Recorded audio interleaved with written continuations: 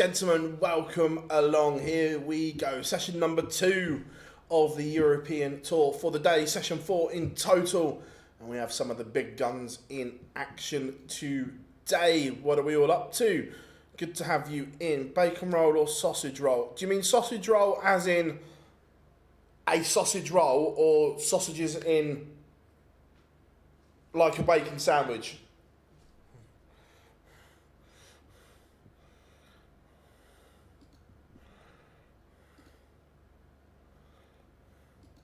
There's a difference. How is everyone? I hope everyone is good.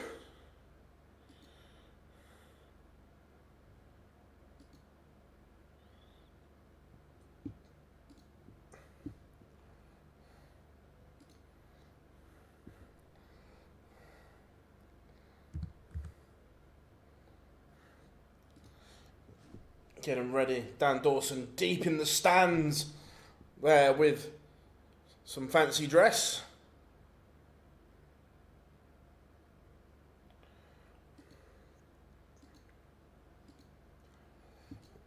So, Gervyn Price, William O'Connor.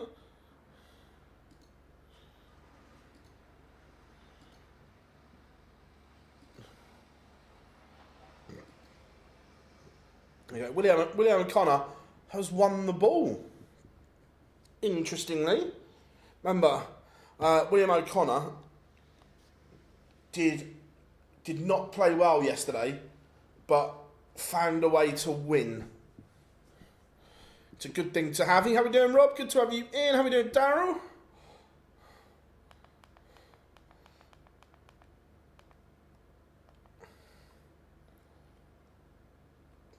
What's everyone up to this evening as we get ready? Cross, Baetens, Bunting, Springer. Well, number 1, Luke Humphries takes on Mickey Mansell, Josh Rock, Justin Hood. Hood played brilliantly last night. Can he do it again here? Diggity, Martin Schindler then takes on Wattimena, Nathan Aspinall, Ricardo Pietreczko, and then Chris Dobey finishes against Dirk van Duijvenbode. Now I had some beans and sausages, scrambled egg on toast, just something quick.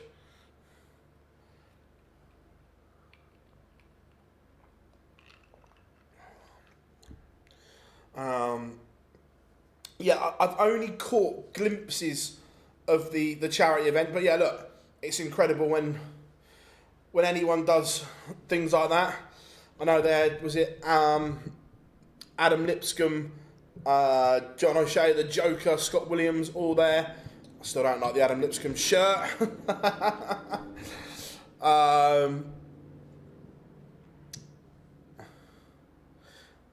Bacon or sausage in a roll, or what sauce? I'd be greedy. I'd have bacon and sausage in a roll. But if I had to have one sausage, but no sauce for me, I don't particularly like either ketchup or brown sauce. If you had a gun to my head and said you have to have one or the other, brown, but barbecue sauce is my sauce of choice. And we are ready to rock and roll. William O'Connor is on the way to the stage. Oh, absolute classic. Love it. Absolutely love it.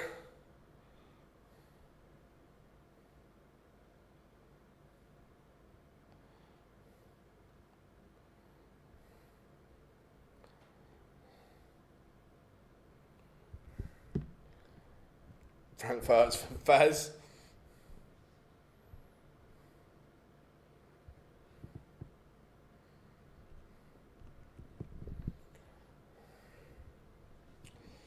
But O'Connor on the stage. So time for the Iceman. One of the favourites to win this tournament, Gervyn Price.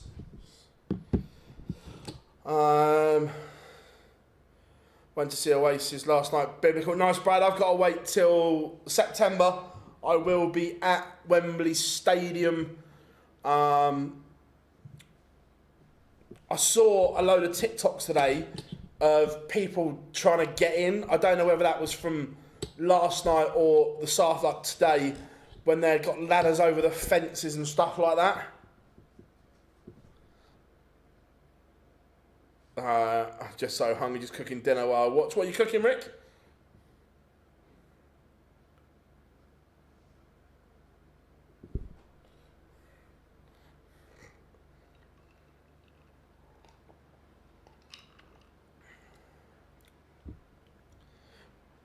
CDC darts. CDC. This is the European Tour, but however, the CDC do absolutely incredible work in North America. Alex Spellman, I saw on his Instagram, had a good time at the Summer Series.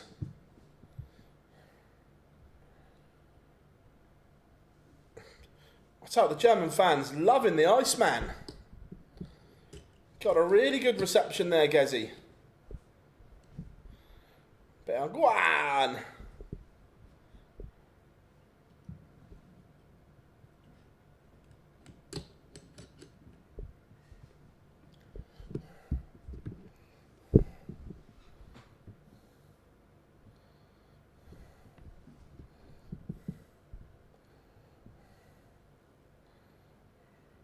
I'm a United fan and Liam. I saw the clip, guys. Pep was loving last night.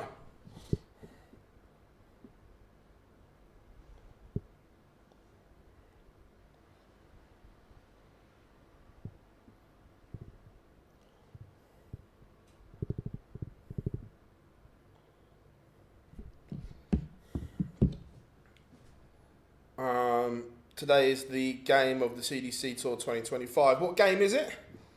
I saw some of the results last night. So Mr. Spellman had a very, very good day. Back to the action here. Surely William O'Connor will play better. Will have to play better.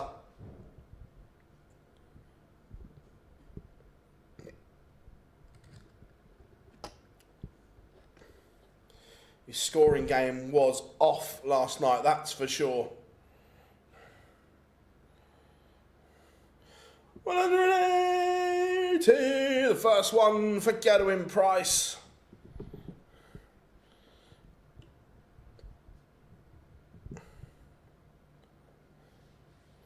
And it is against the throw.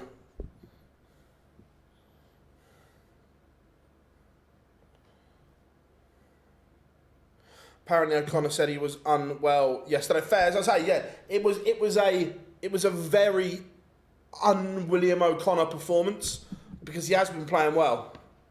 Hopefully he's feeling better.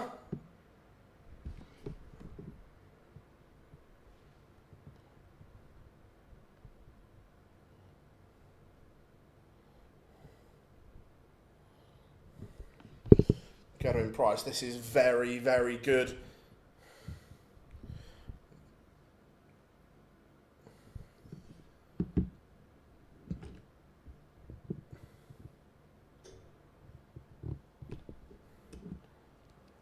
But he has been broken at the first opportunity. Oh, wicket in the cricket. Don't see who it is, it's just flashed up on, I've got it down there. 180. He means business. Wokes has just got one of them. It's either Washington or Bumrah.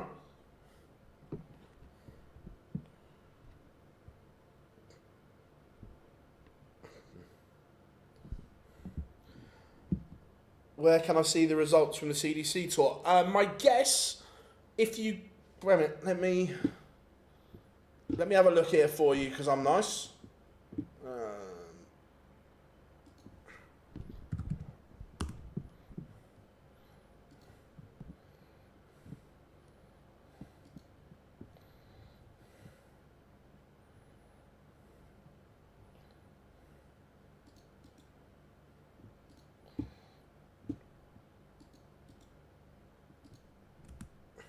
So that's event number 5, but then if you go back to the main menu, you'll see Championship Dart Circuit. You should be able to pick them all up from in there. So it's been a good fight back though from O'Connor.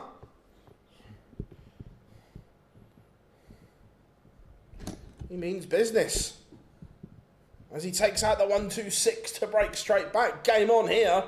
This is very, very good.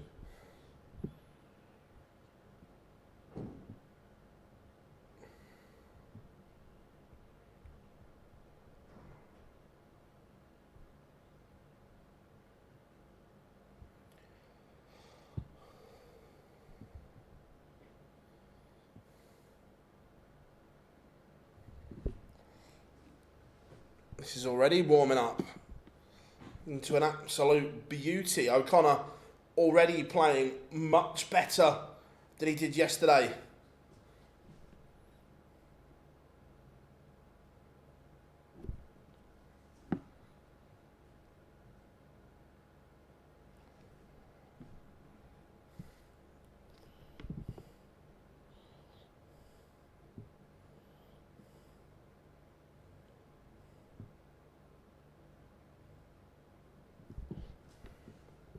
No problems, mate, no problems at all.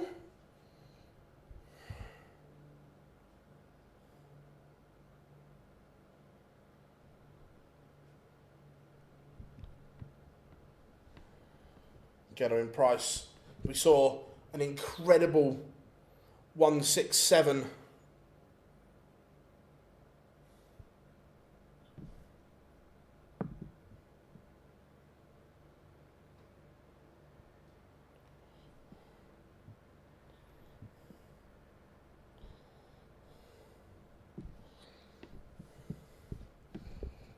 Big moment here for O'Connor.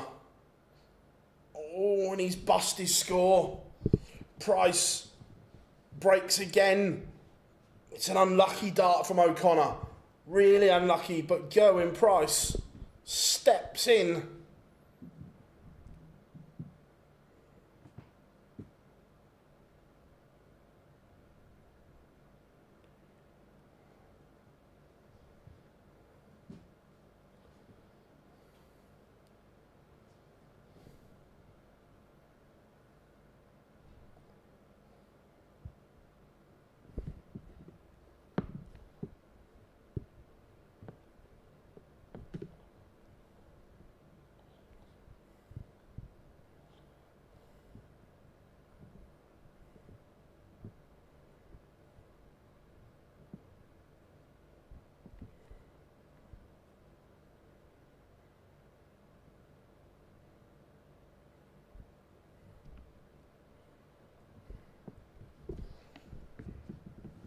This is very, very good from Gervyn Price. He's averaging a ton at the moment.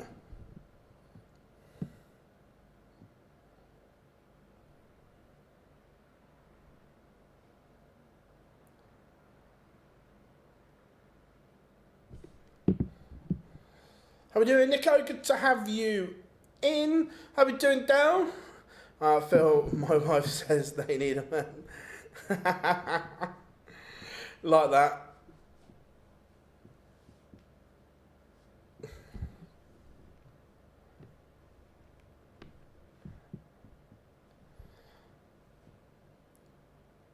And Jofra has just polished them off. Oh yeah, look, Gezi is hungry again. Gezi is hungry.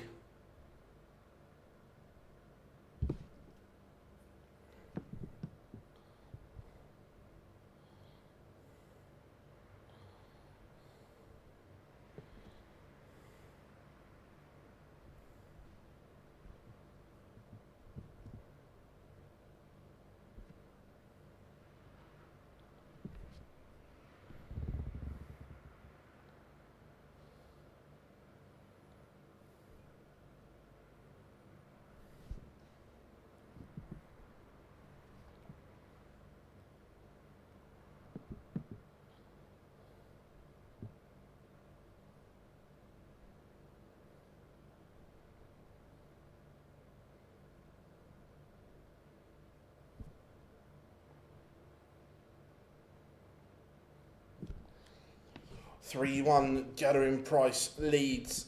It is stunning from the Iceman. He's 3 from 3 on the outer ring.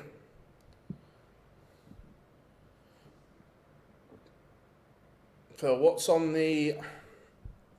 it's the camera for the board.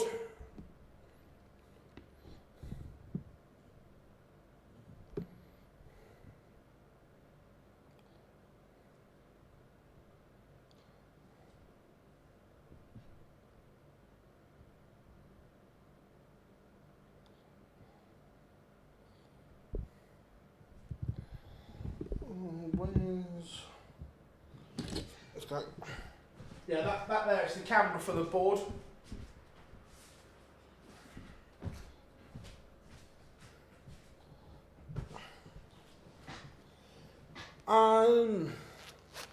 Possibly. Let me see if I can set it up on the fly. Because I must admit, I haven't set it up. If not, I will definitely throw some tomorrow.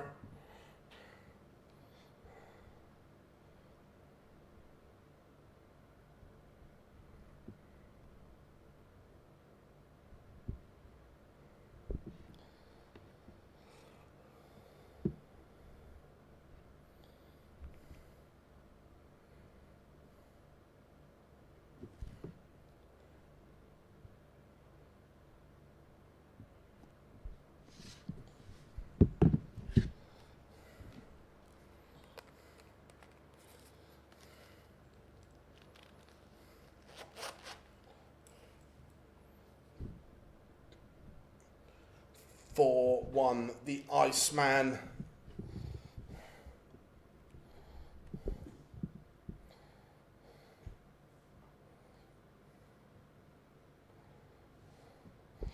He is not missing. He's averaging 103 at the moment.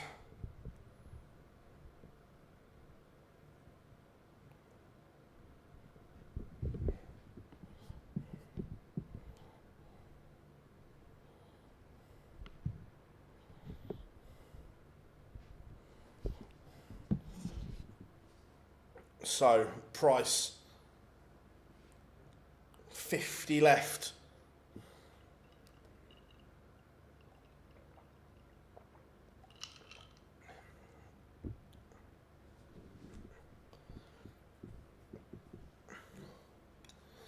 You know, Nico, not for me, I was just sorting something out for my brother. Because I'm nice.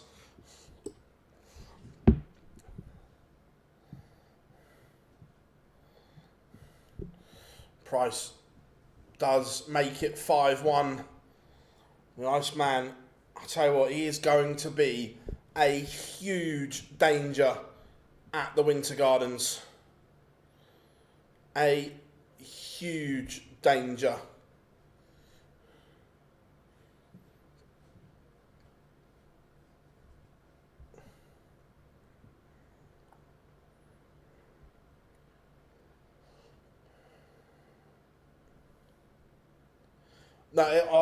No, it's not.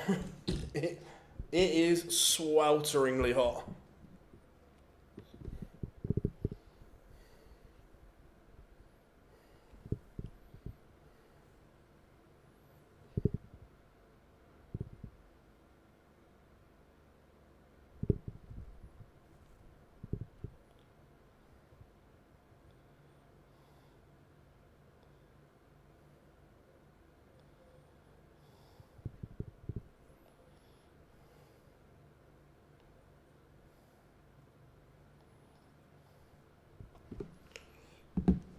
Connor, 170, Price, 170, Battle of the Big Fish.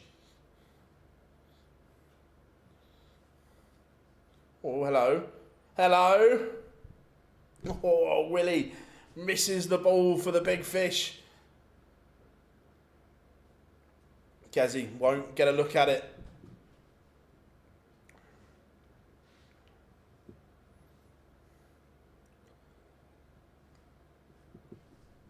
Yeah, honestly, it's so humid, it is unreal. Gazzy, 18. for tops. And there it is. The Iceman, Gervyn Price. A 6-1 demolition job. 102.5 average from Gezi. That is very, very good. He sets his stall out and says to everyone, I am the one to beat right now.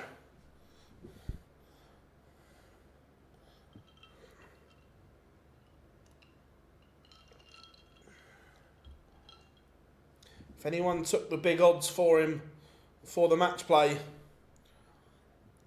think you're doing well.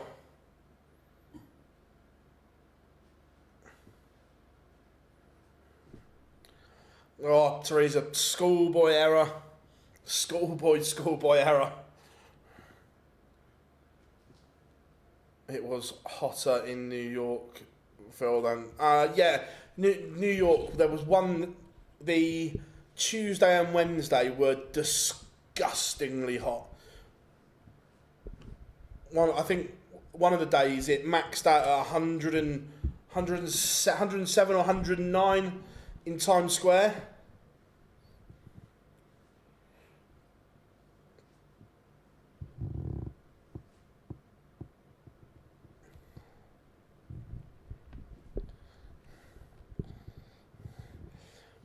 Yeah, that's the thing. That yeah, there's aircon in.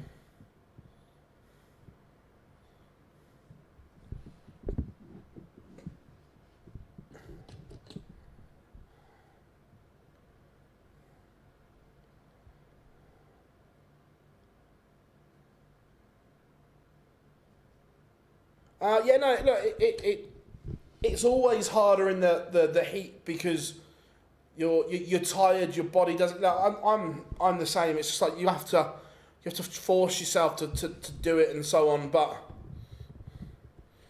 look, just keep making little strides. That's what it's all about.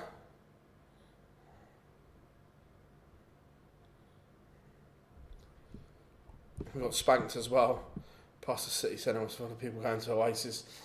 Yeah, it's looked carnage around Heaton Park.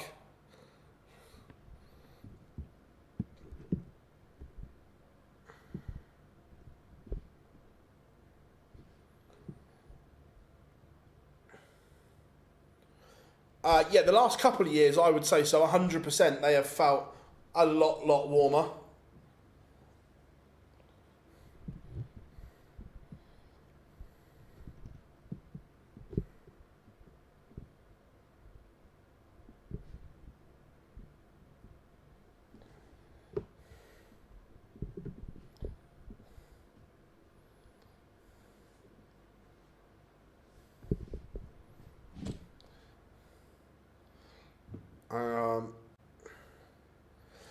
It's the worst place to go for a gig as well. What makes it bad, Teresa? Just out of interest? Location, space? I've never been there, so...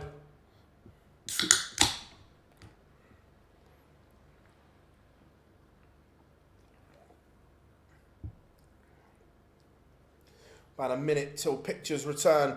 Andy Baetens has won the ball against Rob Cross. Baetens played well yesterday. We want to see more of that Andy Baetens. That's the performance yesterday was the Andy Baetens we were all hoping to see when he got his tour card. Unfortunately, we haven't. Location, Fez.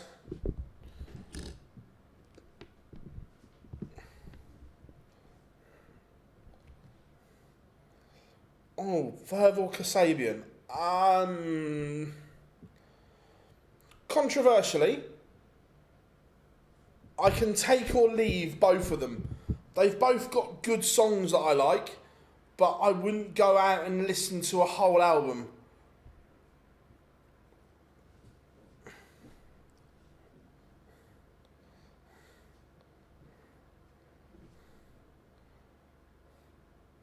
Good stuff, Dale. Good stuff. Love that, mate. Glad we can help. I'm glad you're doing it, which is good. Good stuff, good stuff.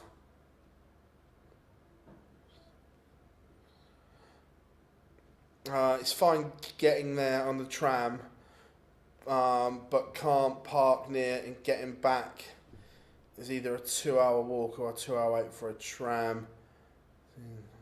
Wow, that's mad. Do I like the Red Hot Chili Peppers? Again, I like some of their stuff. I wouldn't say I like everything, but do I like some of their stuff? Yeah. Look, Californications is a great tune.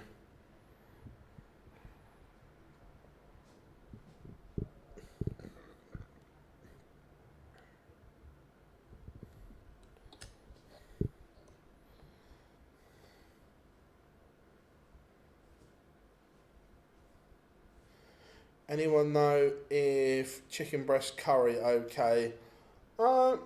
Everything's...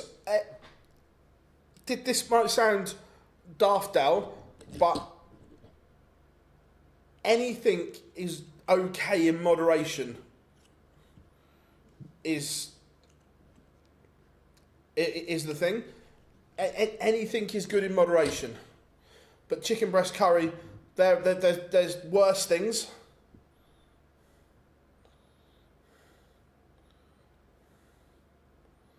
Can you check Gary Brooks against Jacob Brooks CDC match? I can try.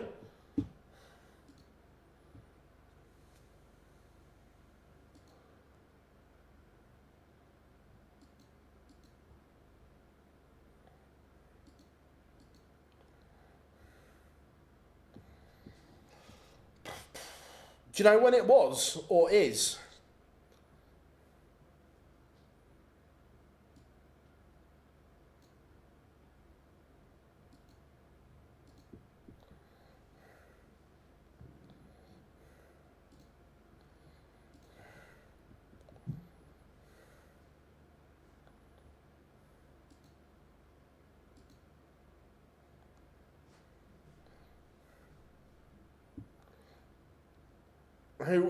Do you know when the game was or is?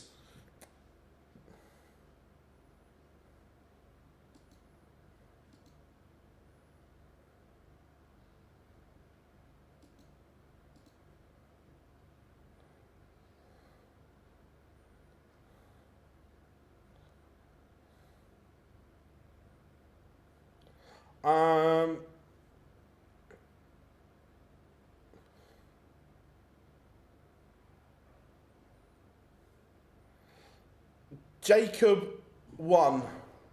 I don't know what the score was or whatever. I just know that Jacob won.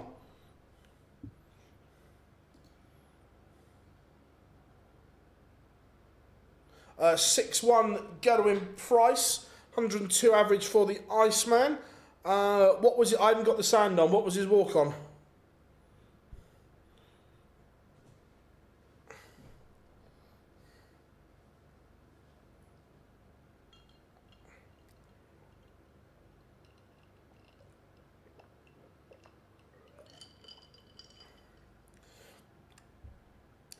To be fair, I don't know why, but Zombie Nation is huge in Wales.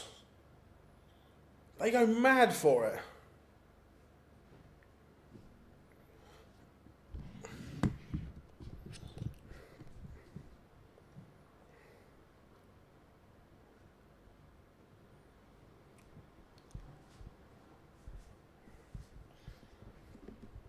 So...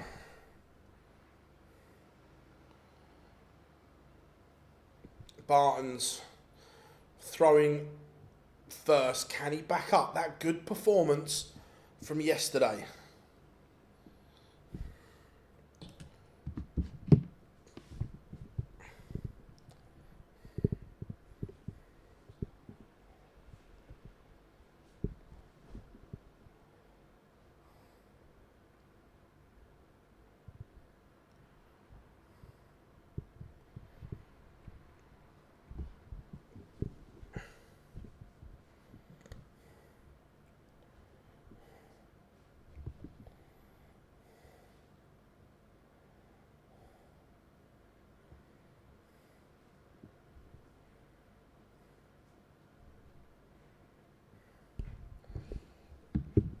So we are underway.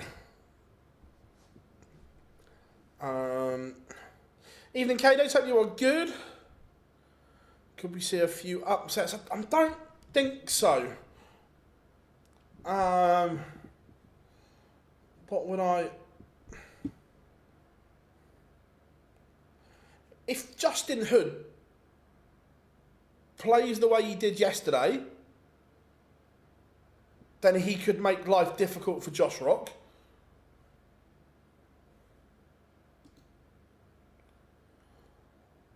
Again, I haven't got the sound on in the cricket. What's going on? It looks like they're all kicking off.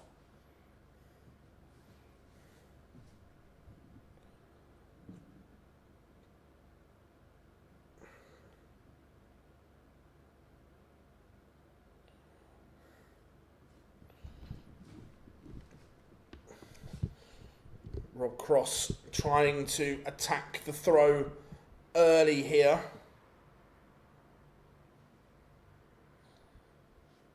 Slight advantage, but not enough for a chance yet.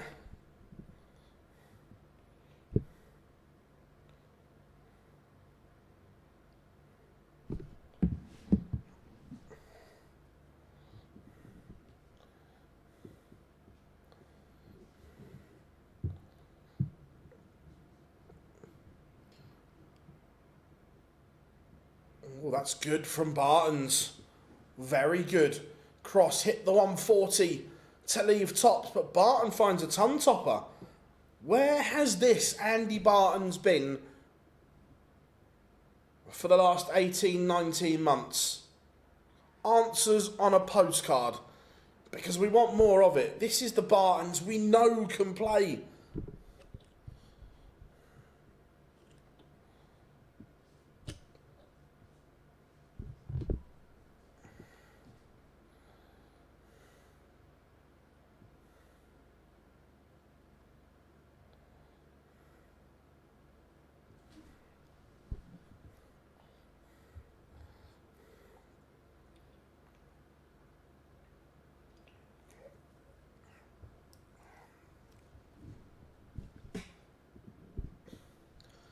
This is a very good game. Just looking, Rob Cross's grouping looks very good today.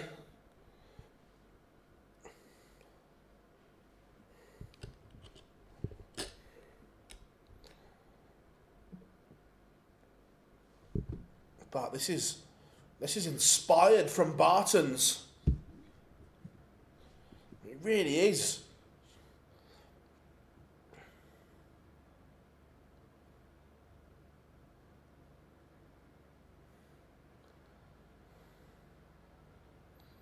The beast is absolutely on fire. He has Cross under all kinds of pressure.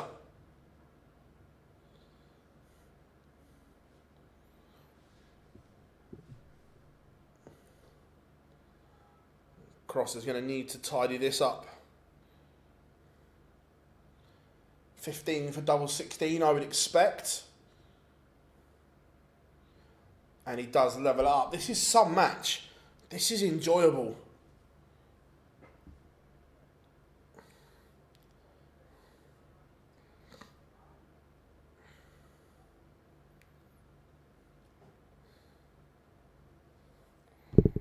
Question is, can Andy Baetens keep this relentless pressure up?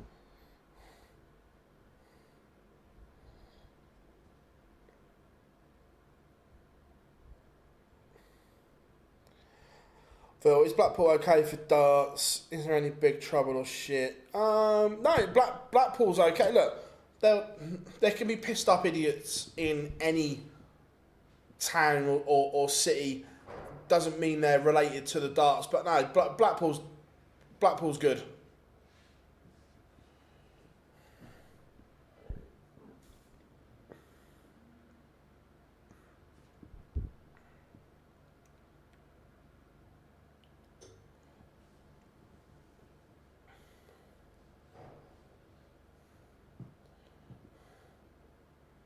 Cool, Dale. Cool. Yeah, no, it's all right. Blackpool, it's decent. Baetens looking okay here on throw.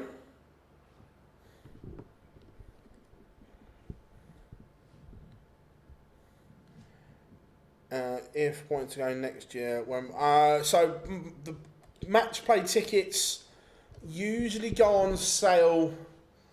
I want to say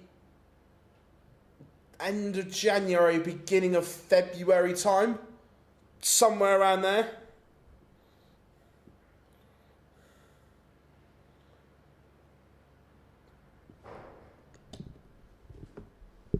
So Cross. Going to get a look at this 108 to break. Going to get a dart. Double 16. And it's not classy, Crossy. Gives Baetens a chance at the 72 to hold. Cross has had a chance here. And Baetens takes it.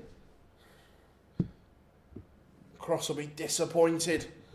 The setup, the 177 to leave it was good. But the beast.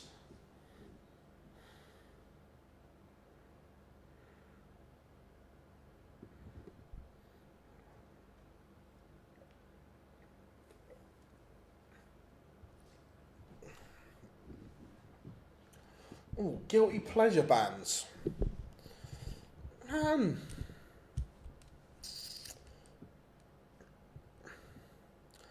don't know, because I love all music. If you look at my Spotify, it's all over the place. Five aren't a guilty pleasure. They're not a guilty pleasure. They are a staple.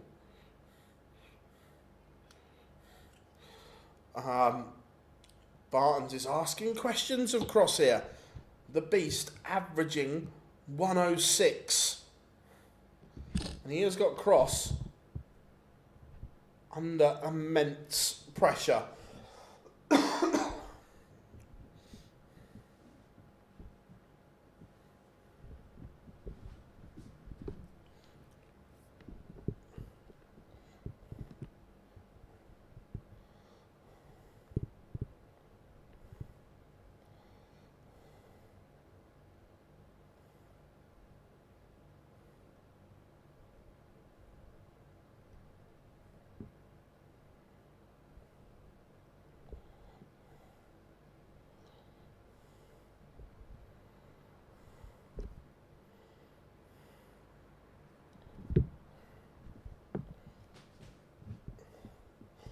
I remember Phil saying, nothing wrong with a bit of Bewitched. What do they have? 4 or 5 number ones on the spin?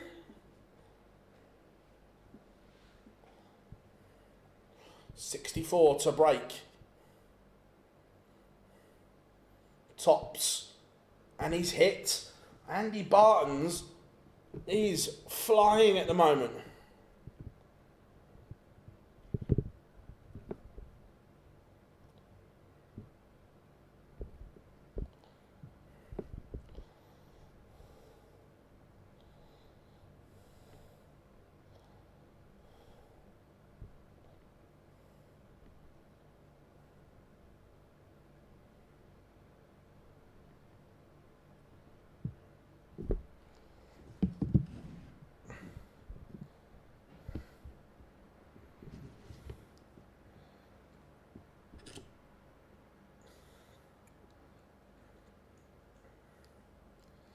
Rob Cross, averaging a ton, doing nothing wrong, but it's 3-1 down.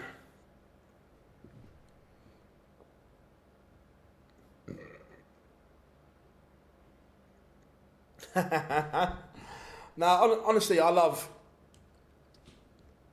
all types of music. I genuinely do. How are we doing, buddy? Hope you are good.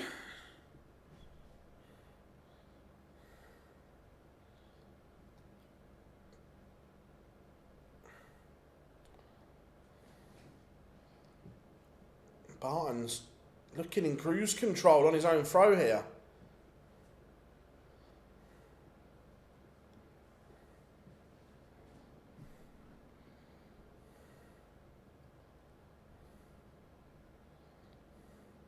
Humphries not played yet. Gezi won the first game of the evening, 6-1. Played beautifully. Cross leaves the big fish, but it may not matter because Baetens is going to get a look at 1-2-1 for a 4-1 lead. How we doing, Matthew? Evening field, counting down until next week, till the match play. And Saturday cannot wait. Yeah, 100%. We love it. Go on, Roberto. Oh, Bobby Cross reel it in the big fish.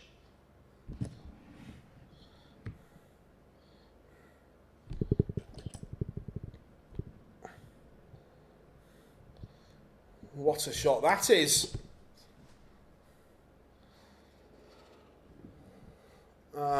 Phil, have you ever had abs on show? Randomly heard someone. I've never had abs, but when I was 2018-19, for me, I was in decent shape.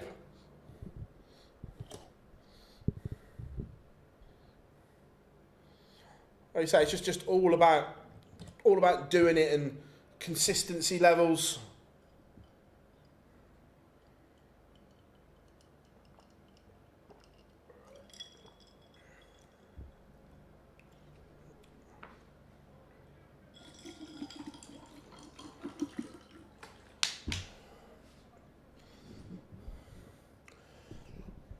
That 170 you were hoping would have sparked Cross into life, but it's okay.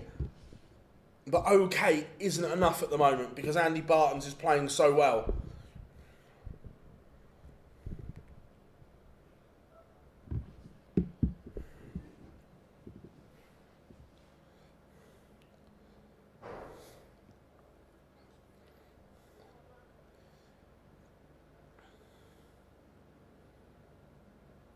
Again, Baetens forcing Cross to take out big finishes. Can he add a 156? No, he can't. So Baetens looking at 62 to re-establish that two-leg cushion.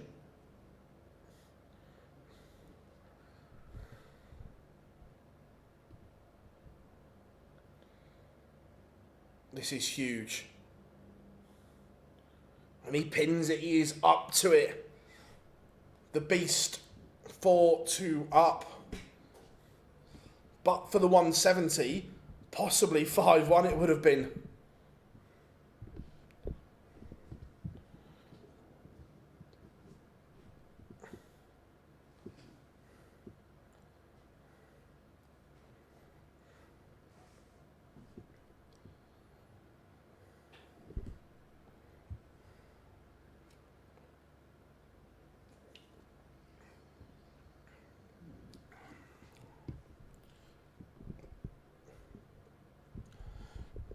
Unless Rob Cross can find something and something quickly,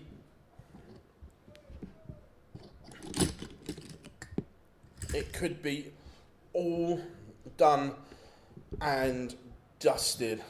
There's a few that are full-time, Nico, but they work for companies and not themselves.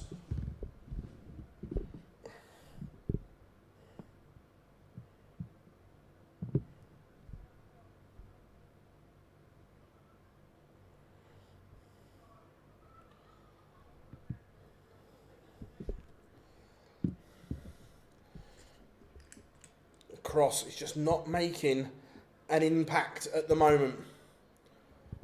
Baetens only a 57 opens the door slightly for Cross, but he needs a big visit, and that big visit is not coming. Let's skip this one, Rico.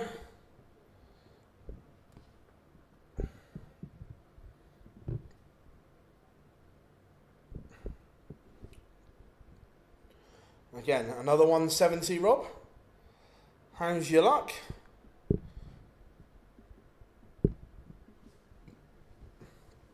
Not there.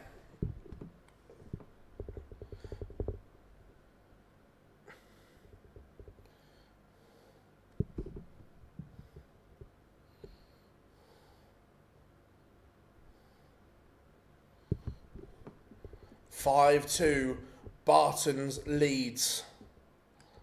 It's looking like that's it for Rob Cross. Look, he's played okay, but like I said, this is the Andy Baetens I was expecting a long time ago.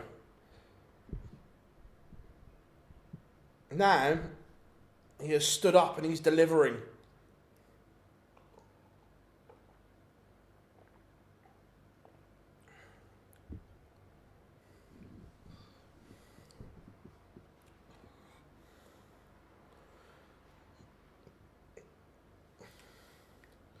We get a celebration from Baetens as well.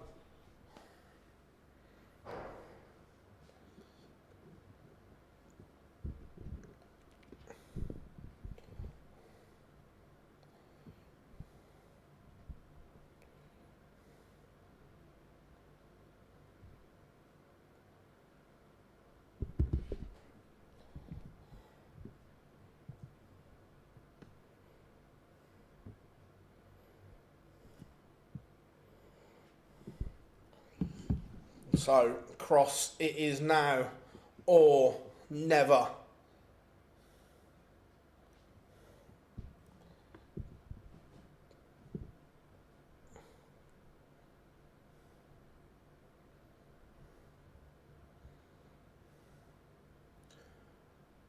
Oh my, what a way to win it that would have been. He's missed the ball for a 164. He's had a match dart. Rob Cross, it looks as if the end is now. He's not going to take out 160. Another 2 match darts for Andy Baetens. And he has pinned it. The beast is into the final day of action. That is brilliant from Andy Baetens. This is the game we know he has. And this is the frustration.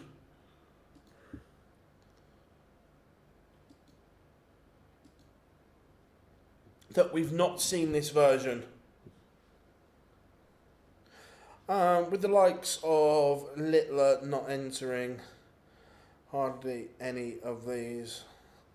I know it's a choice and a schedule, so busy, impossible to play and everything, but do you think we'll see some rule changes in the future? Or how? I don't see how they can change the rule. The only possible thing you could add into it is if you, and by the way, Luke hasn't done this here, by the way, but I'm just saying that if you choose to skip a tournament, you then can't play or you can't do exhibition work that weekend. But in this case, if they're choosing just not to play to calendar management, it is what it is.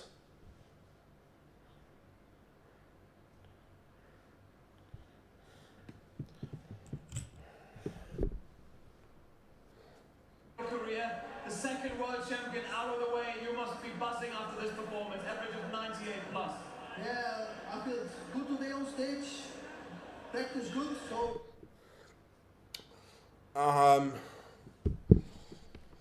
So yeah, it's just one of those, isn't it? That the calendar it gets busier and busier, and you can't play, or the top boys physically can't play in everything. It's just impossible. They are going to have to pick and choose more and more.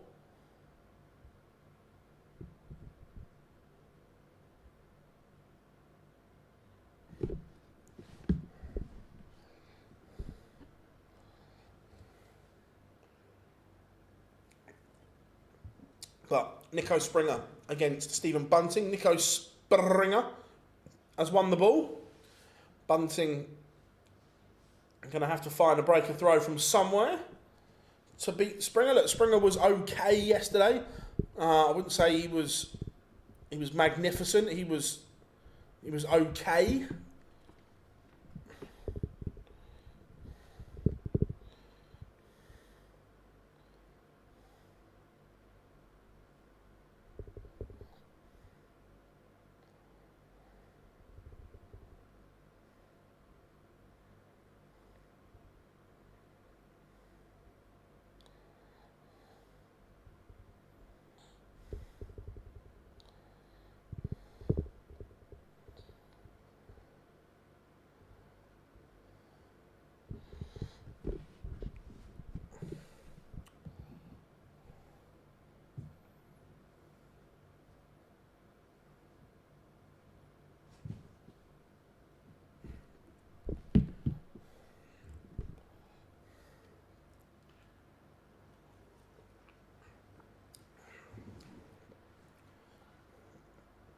So what we say then, score prediction, Springer against Bunting.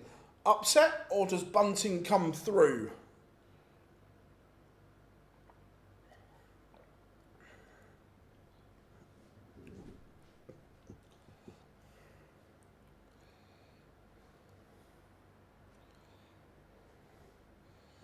To be fair, the pictures, Kiel actually looks like a nice city, to be fair. Springer 6'5", nice.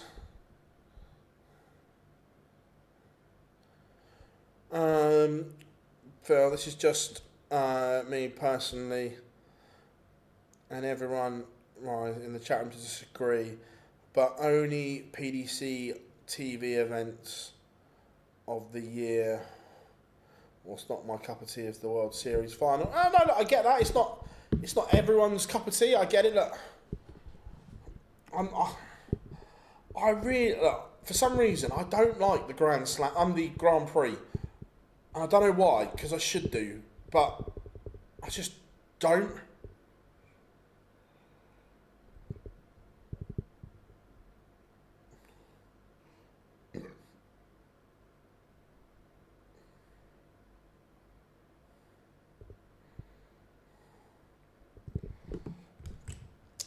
But we've got about 50 seconds till pictures return for Springer against Bunting. Yeah, see, I prefer, even now, I prefer the Grand Slam to the Grand Prix.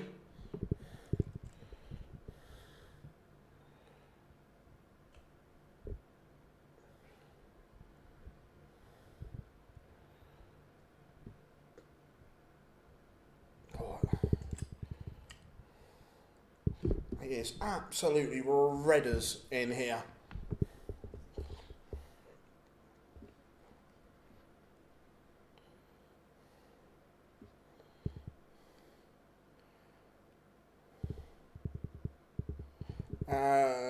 What was out of left field? What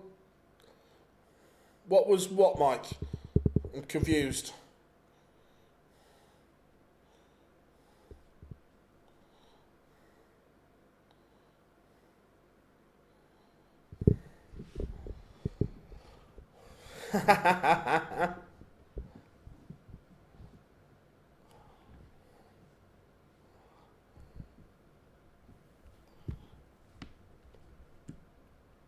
Baetens.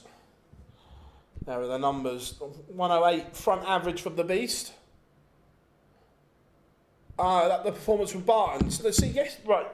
When Andy Baetens won Lakeside, we all knew he was a really good player. He won Lakeside, and we were like, this is the real Andy Baetens. He won his tour card, and we were expecting so much of him. And he hasn't hit the heights that we know are there. But yesterday and today is the real Andy Baetens. This is what we know he can do. And this is the frustrating thing, that he hasn't done it for 18 months.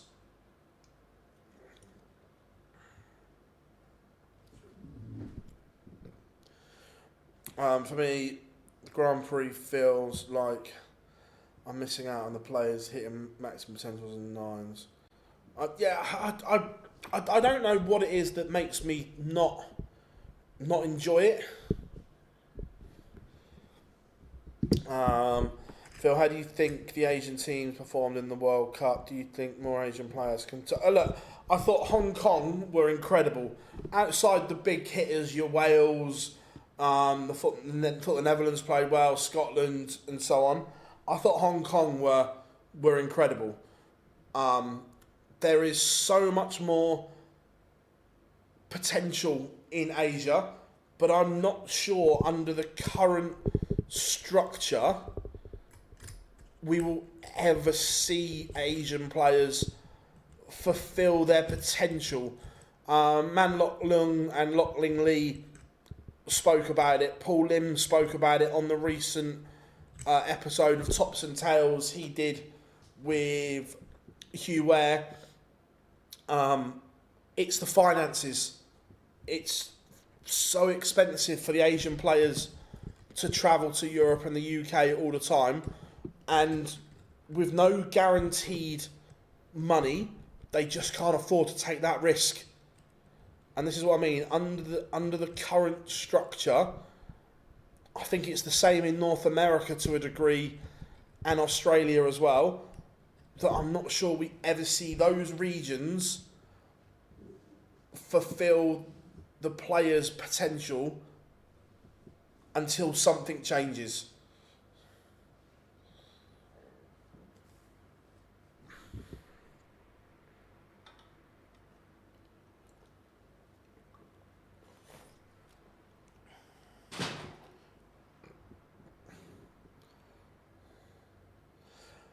Oh yeah, look, 100%.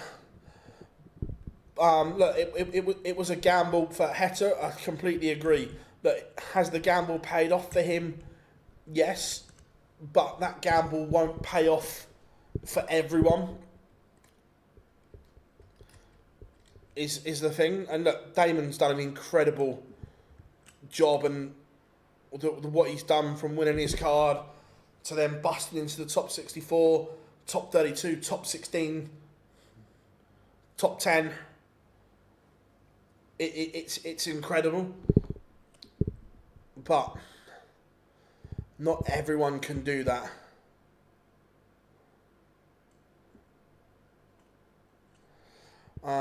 Did you see the tweet I tagged you in from Jan where I said Brooks was going to win a pro tour in his car? I did, look, but again, Bradley Brooks is one of those frustrating players because we know he's got ability.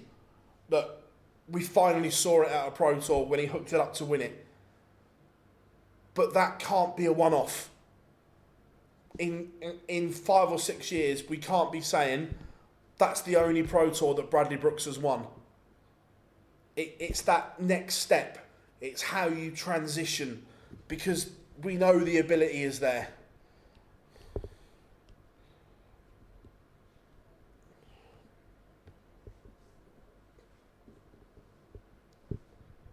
Brad's a superb player, but we need to see more of those performances from him. That he then, at the next two in Hildesheim at the end of July, he can't then blank is the thing. Right, both players on the stage, warm-up darts, almost done.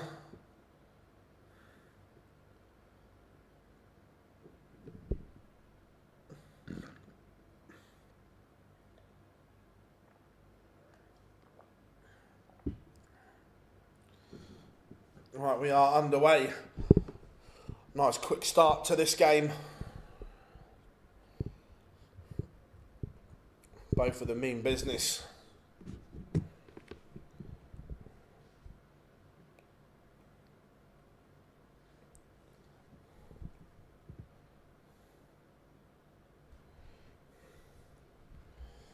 Bunting forcing early pressure.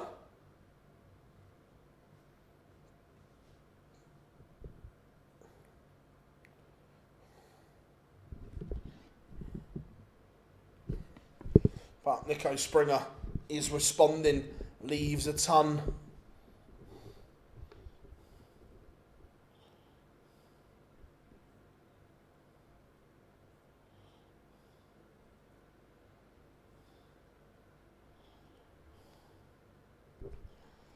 Nico Springer is now relying on Bunting missing the bullseye. Pop, pop, pop, pop for Bunting. The bullet breaks in the opener, finds the ball.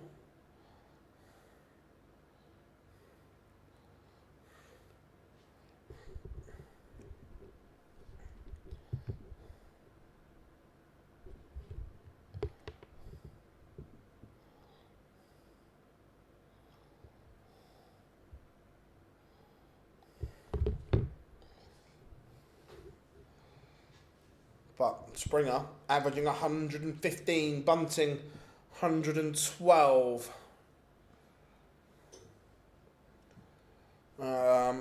Phil, I've played darts over the years, good and bad standards, got 2 sets of darts, one with like 20 points in, the other one's with 50 points, but I find the 50 ones I can score outrageously. By the times I can't, look, I've transitioned, I've got a 41 point in those.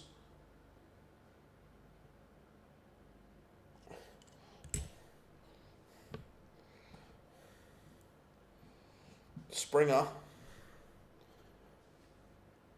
180 is threatening to break straight back here.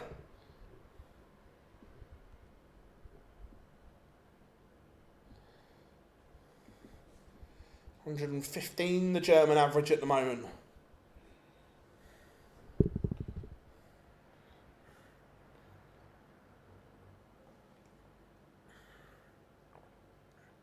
Yeah, no, I love big cricket fan. Yeah, Stokes' run out was superb. I still like phase 5's fit nice.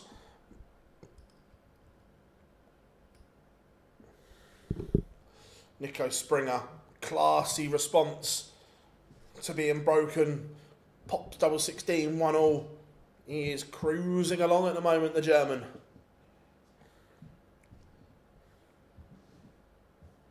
Playing beautifully.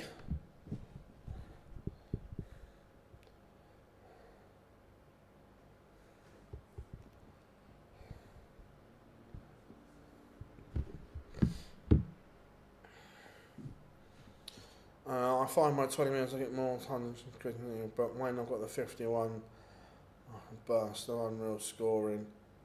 Look, whatever feels right and natural to you. We saw Gary Anderson play with some longer points today because he's looking for something. Look, the further the point is away from the board, the more room you've got scoring-wise.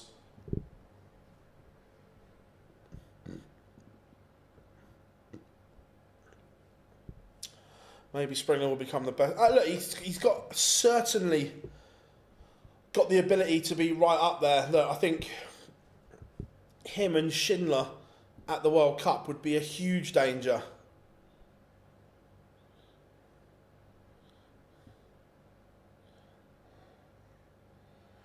Where am I from? I live in Hampshire, in south of the UK.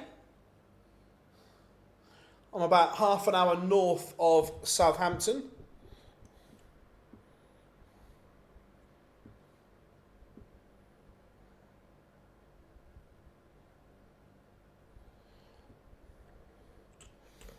That's a little bit good from Nico Springer.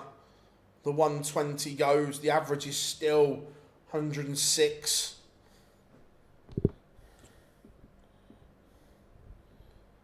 Bunting not at his brilliant best at the moment, and Springer certainly is. Bunting has work to do at the moment.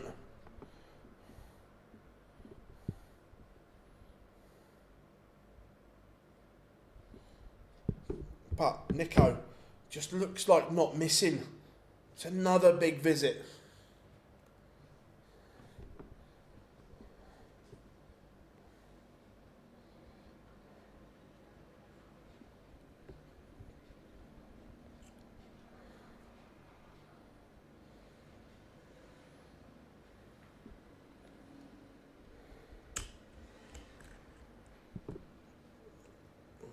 He's asking questions here of the Bunting throw.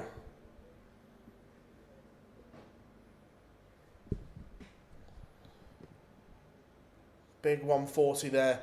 That was bare minimum from Bunting, but it may not be enough. Because Nico responds with a 140 of his own.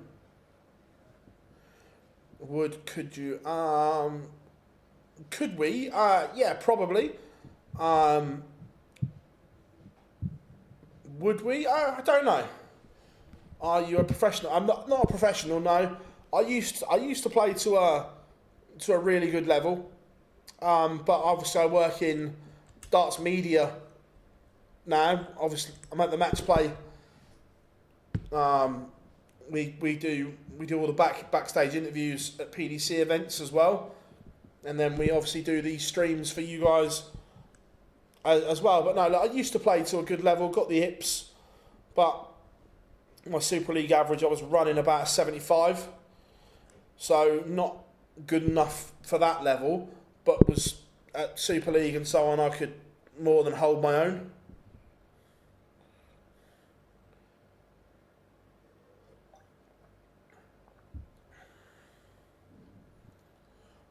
That's good from Bunting, because Springer was throwing the kitchen sink at him. Classy from the bullet. But he's still going to have to try and break this Nico Springer throw. His dart's a safe game to win a bet. Look, nothing's safe in sport.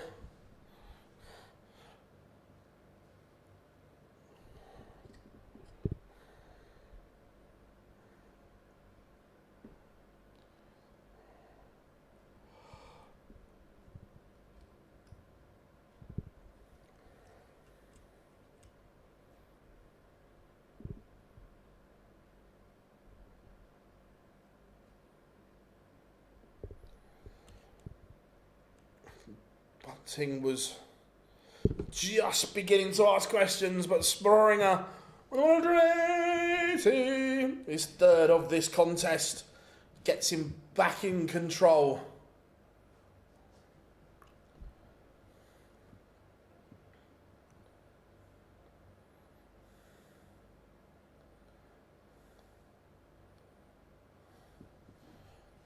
Bullseye. Bunting pinned this earlier.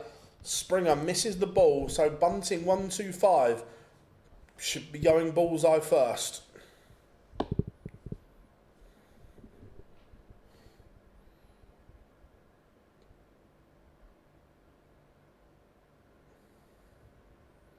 That's where he tried to go, but made a mess of it, so Springer will come back to lead once more.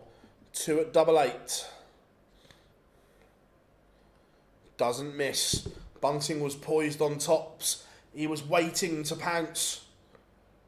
But the young German still averaging a shade under 106.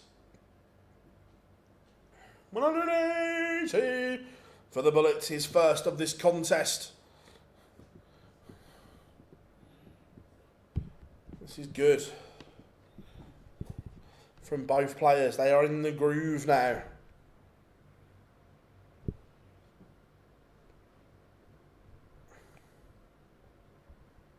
Oh, stop it, Stephen. Stop it. He's not, is he?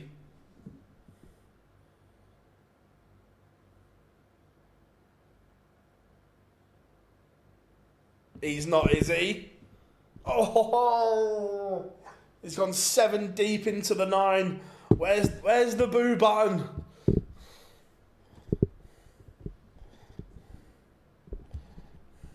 Yes, Malachi, you know, where's the boo?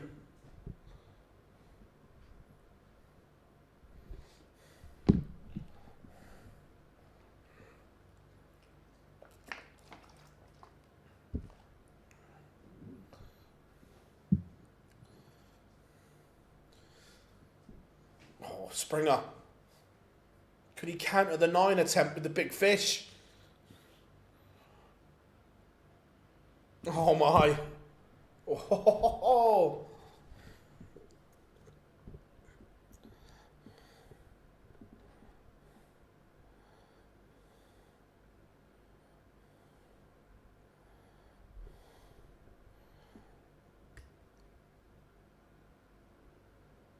This is big.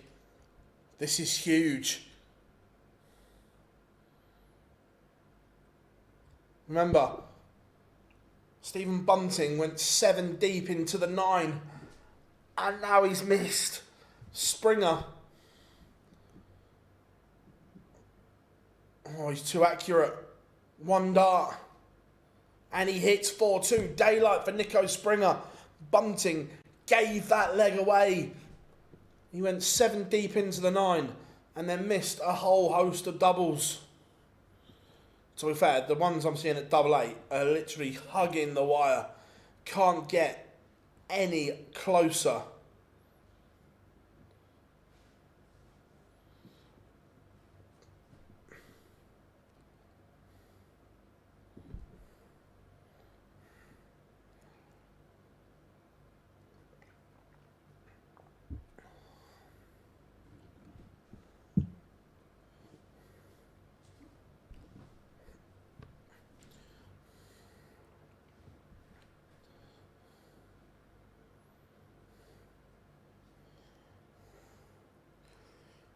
Now Bunting is going to have to find something extra.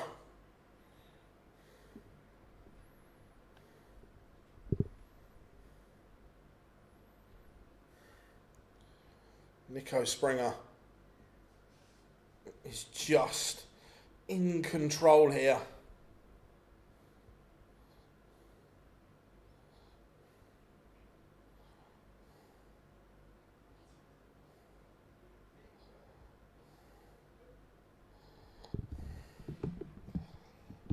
Yeah, Nico's a really good player. A couple of decent bets, not massive amounts, not life-changing money.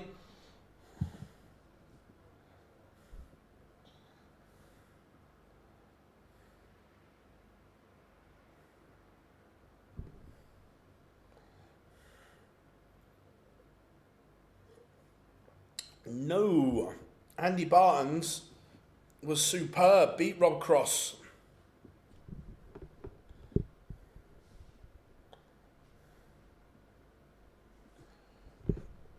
Nico Springer has kind of come back for a 3-leg lead over Stephen Bunting. He's Bunting about to be the 2nd seed. Dumped out this evening. He's now going to have to win 4 on the spin. Unlikely against Springer at the moment, the way he's playing. If that's what the draw bracket is, and I haven't looked that far ahead, if I'm being honest, but if they were on a collision course, then yes.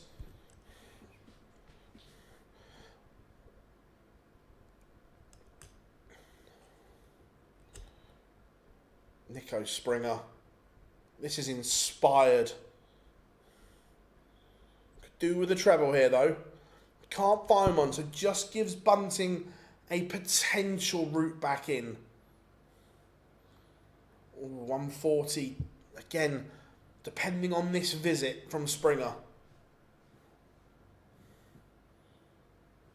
Has to go 18s. Down to 128. Here's advantage Springer. Nico is going to get a match-winning opportunity at the 128.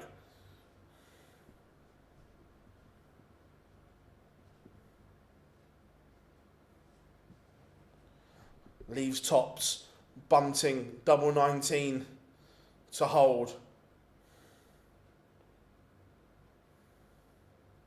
Misses. Nico Springer, 3 clear match darts to send Bunting home. 10s. Pins. Nico Springer has absolutely walloped Stephen Bunting.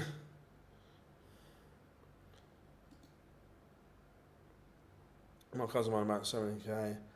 Come for absolutely nothing. She had no idea what to do with it. All of a sudden, absolutely wasted it.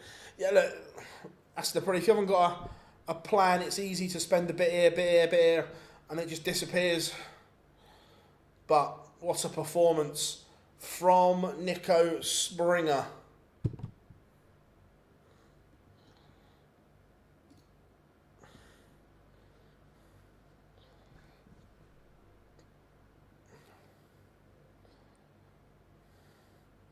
Even Bunting said, well played there, mate, well played, because he has absolutely pinned it.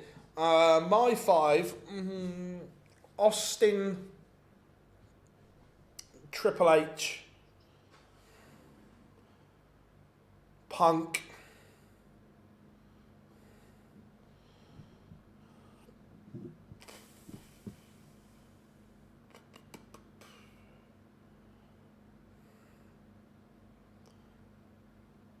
I think arguably you have to put Roman in there.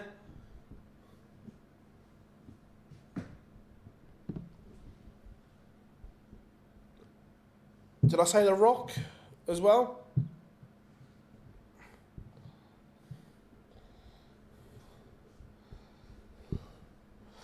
Yeah, I get Bunting only cares about the world match play.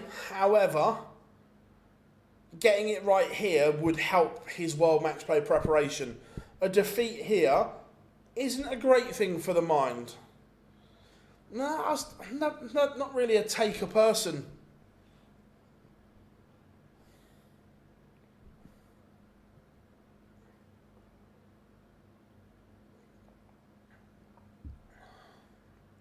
However, coming next, it is the one and only, the world number 1, Luke Humphries.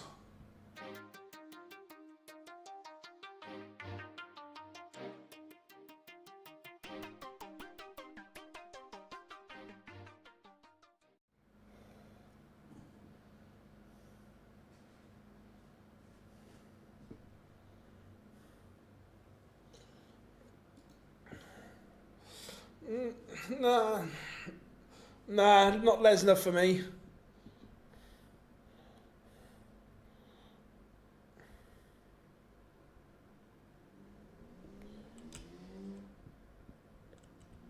So, Mickey Mansell has won the ball.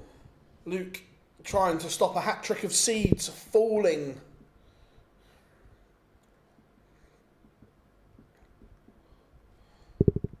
Cross and Bunting have both departed.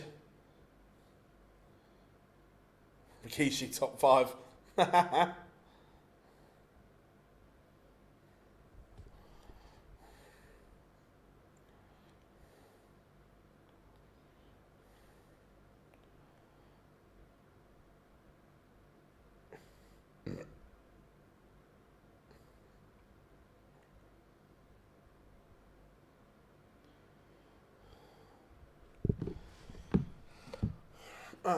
Warmest day here in Scotland for over 2 years. Oh, I'm absolutely sweating my nuts off as well.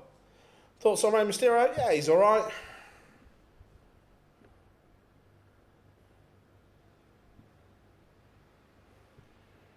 It's entertainment though, isn't it, Dad? That's the thing, that I love the storytelling but behind it and so on, and they are incredible athletes.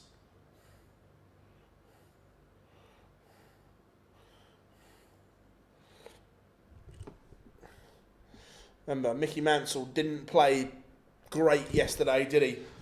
But got the job done. This is a different proposition though against Cool Hand, Luke Humphries.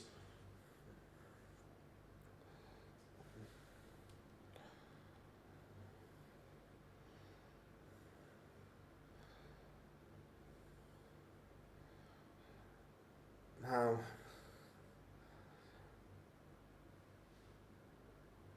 to be fair, Seth Rollins is incredible. Seth's a great wrestler.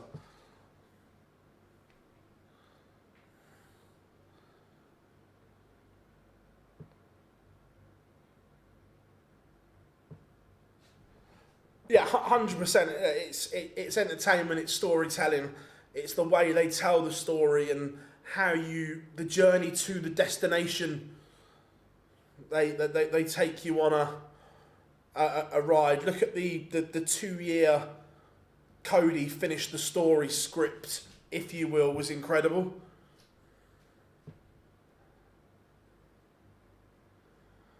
Phil, you don't have to name them, but is there any top PDC players, say in the top 16, you find rude, arrogant? Yeah, 100%.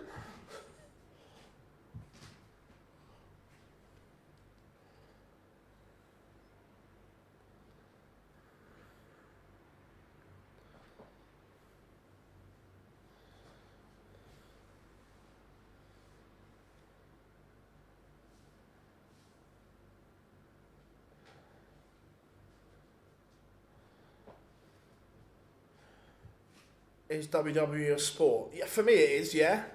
They are proper athletes.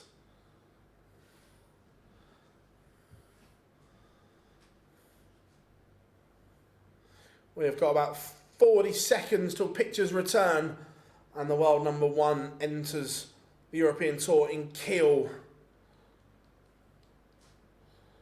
Cool hand, Luke Humphries.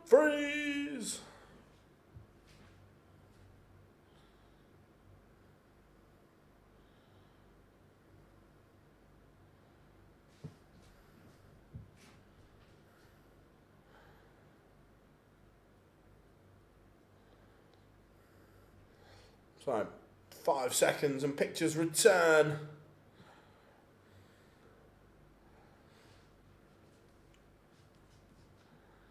Right, here we go, as Fabrizio Romano famously says.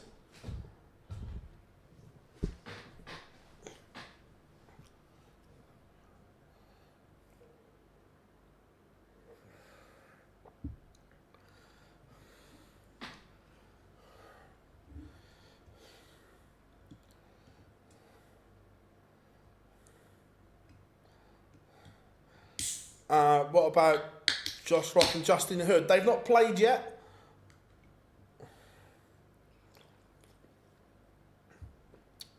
Not played. Nico Springer's front 9 average was 121. Any thoughts? I think Josh Rock is favourite, and if Justin Hood hadn't have put in that incredible performance yesterday, I'd have said I fancy Rock quite comfortably. But if Justin Hood can replicate that performance again today, I think it'll be a game. I think Rock comes through it, but it'll be interesting to see if Hood can back up that special performance, because it was special. Joe Cullen has played well in that game.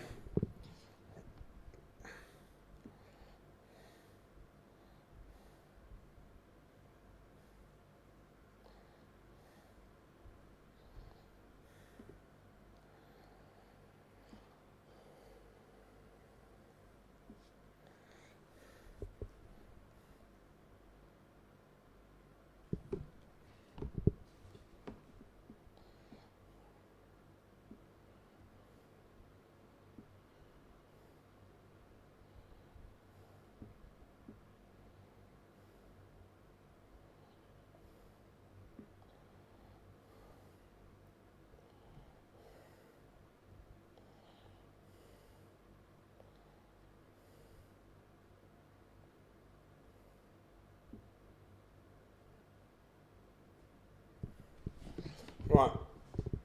What are we playing a promo for? Let's get on with this. Thank you. Go on, Swissville. Get them on.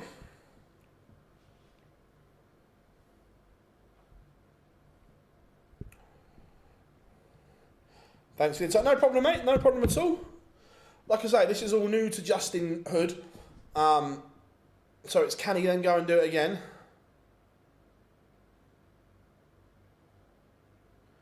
Which league you want to play as a professional player? They don't really play in leagues.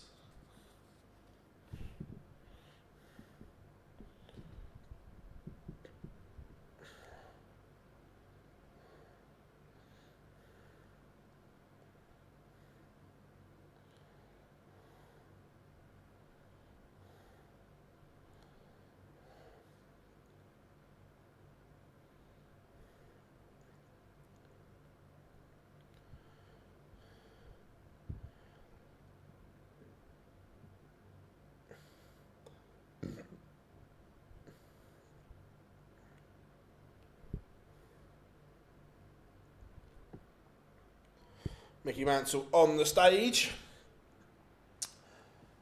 I'm interested to see how Luke walks on to this after what happened in New York.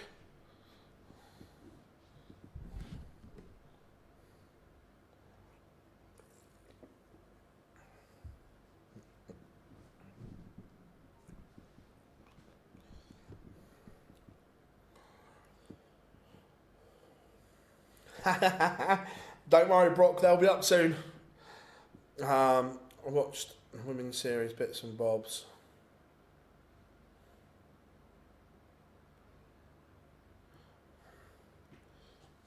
Right, interested to see Luke's walk on here.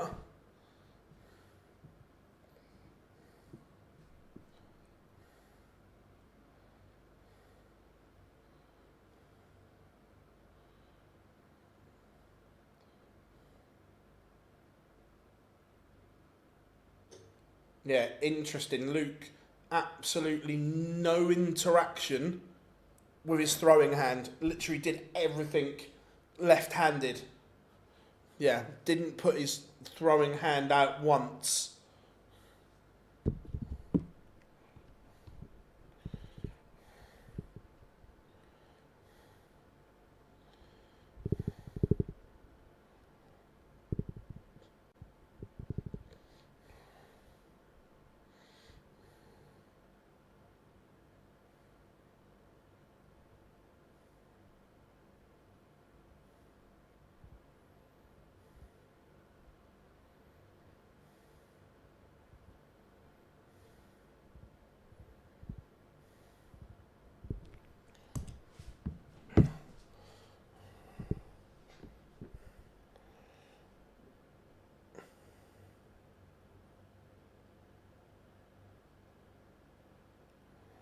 Phil, the woman who manages Josh Payne, woman player.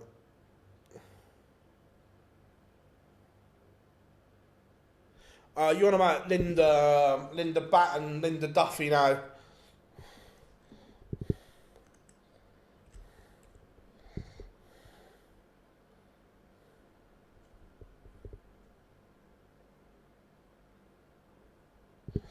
No, Roman won't join Seth's faction, no chance.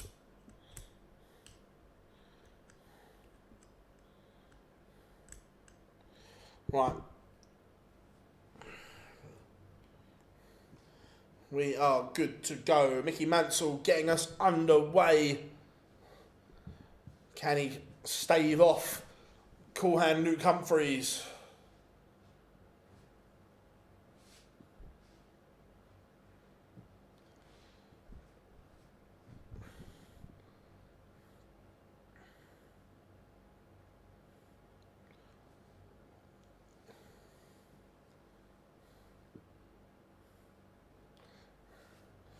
Right, we are underway.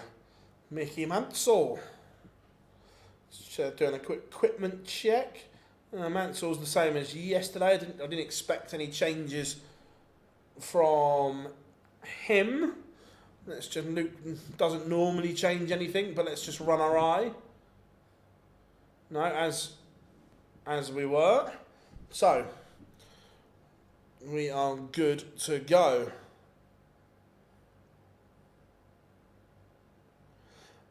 You never know, Nico, you never know. It might make a guest appearance one day.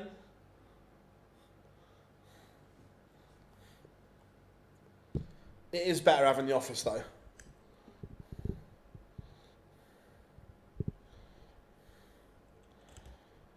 Humphries can set up this 176 and is going to do so to some tune. 16 will leave tops, forcing Mickey Mansell to take out 160. Otherwise, early break of throw incoming for Cool Hand. There's one from Mansell. Oh, he slipped the wrong side of the wire. Not going to get a go at it. So Cool Hand to break and go 1-0 up in leg one.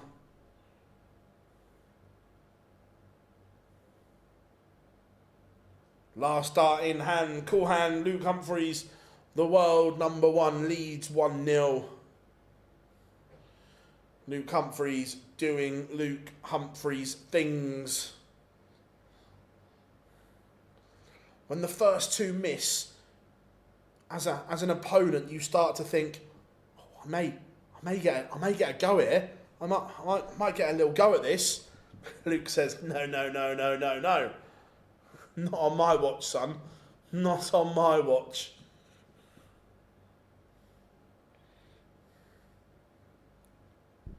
To be fair, it was the first two smashed into the top wire.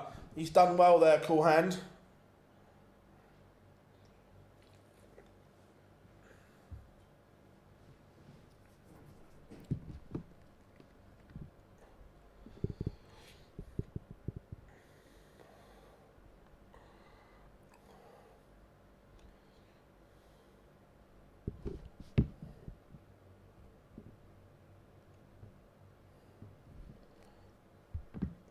So, Cool Hand going through the gears here. Looking in control. Mickey Mansell not threatening. Could question Luke's board management there.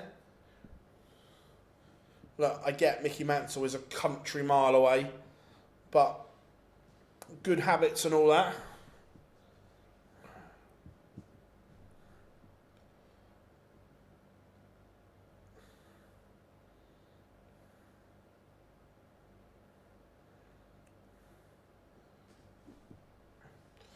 He ends up on double one. Luke, what have you done?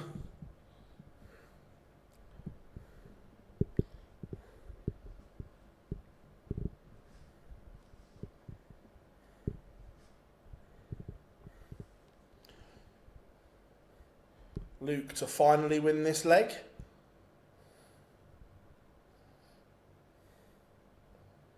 There it is. There's the double one from Cool Hand.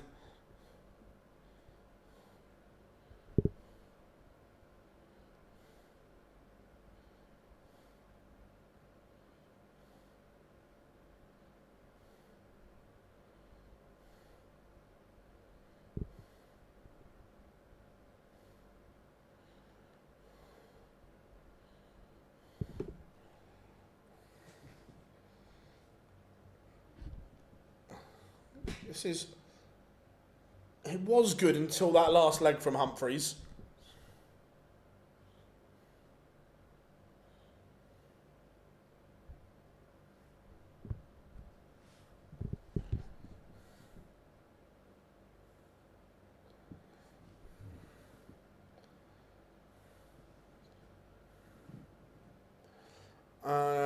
Didn't see any of the women's final. Nope. Did Steffi Graf win? 180 for Mickey Mansell.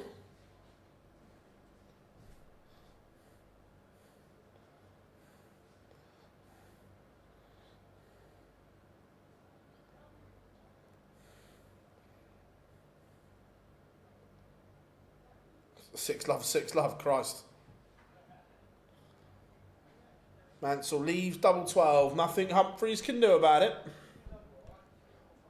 Humphries not scored particularly well in this leg. So, Mickey to get his first leg on the board, which he does. 2-1, Luke Humphries leads.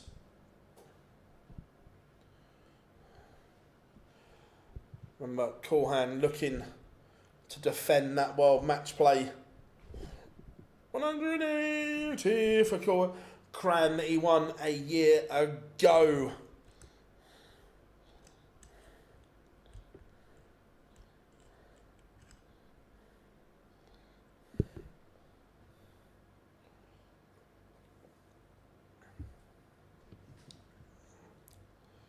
Yeah, I was surprised that we didn't see Peter or Michael play in one of the Pro Tour or Euro Tour. I thought we may have seen. I get if pulling out the Pro Tour to play in the Euro Tour, I get it. Or if you wanted to skip the Euro Tour, play in the Pro Tour, but to not get any match practice before the match play, the same could be said for Littler as well. No match play, no match practice before the match play could be a factor. 180. My Mickey Mansell doesn't leave a finish. So far this evening, it's been a night of upsets. Gervyn Price brilliant 103 average to beat William O'Connor. Andy Baetens beat Rob Cross. Baetens played well again. And then Nico Springer beat Stephen Bunting.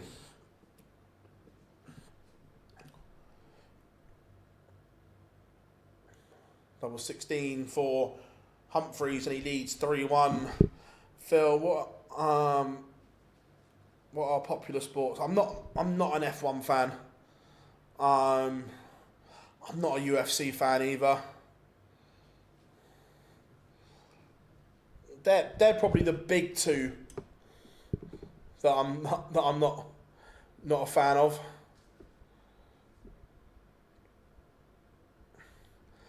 The problem is, I think he's got too much to do. Like, I agree that this is more of the Andy Baetens we were expecting. However, on the old tour card race, he's the best. He's 30 grand away from the top 64, and he's in no TV tournaments yet. So he'd need to get himself somehow to some TV events and win some games. So, right, at the moment, he has a lot of work to do.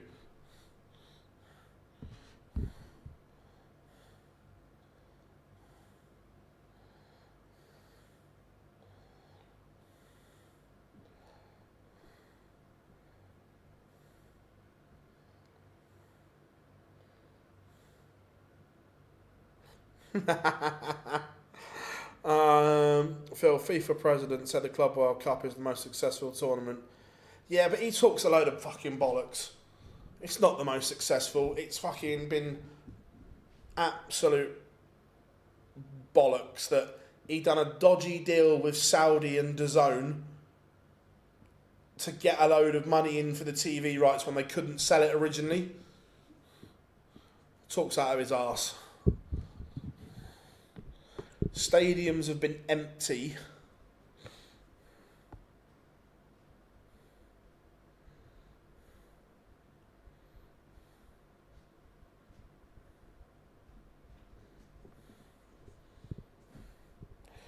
It was they couldn't sell the broadcast rights. Then all of a sudden, they do a dodgy deal with Saudi and DAZN. Saudi pump a load of money into it, and then they get the World Cup.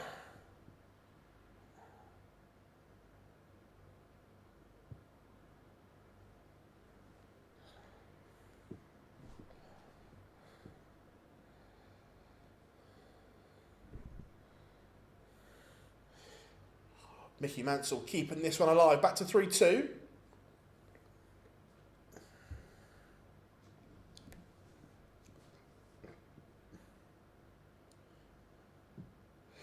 $180 for Cool Hand.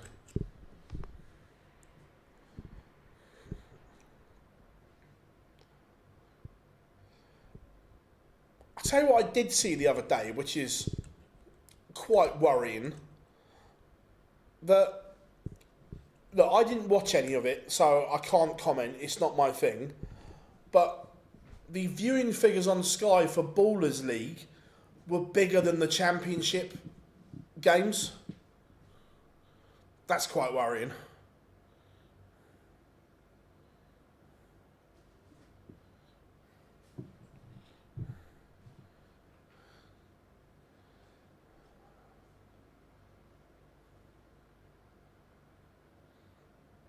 Yeah, but Connor, that's not legitimate money. It's dirty money that they've conjured up to make the tournament look good. If you took the Saudi and DAZN money out of the tournament, it would run at a loss.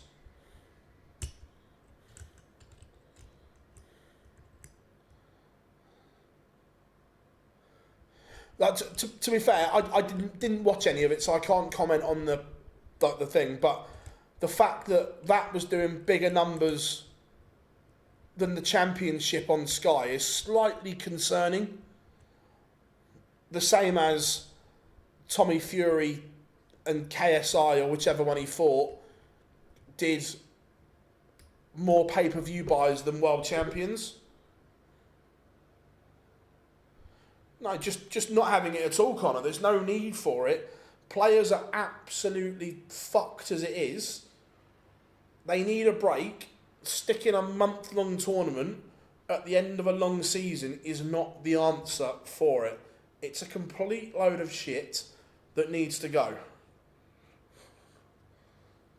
And look, Chelsea will feel the effects of this because their players won't have had a proper break or a proper pre-season.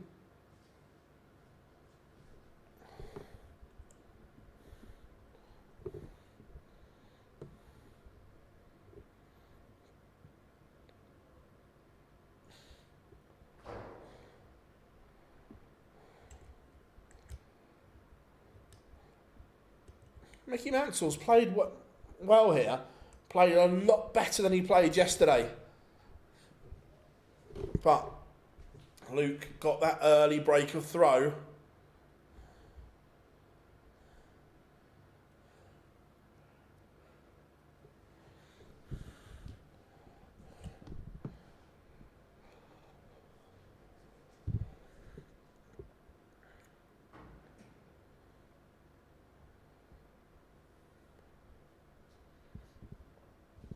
Mickey Mansell polishes off the 81.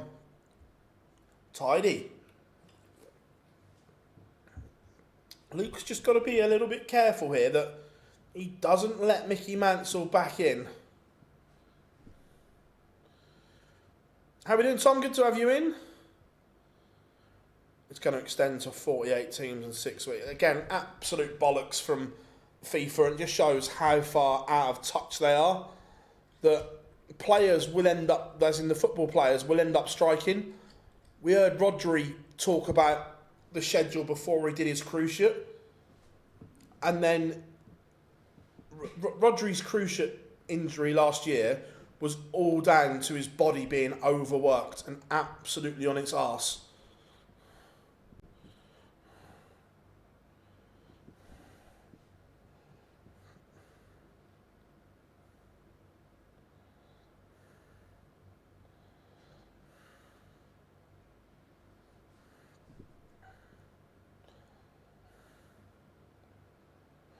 It was every year before, but it was like 2 weeks in the middle of the season where if your team was in it, it was normally on when the FA Cup was on or something. Because I remember Liverpool fielded a team full of kids in the FA Cup whilst they went out and played in it. It was like 10 days or whatever it was in the middle of the season.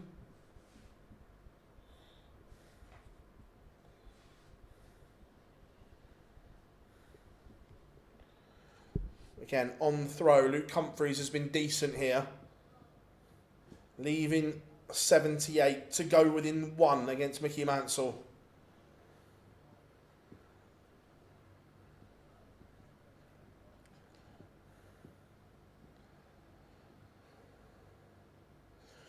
Misses the chance. Gives Mickey Mansell a glimmer of a hope, but he can't take it.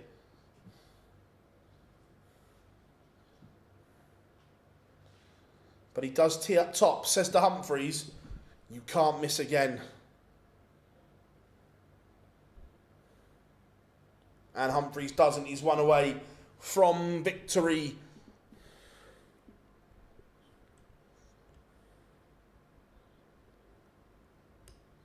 Yeah, Connor, and that's the point, that he's going to be absolutely fucked because there is no break.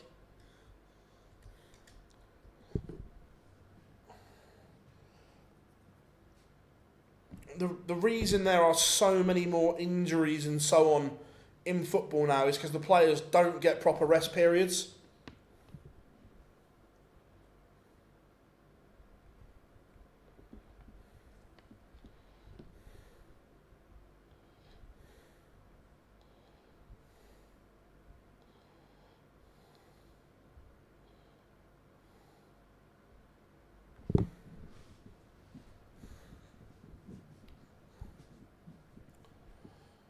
Luke Humphries just asking a few questions here would like to get it done in the here and now.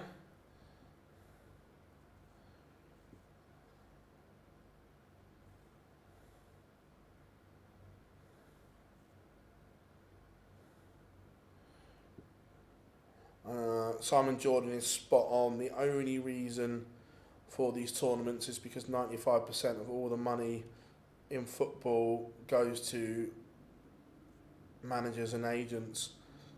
I wouldn't say, I'm not sure how he works out 95% of the money goes to players, managers and agents.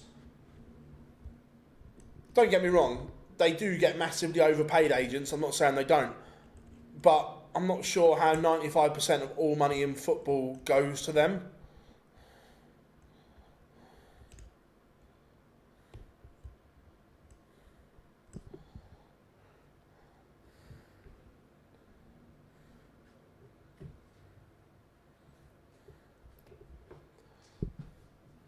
It's a good setup from Mickey Mansell.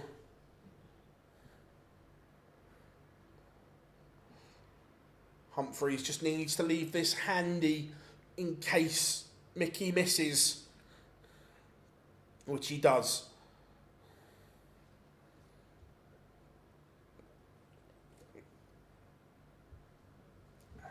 Tops to keep this one alive, and we go to another leg.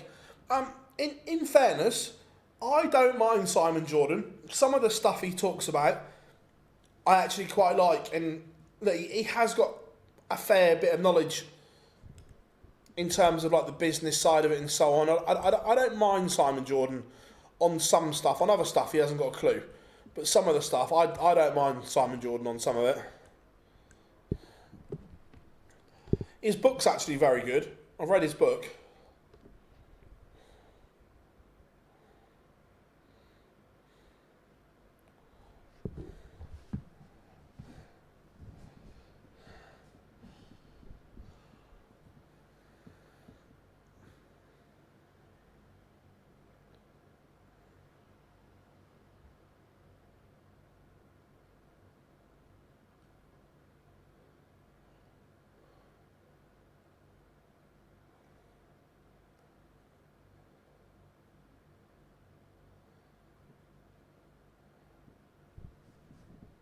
Mickey Mansell could be about to send this one to a decider. He is making a move here on the Humphries throw. He's down to a finish first.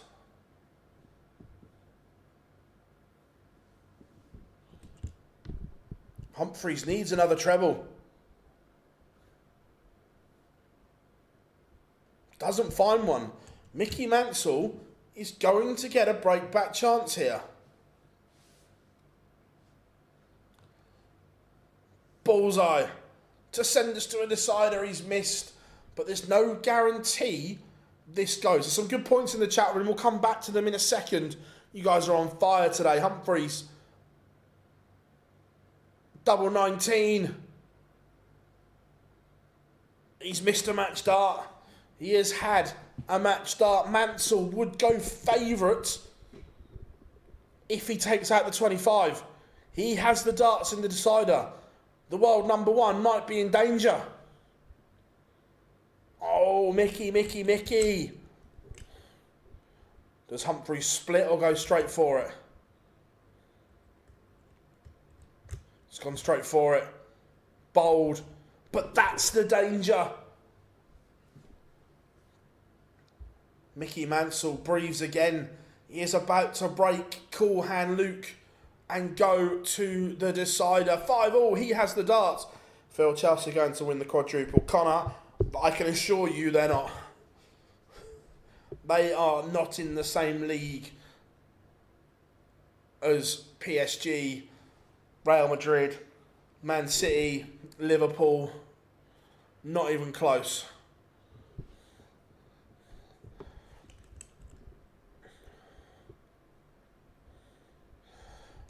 Players need to take a pay cut if they don't want these tournaments and want breaks in the season.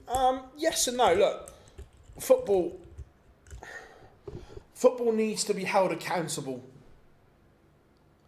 In my opinion, clubs need to be run properly. that you can't be running at a loss and so on.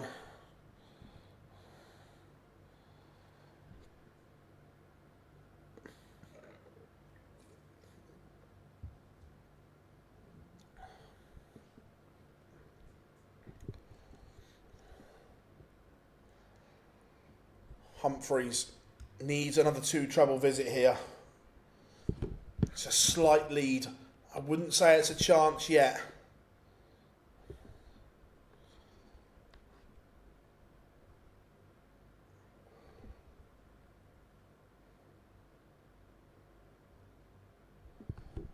It might be a chance now. Tense. Remember, we've already had 2 big seeds depart. This would be the biggest of them all. The world number 1. He's down to a finish first. He's going to get the chance. Remember, he's missed a host of match starts, Luke Humphries. But Mansell is down to something manageable. This might have to go. Oh my! Oh, he's missed the ball for a 164. That would have been incredible from Luke Humphries. He's now missed match starts in 2 legs. Mickey Mansell, this is your moment. It's 1 treble, single to double. Treble 19, leaves tops. And he can't find one. Humphries will get another 2 match starts if he keeps the first one straight. 9 for double 8. There's your 9. And he's come inside. Cool hand. What have you done? You've now missed multiple match starts across 2 legs. Mickey Mansell should get a match start here. He will. And he's missed himself. He has blown it.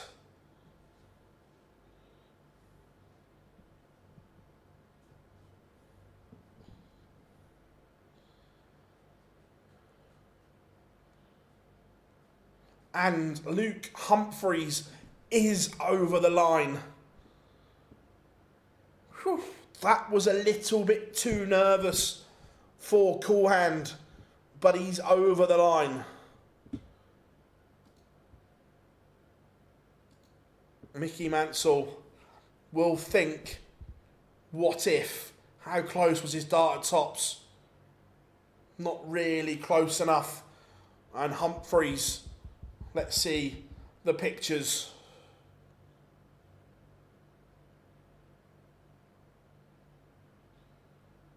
No celebration from Luke. He knows, Mickey knows as well that he had a chance there. Right, where were we in the chat room? Yeah, about football clubs need to be held accountable, run properly. The whole pyramid structure needs to be structured properly. Money needs to filter down the leagues better. There's so much wrong with football. So much wrong with it.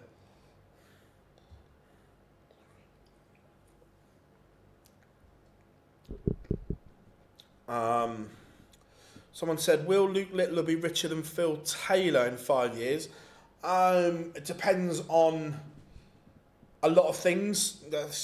It depends how he invests his money and so on. Look, Phil's got an extensive property portfolio and so on.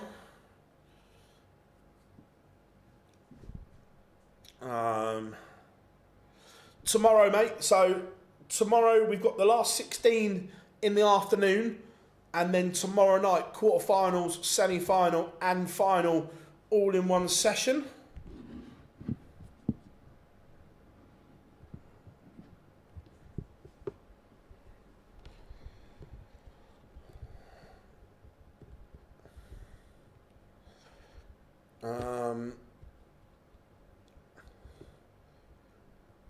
Do you think he got lucky, or do you think they've got to do it? I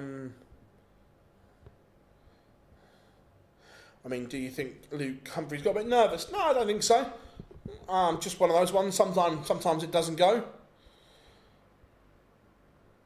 I think it's a bit disrespectful to Mickey, whoever does the graphics. He chooses to play under the Irish. To be fair, Chris, the guys that do the graphics wouldn't know that. The guys in the production that do the graphics wouldn't, unless someone goes and tells them, they wouldn't know that. They just know he's from Northern Ireland. Euro Tours or Club World Cup final. Euro Tour all day long. Couldn't give a shit about the Club World Cup.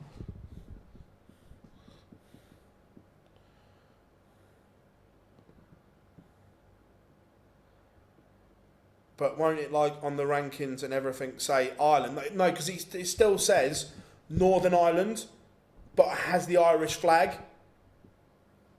Like, even on...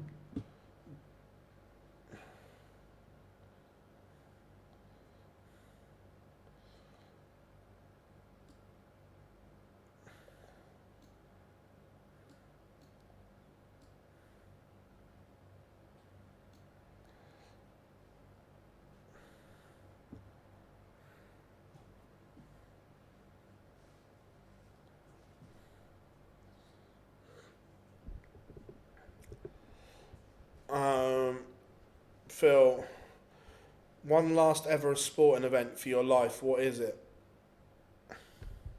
What, as in going to it? I don't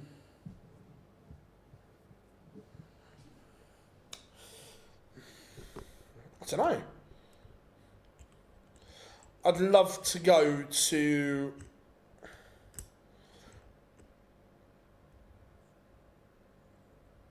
Probably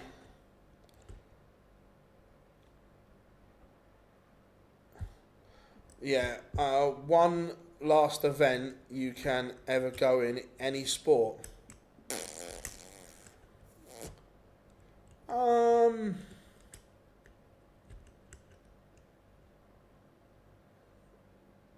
World Match Play.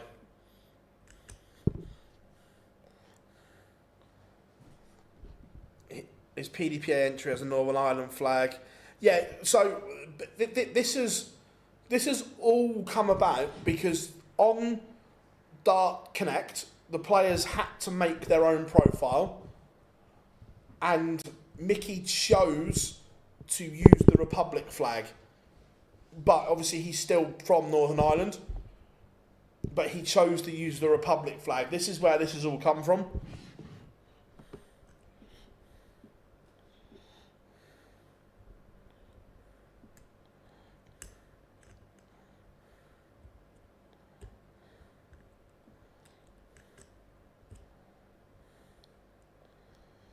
But coming up after the break, Josh Rock against Justin Hood.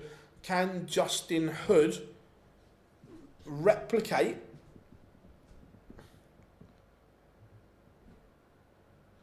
the performance from yesterday?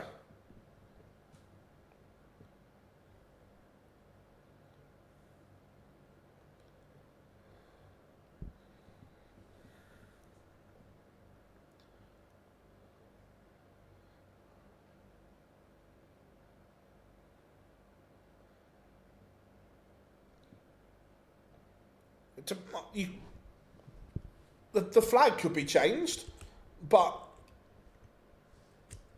he's from Northern Ireland.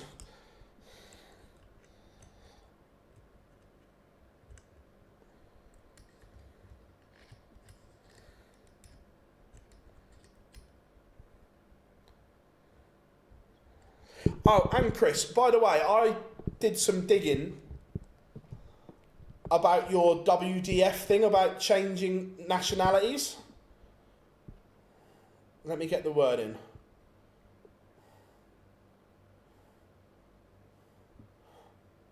And this is from a WDF official. WDF rules state that for you to represent a nation, it's by birthright or residency of the last 3 years. Without representing another nation within that 3-year period, similar to the PDC, but 5 years is theirs. So you can't just turn up in a new country and immediately start playing for them. And the reference that was given, so Neil Duff can't now automatically play for Switzerland just because he lives there. He would still represent Northern Ireland unless a 3-year grace period and he becomes a resident of that country.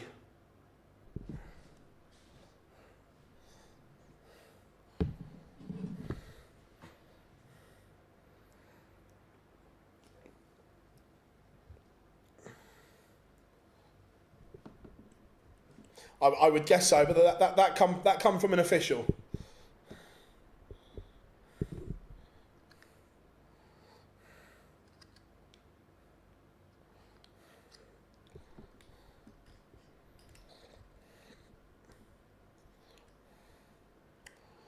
Luke Humphries, even though it wasn't a great performance, still a front 9 average of 109.5. Neil loves Switzerland. Yeah, he loves living out there. So, Josh Rock, Justin Hood.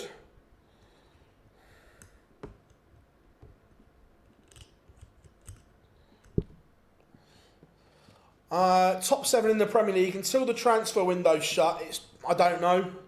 Until you can look at the squads and so on, that you would expect Villa to be strong, but will they have to sell players because of FFP and everything?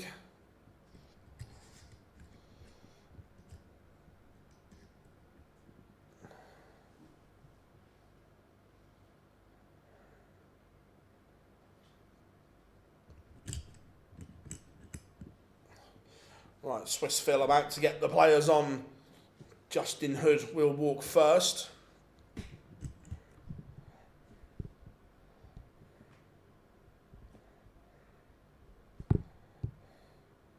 Here comes Happy Feet. I think Spurs will do all right. United, again, until you know who they bring in and so on, you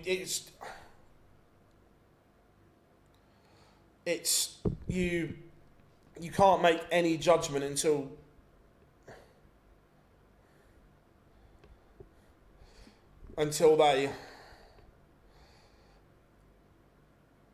you know the squads, what they're playing with and that.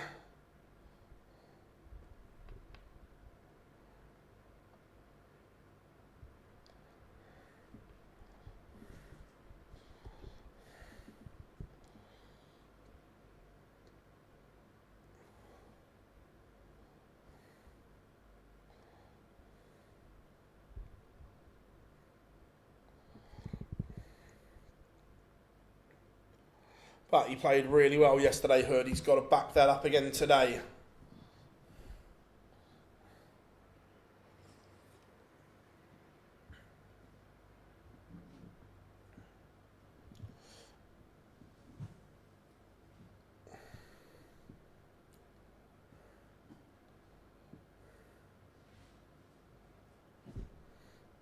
Connor, they're not champions of the world. It is a delusional, fictional tournament that FIFA are trying to make relevant when no one could really care. It says it all when Ronaldo had the opportunity to sign a short-term deal with a club and go and play it, and he went, nah, I'd rather go on holiday.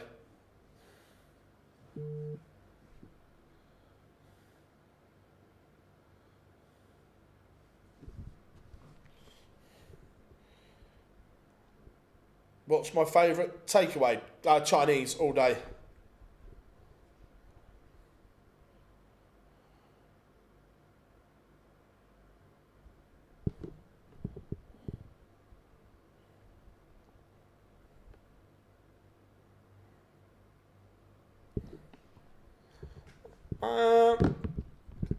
Wendy's are alright, I'm just not...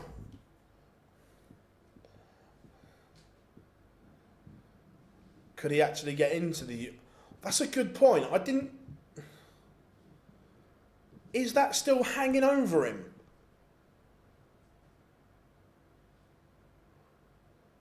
That's a good point.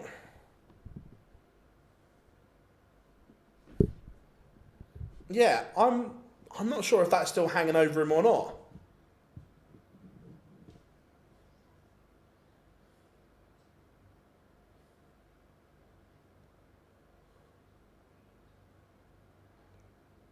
There was an arrest warrant issued for him. No, this is something from years ago.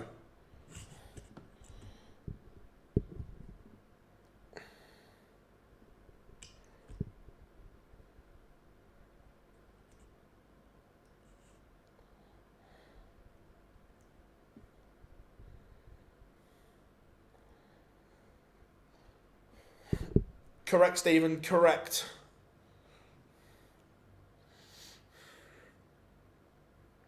Josh Rock has made a decent start here.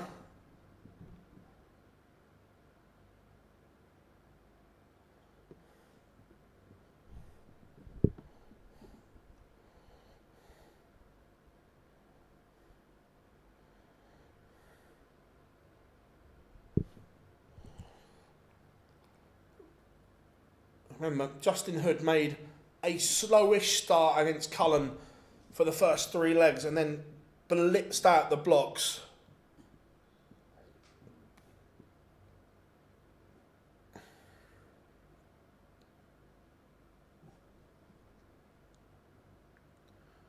No, Mark, final will be tomorrow night.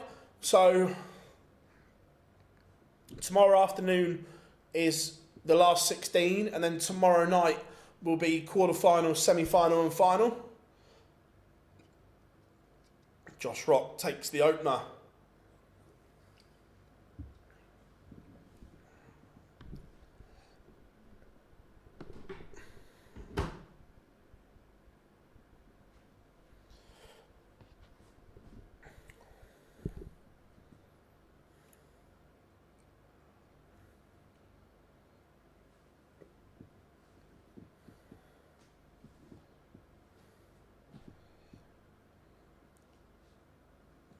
Justin Hood is up the levels here from leg 1, playing well again.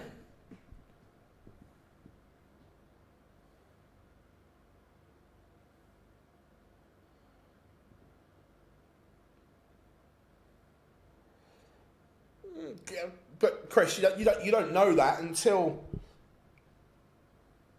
until he's questioned about it or so on. Look, it might be that.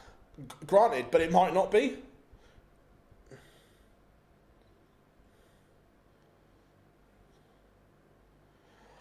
No, but what we're saying is if he enters the States, then he can be arrested and questioned on it.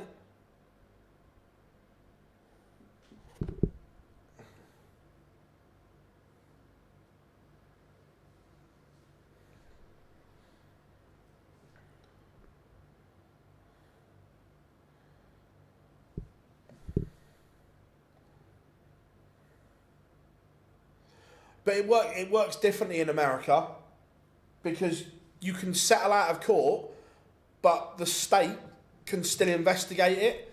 The justice system is very, very different in America.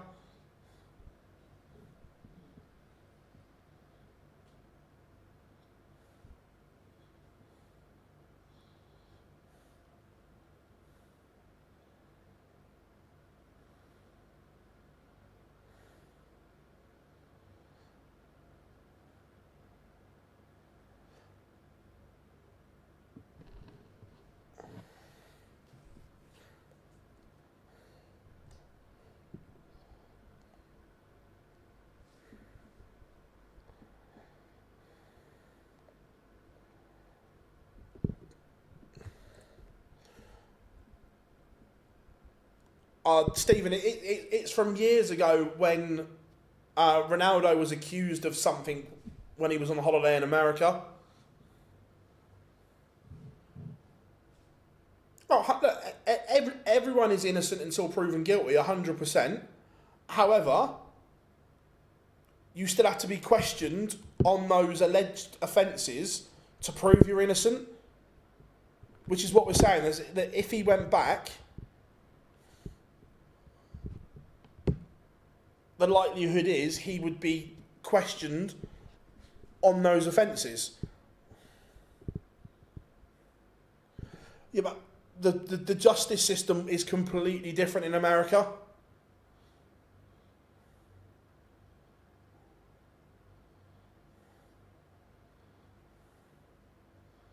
Josh Rock 3-0 to the good. He's upped his average.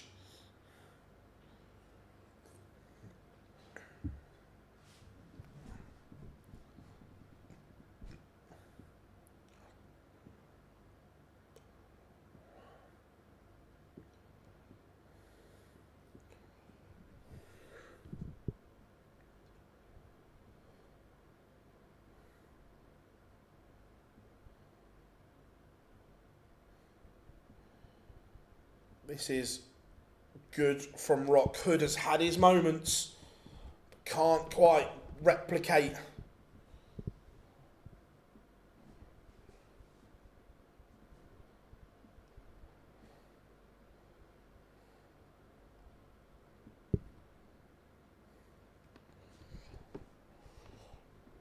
Rock averaging over a ton right now.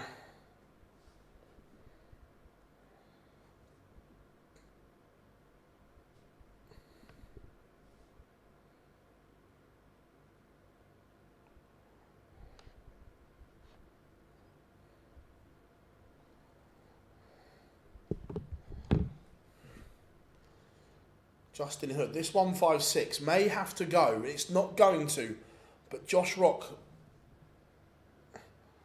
Oh, they've just shown an excellent shot. Dion's done an incredible job there of Josh Rock going for a 180 and then clattering into the K-flex and no room for it to go.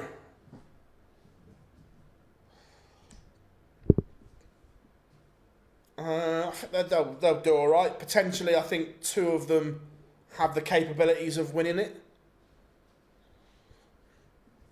Leg on the board for Justin Hood.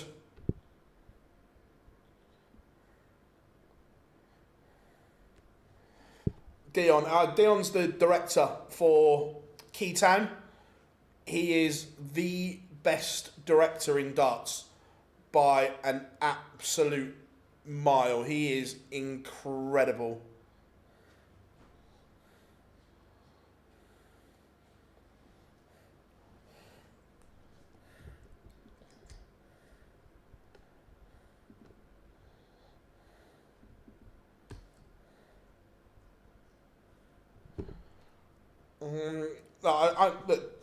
They'll all do all right, but Liverpool and City could win it, but the rest, no. How are we doing, Raymond? Good to have you in. Yes, should be some good ones, buddy.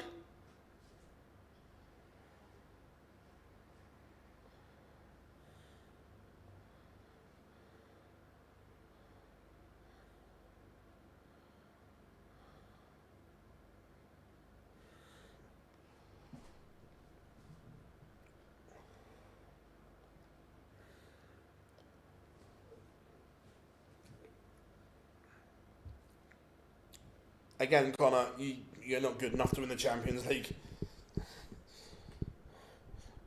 Fabulous from Rock. Takes out the 120. Re-establishes that 3-leg cushion.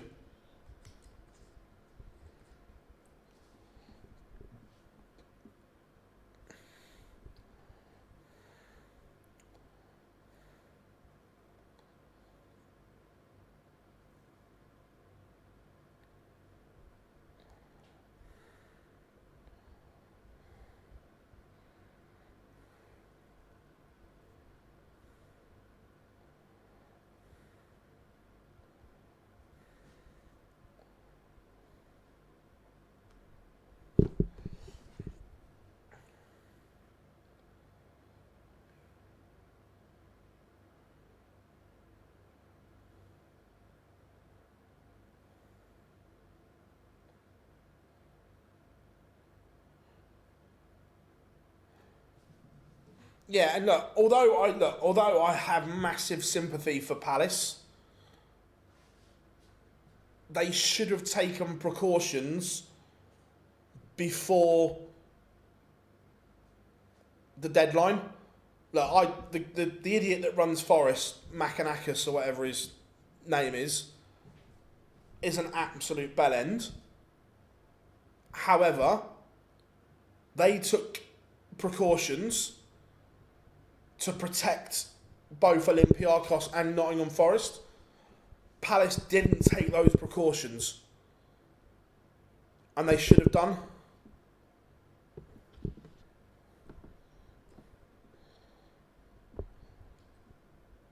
Morally is a different argument. Is it morally right? I'd argue not.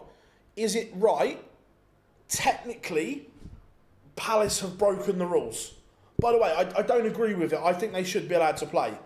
But technically, they have broken the rules.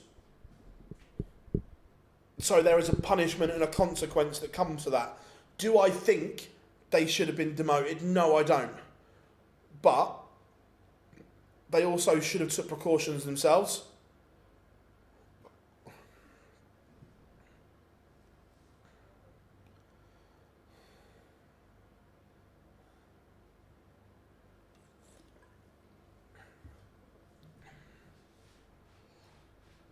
Josh Rock cruising along right now. Maximum from Hood. He's not been able to replicate the form from last night, which was exceptional.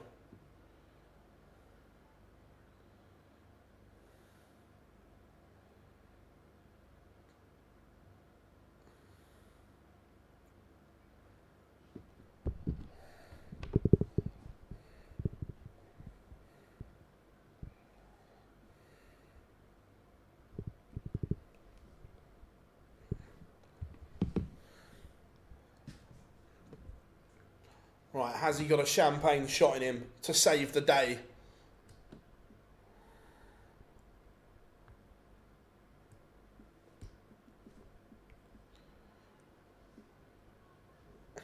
Leaves, double 16, but Rock, match-winning opportunity is there, and Rocky seals a 6-1 victory.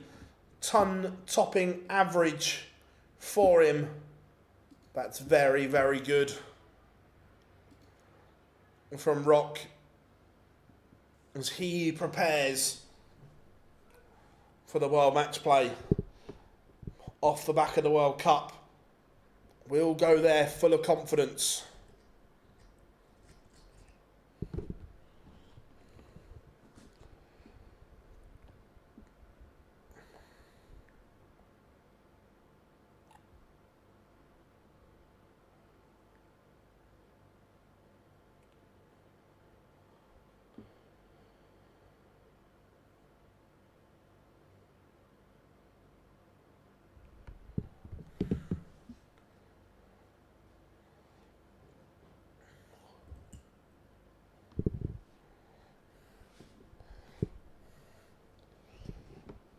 To be fair, Palace will appeal.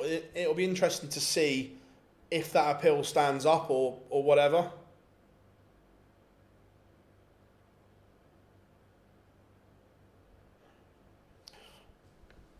Rob, you still in the chat room?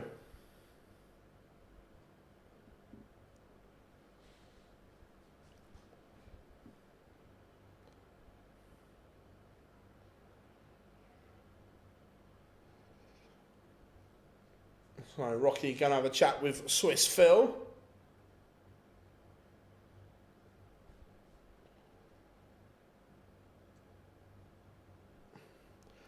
Is it me, or is the Target logo slightly smaller than it was before? Don't get me wrong, it's obviously still big, but it was obviously the shirts were designed with that inlet to put the Target on all their shirts. For me, it doesn't look as if it fills the box up as much. Like, they may have been told to make it a little bit smaller.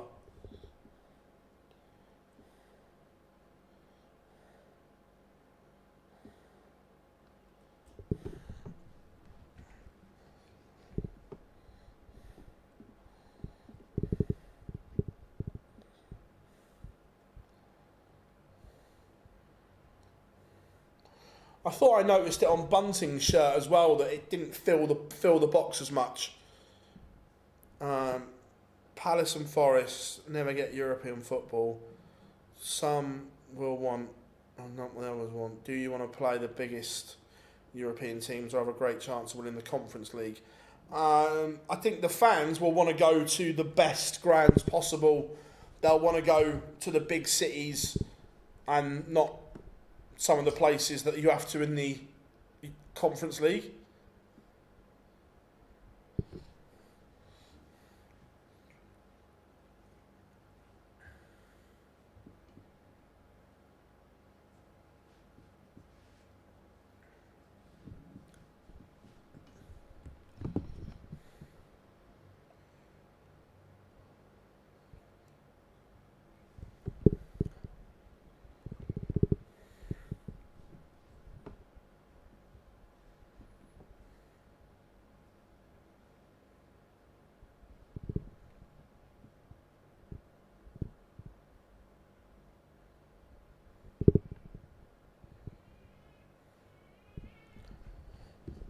Yeah, I think I thought so as well, Rob.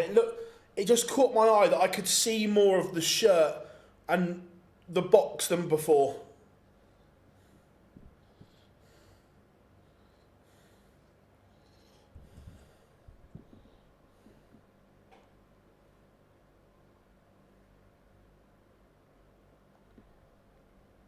Yeah, I'm glad it wasn't just my eyes.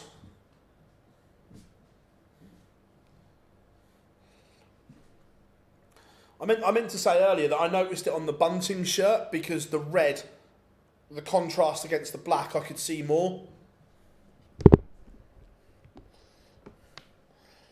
Right, Schindler against Wattimena. Shindiggity has won the ball.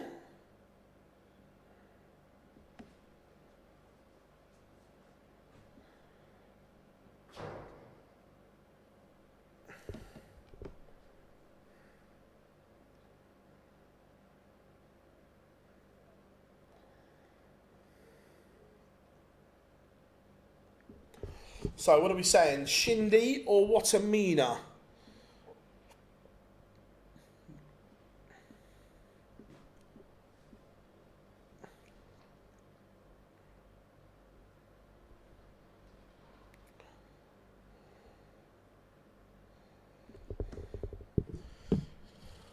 (6-2) Schindler. What I mean is, he went through a spell where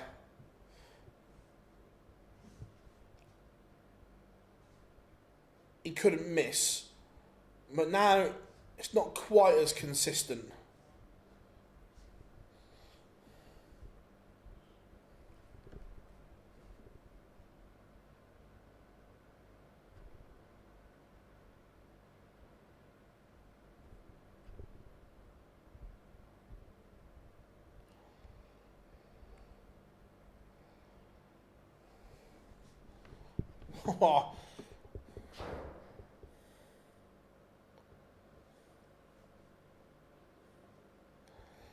Just looking at the old long range weather forecast.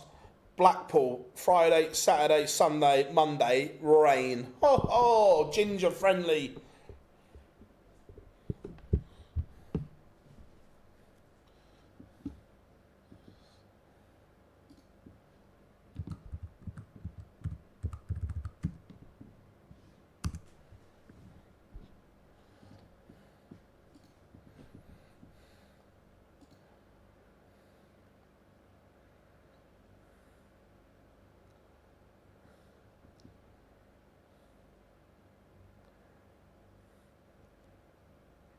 Still hotter than the Love that, Teresa, love that.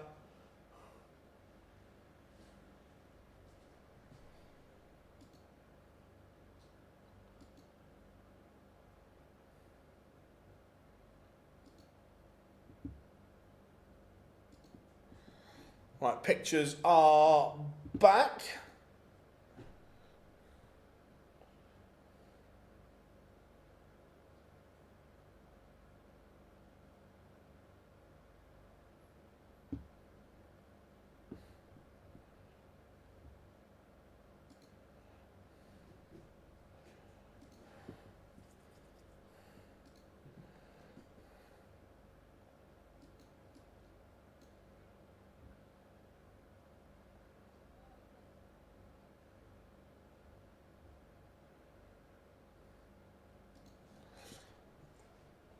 to be fair though, a lot can change in a week though.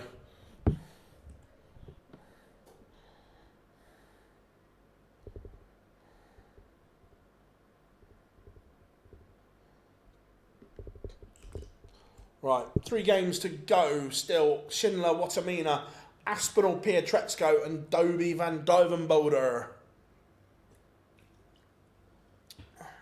Still to go.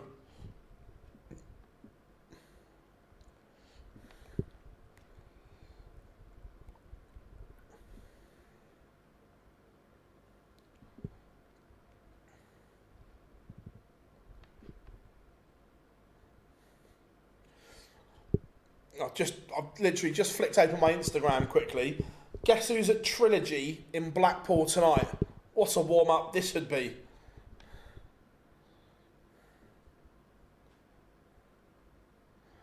As a red-headed gentleman, when was the last time you were allowed?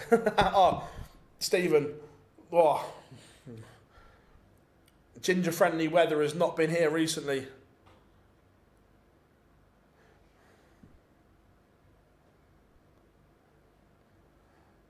Yep, Dappy is in Blackpool tonight. 999.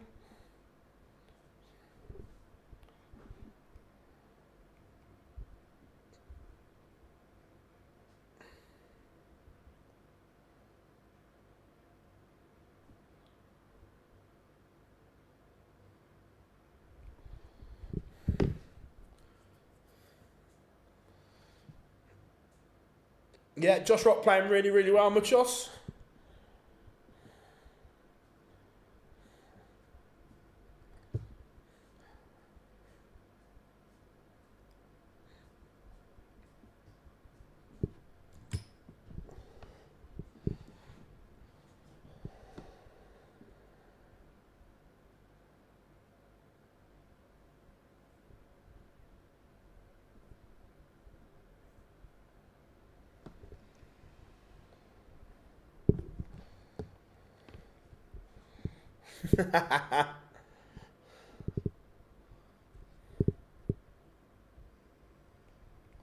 Wattimena on stage.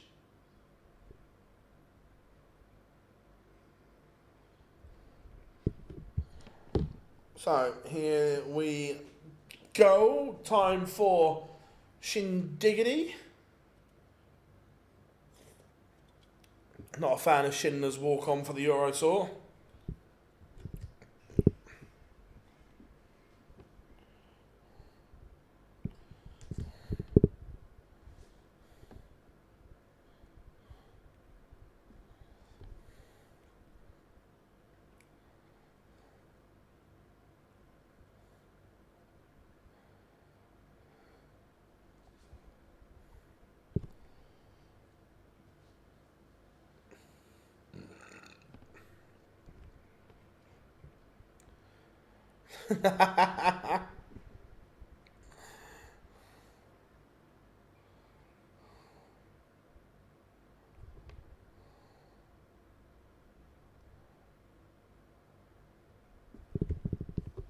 Right, here we go. Game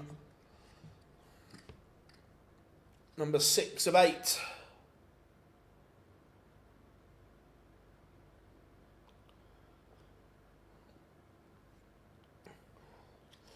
To be fair, Schindler conducting the crowd like an orchestra.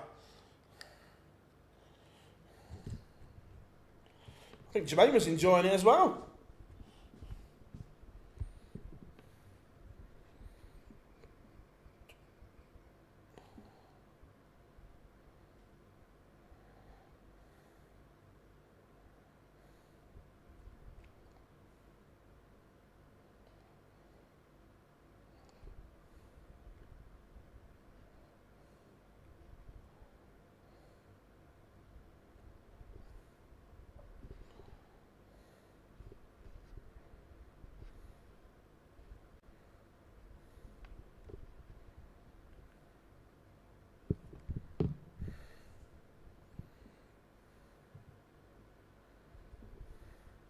So Schindler getting us underway.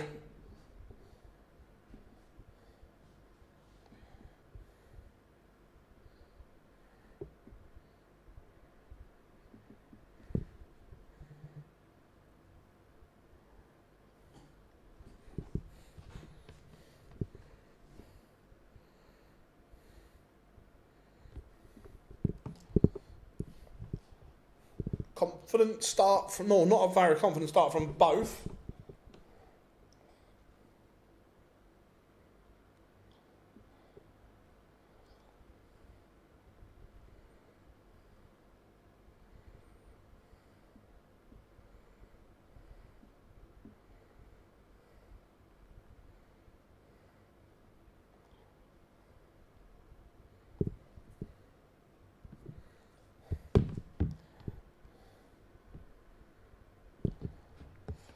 So, Jermaine not really making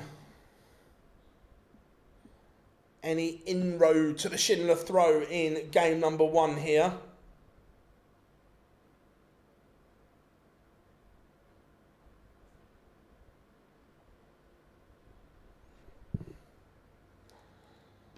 Schindler just sets it up nicely. Nothing Wattimena can do about it.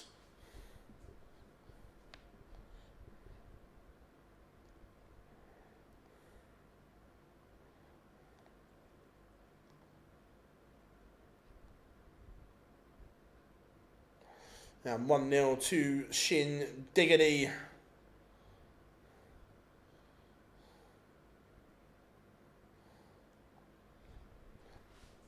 Wattimena certainly nowhere near his best at the moment. Has a lot of work to do. However, the wall is firing.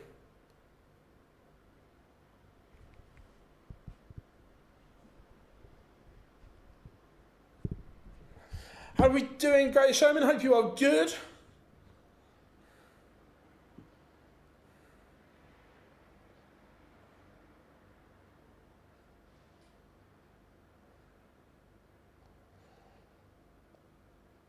Here's one for you. 3 darts memorabilia you'd love, but you know you can't have.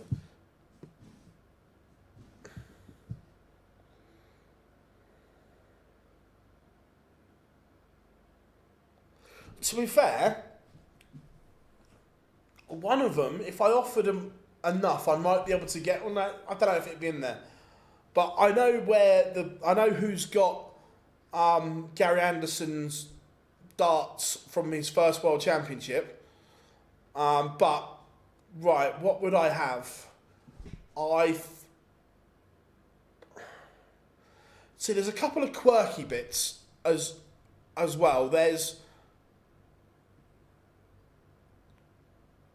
Boyd in here as well, mate.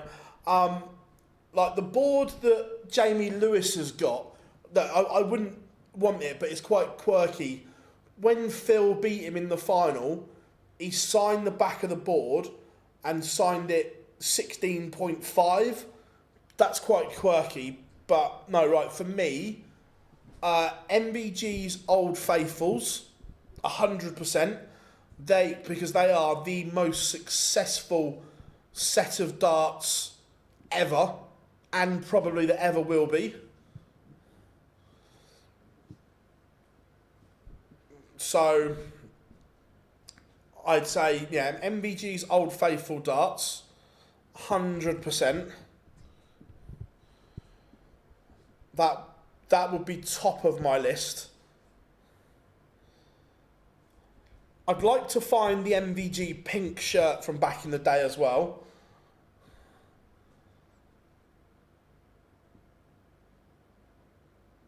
The Gervyn Price ear defenders.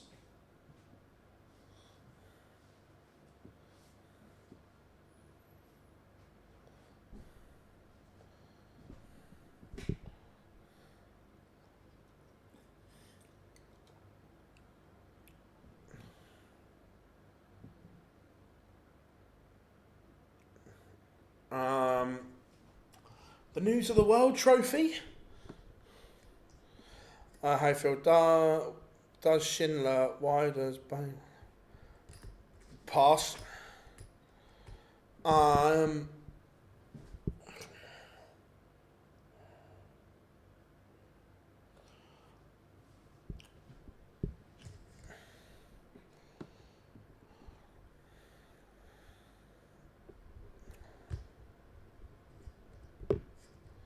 Trying to think what else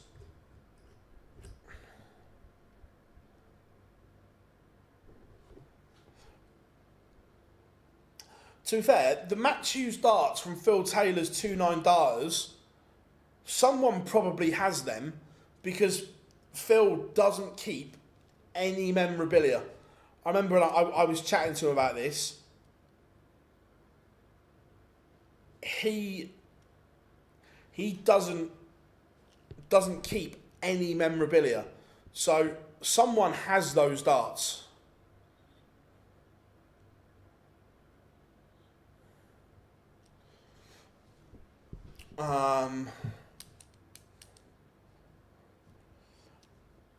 From a purely selfish point of view, I'd actually like one of Gary Anderson's foul fashion match shirts.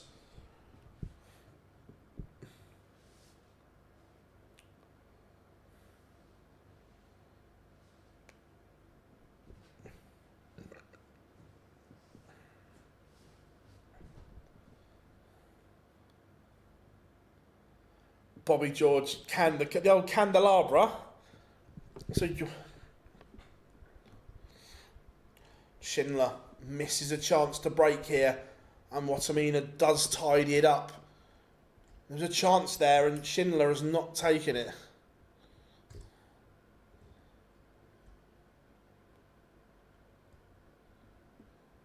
Yeah, honestly, Stephen, he has got nothing, no memorabilia at all.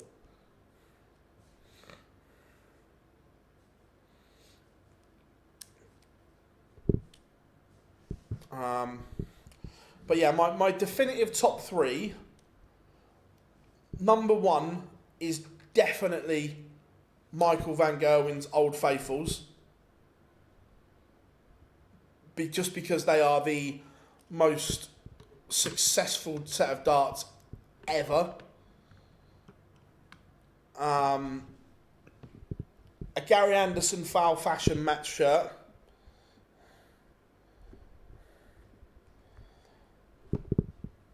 And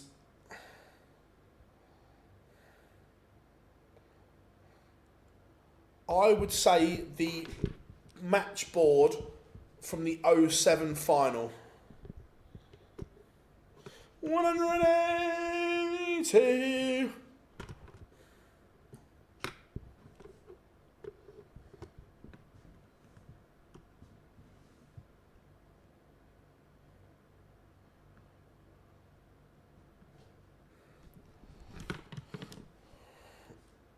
I'll tell you what, again, what I have got, that they may end up being worth nothing. But at home, I've got a boxed, an unopened Blade 5 with the BDO logos on still. I've deliberately not opened it. And again, not locked away, but kept away in pristine condition, the Paddy Power green treble board, because there weren't that many of them and so many people have used them and so on.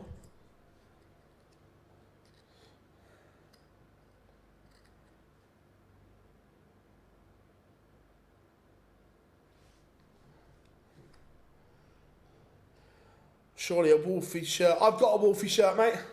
I'm lucky enough that I've got one.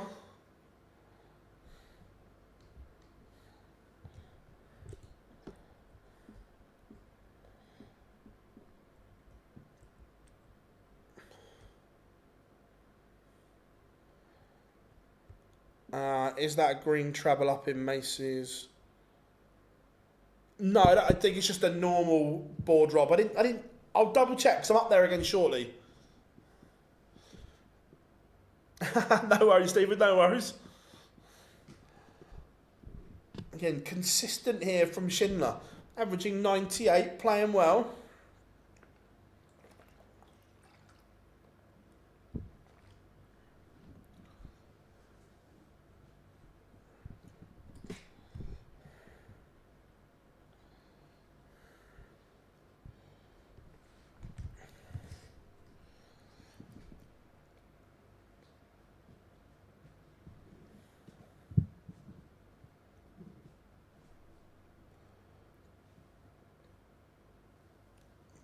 Schindler, big chance here. And this time, Shindiggity has taken it. He's 4-2 in front. He's had a couple of little half chances, but this time he's taken one.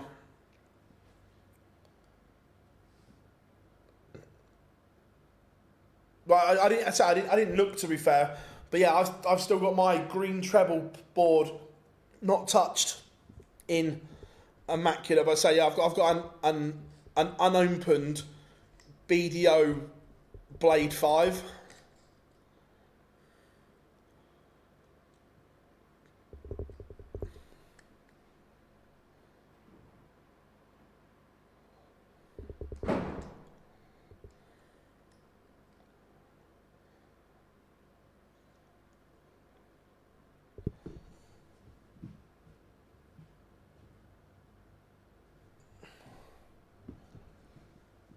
Schindler.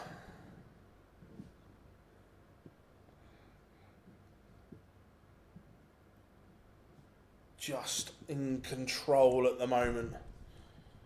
But that just opens the door for Wattimena. 140 or better.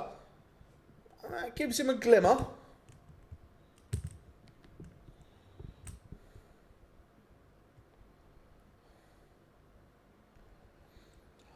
I've got a couple. I need to pick them up actually from FrameSmart next time I'm at one of the events. Again, they're not they're not huge as in value huge, but I've got Alex Spellman gave me his pink shirt that he had made, and that's the only one that he had in pink made, which again is quite like, again, it's not a huge memorabilia thing. But the fact there is only one of those pink shirts, I've got it. And also the Brendan Dolan Christmas shirt from 2023. Again, that's the only shirt of that design, which is quite cool. How we doing, Fred?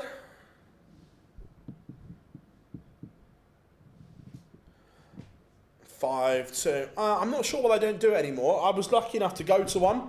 Really good night.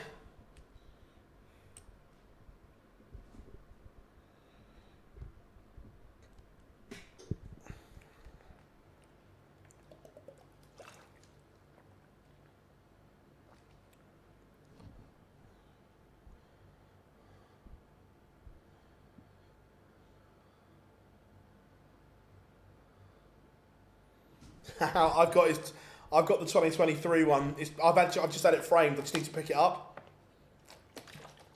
And I say the Spellman pink shirt is nice because that's the only one he ever had made of that design. Schindler, just too consistent for Wattimena here.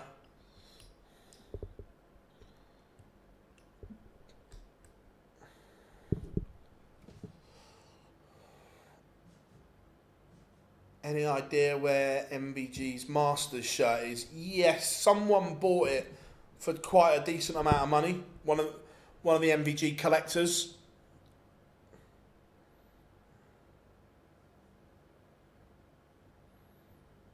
Not the best setup from Schindler.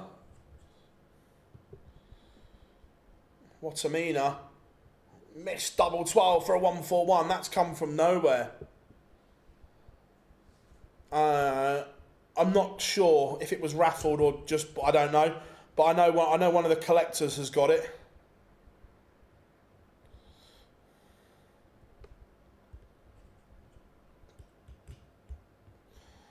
Wattimena keeps his hopes alive.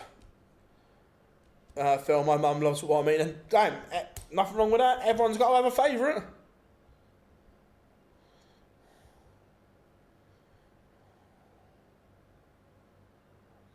Yeah, that's why I'd quite like to find the MVG pink shirt from back in the day.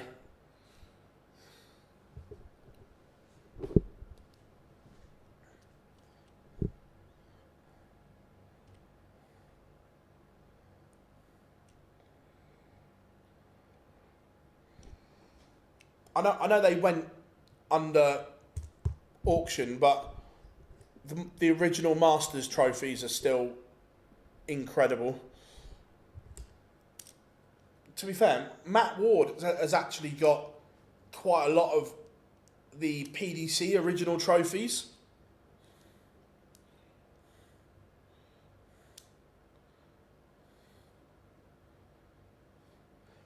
What about the original PDC World Trophy? I don't know the globe one, but Matt Ward has got, I think, 2 PDC original World Trophies. He's got the Champions League Paddy Power belt.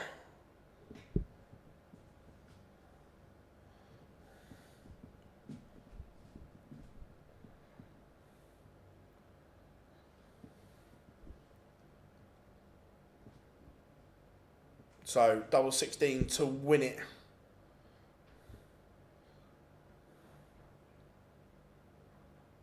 And he does shindiggity seize off Jermaine Wattimena. It's like the World Championship trophy now isn't the original Sid Wardell trophy.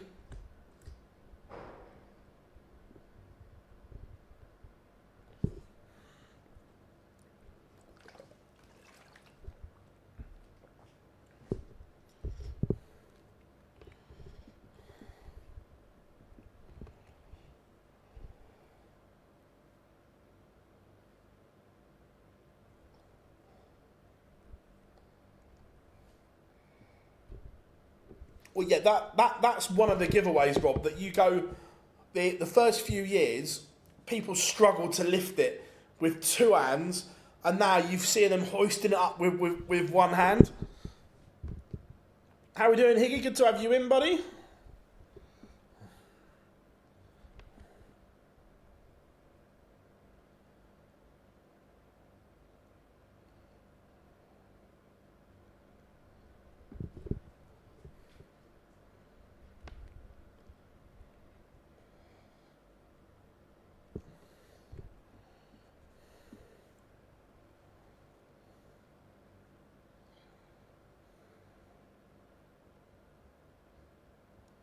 That would be quite cool, Rob. Yeah, I agree. Or the Dennis the Menace waistcoat. Where's that hiding?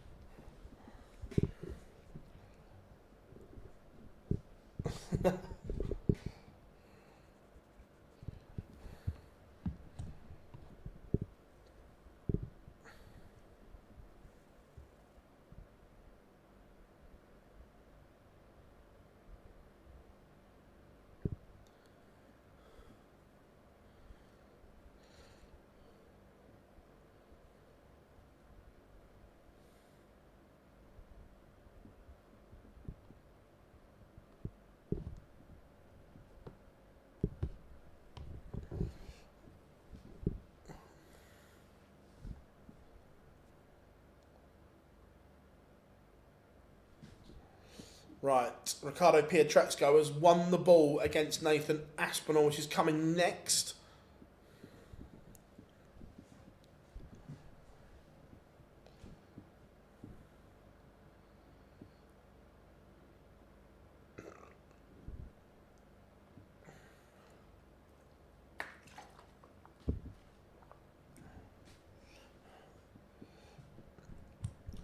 There's a couple of quirky ones as well, like the World Final board, the last one before the split, and then the first ever board used for the WDC World Championship, as it was the first year. Would be quite cool. So there's 2, Fred. There's the one black one that he wore at the Masters this year, but I want my hat. I'd like the pink back in the day when he wore that pink shirt.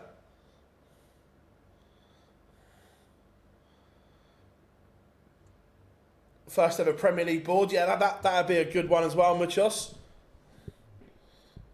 Respect from the wall.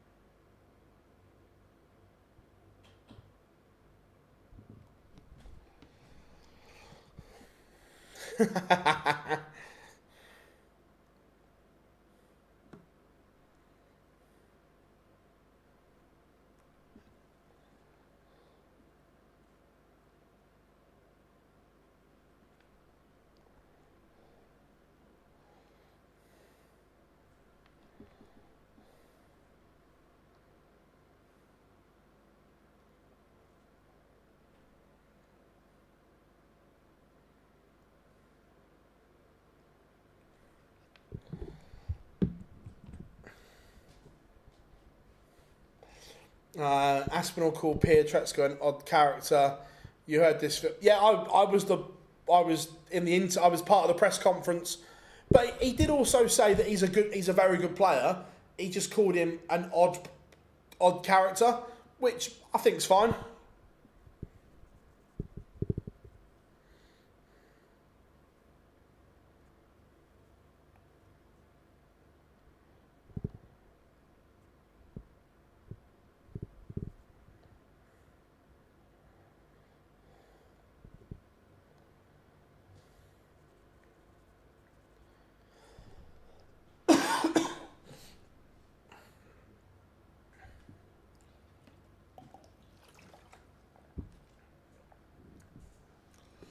So Pietreczko will throw first.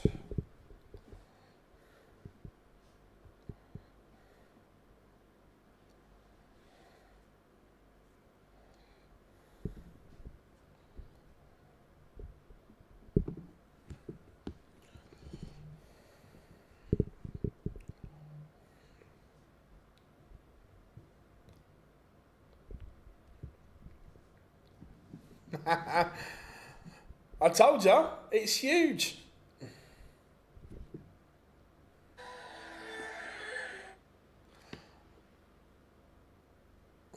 Honestly, My Heart Will Go On has turned into a Euro Tour anthem.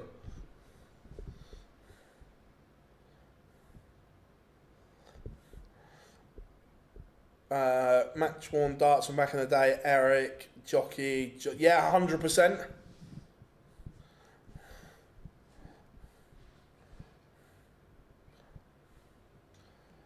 Sure, shall I do it? How many people are watching along? Will this mess up if I do it? Shall I? Siri.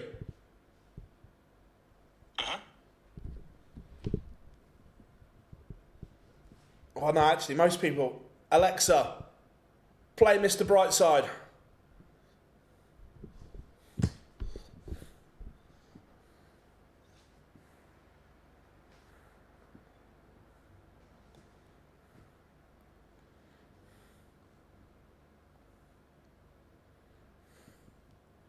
Right, pictures are back.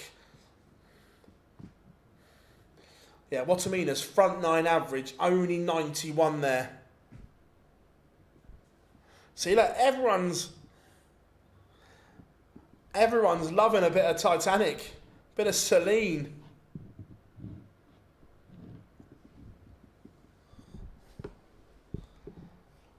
When did that come out? 98?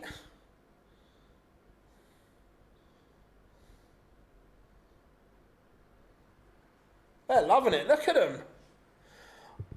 No, it's not a bad guess.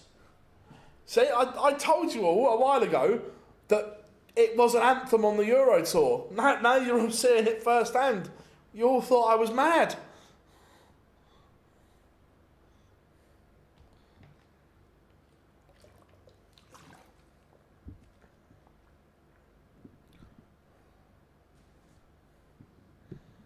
I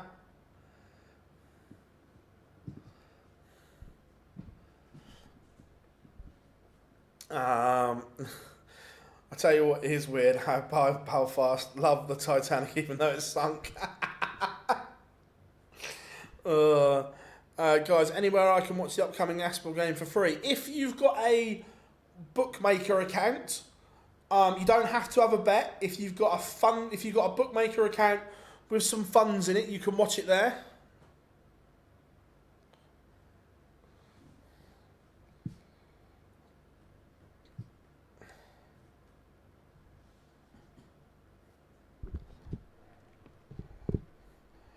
Yeah, that's the one I was thinking of, Johnny. But you don't need to place a bet as long as you've got money in your account. You can watch it on in play.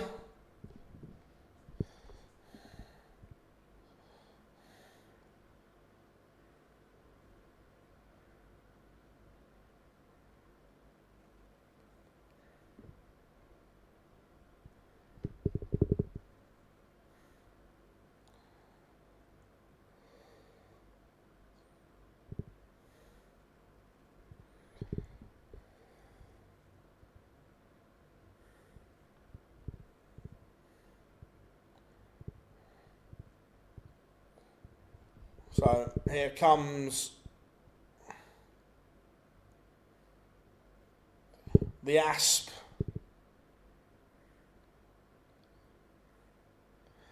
I have finally invested in PDC TV. Nice, mate. Nice. For the amount of content you get for the money, I think it is amazing value, PDC TV.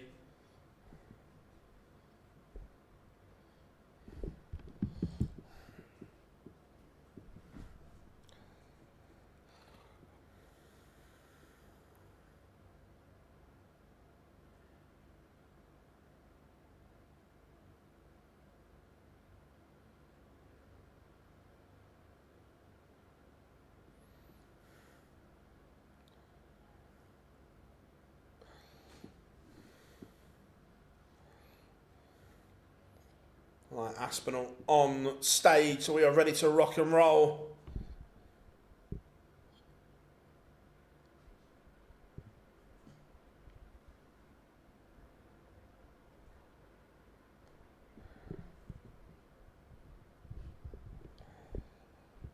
Crowd loving a bit of Mr. Brightside.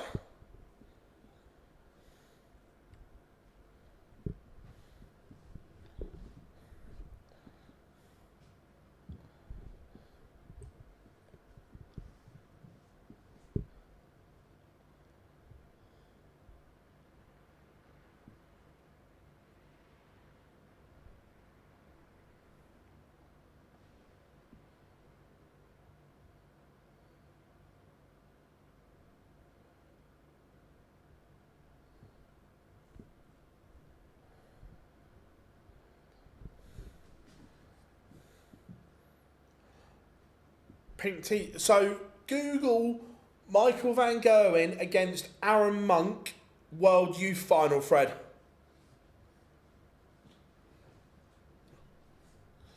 Wait a minute, let me.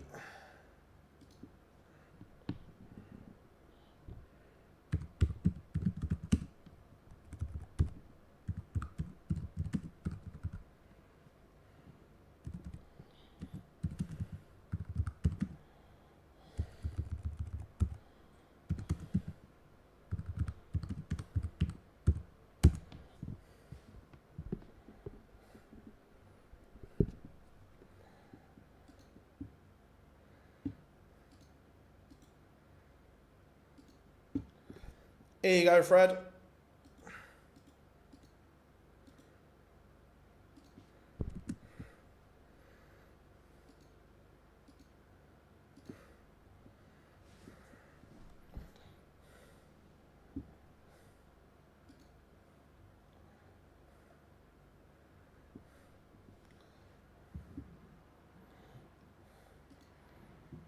The famous MVG pink shirt.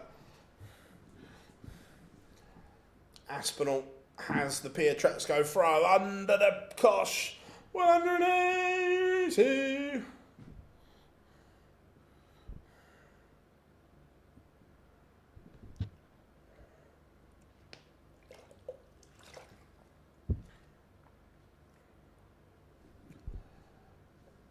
Treble 15 would have been the target for Aspinall, but he's still in a great position against Pietreczko here.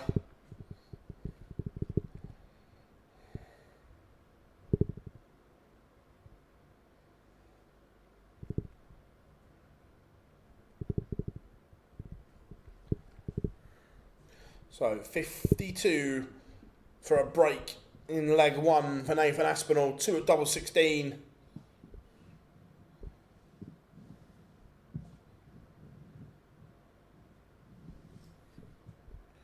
And he's given Pietreczko a glimmer of hope here.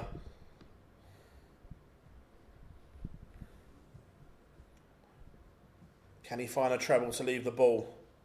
No, he cannot.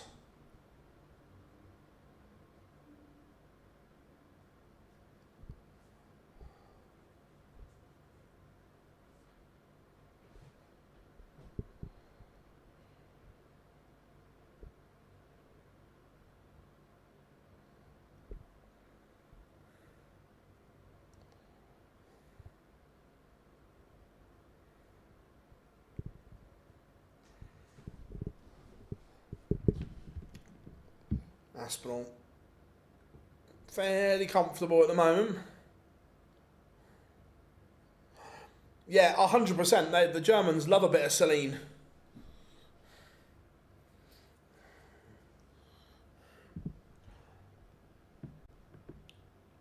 This is good from Aspinall. Yes, there was a few missed darts at a double in leg one, but he's doing what needs to be done here.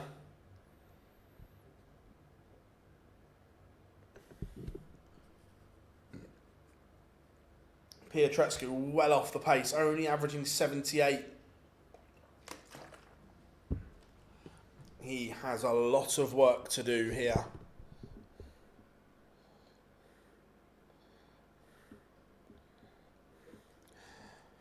Was the only World Youth held at Alexandra Palace, wasn't it? Swapped. Yes, I believe so. I actually liked it at Ali Pali as like the warm-up game.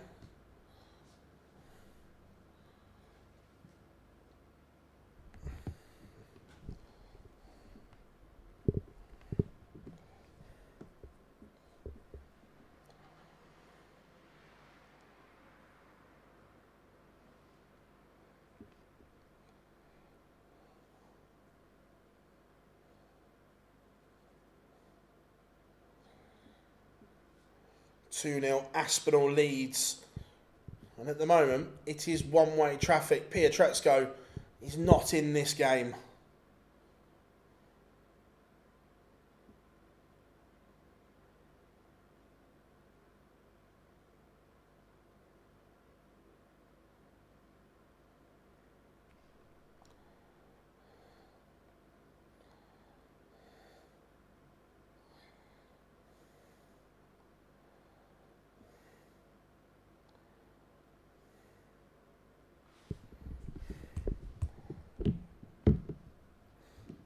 No, but no one knows where it is. Fred is the problem. It's disappeared. No one knows where it is.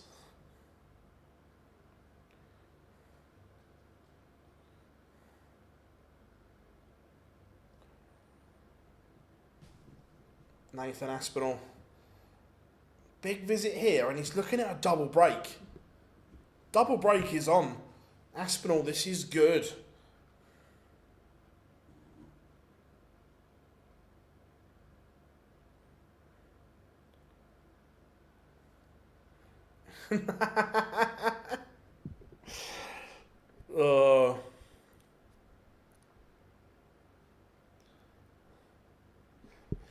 It would be funny if he had it boxed away in the attic.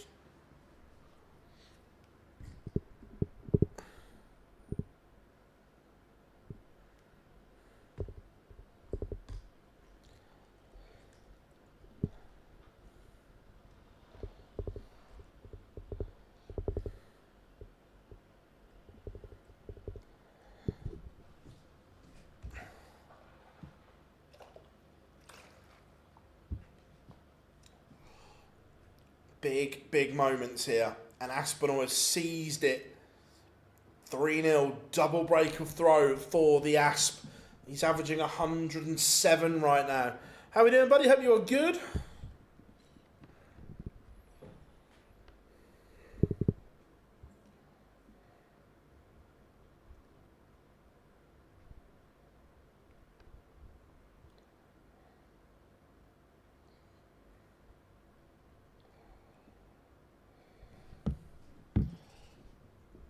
Pietreczko, if he's not careful, he's going to get bageled. It's been a good session, really good session so far. We'll do a recap at the end of this game. But one game to go after this, and that should be a belter. As Chris Dobey takes on Dirk van Duijvenbode. Dirk was sensational yesterday, but can he back it up today? That's the question.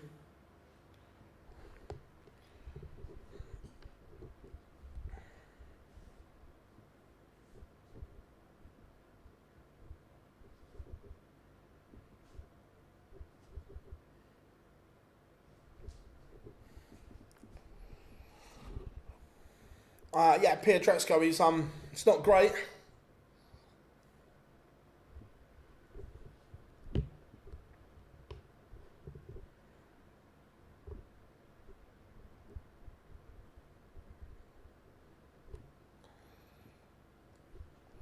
Aspinall could do with a 140 here, though.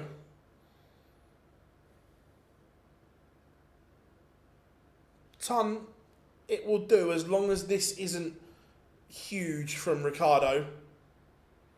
Doesn't get him to a finish, so...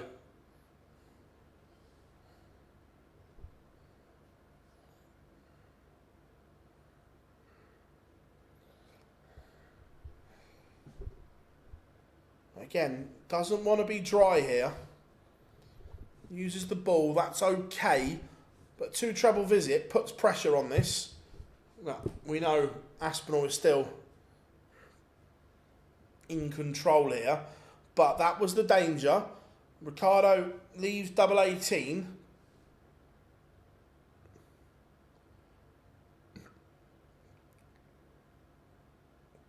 Aspinall. That was the danger. And look, I'm not saying there's a turnaround happening anytime soon, but Aspinall's average has just dropped by 7 points. Pietreczko has broken his throw. So the Asp just needs to get back on here.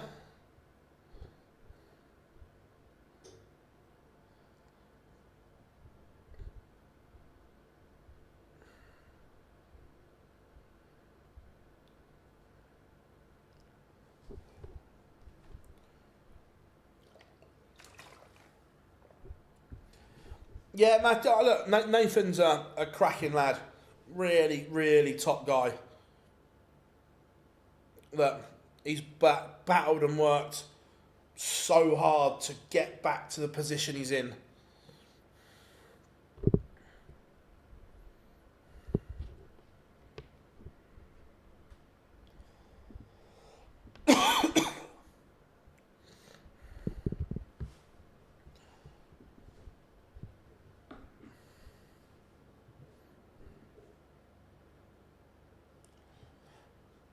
Yeah, Rob, what we were talking about earlier as well, that logo on Aspinall's shirt is definitely smaller.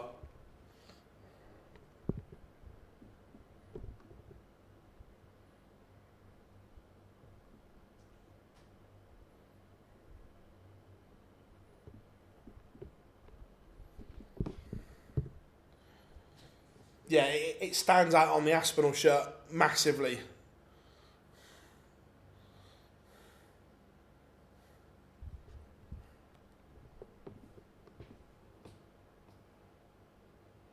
Yeah, but 100%. Beforehand, it just looked blown up too much.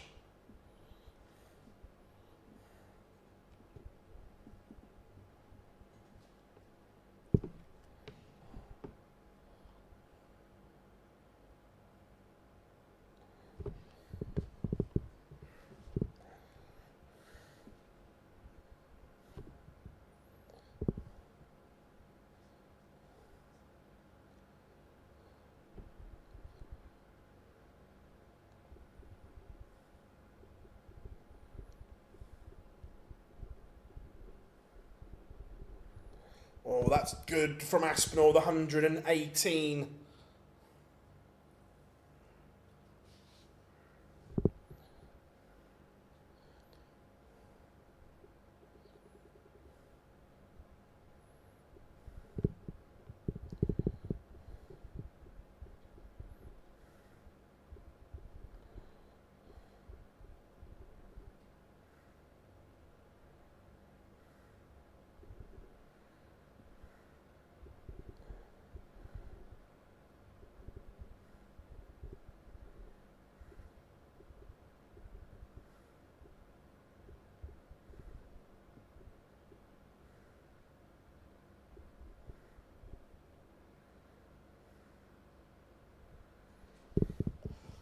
4-1. Aspinall leads.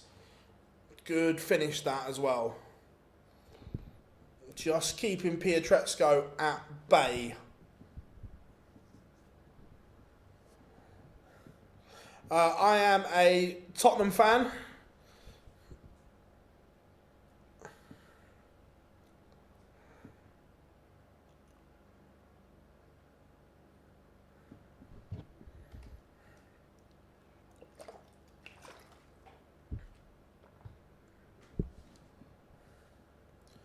.64 for Aspinall and 5-1.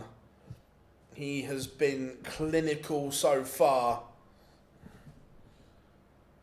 Only going to be one dart, and that dart will be at double 16. Misses, just gives Pietreczko a chance.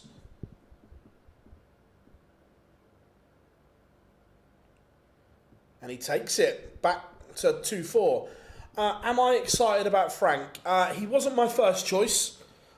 I'm not convinced. However, I will give him every opportunity to prove me wrong. He wasn't my first choice.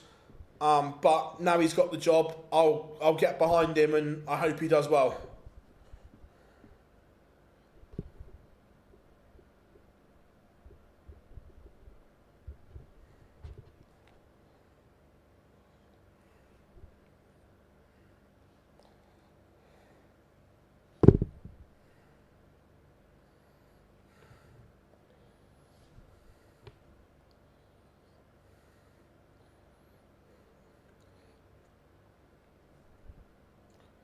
Just Aspinall until the maximum. He was getting embroiled in something he shouldn't have been. Don't get me wrong, Pietreczko was upped his level.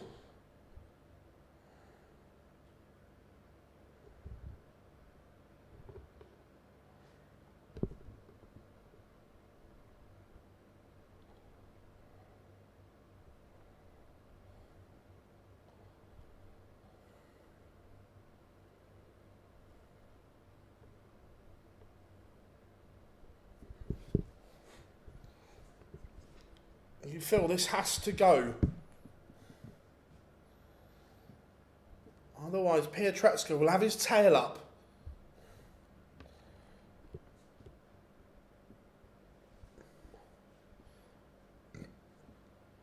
This is interesting. The next couple of minutes, if Pietreczko can get back within one.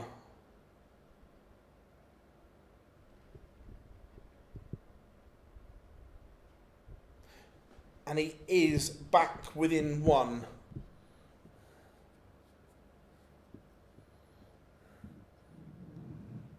Has this match just turned?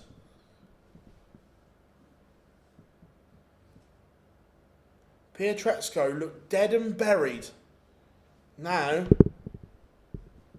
he's in this tie.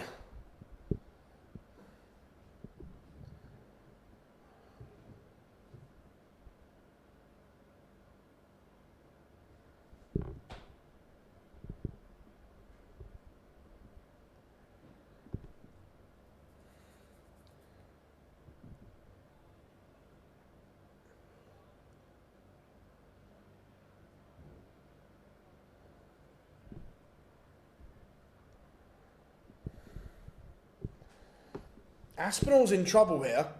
Pietreczko has turned the tide.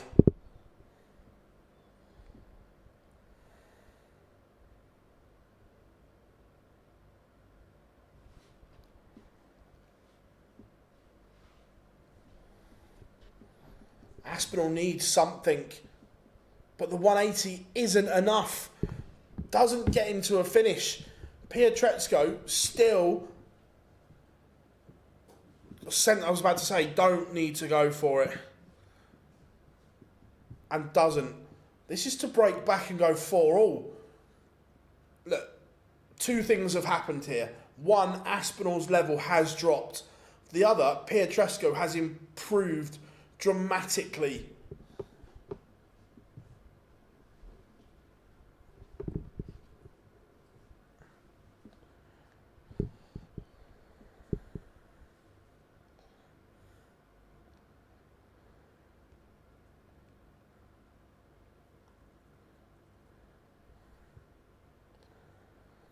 commentators said that Gary and Ryan recently got on the... Yeah, they've recently have, and there is one before the match play as well, which I'm going to, because I'm taking someone else to go and join them and play.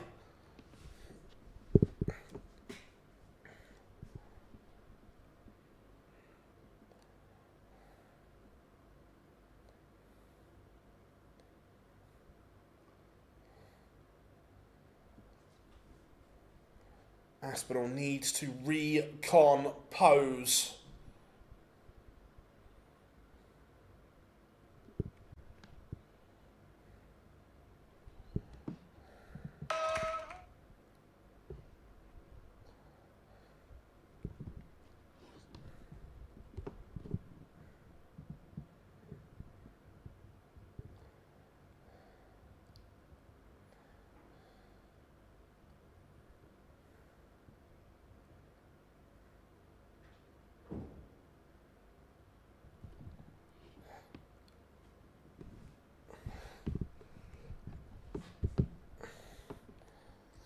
This can't go, can it?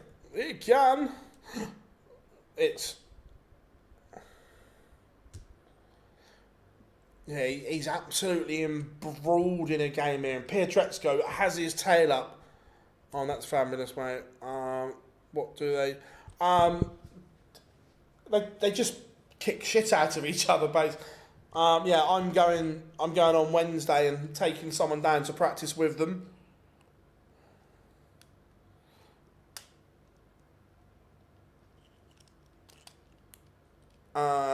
No, I'm not taking a marker down. I'm taking someone to go and actually practice with them. I'll end up doing a bit of marking for them probably, because I contrary to the thing, I can actually mark. So yeah, someone that I believe can be a real top player one day. With the right luck and opportunity, I'm taking them down.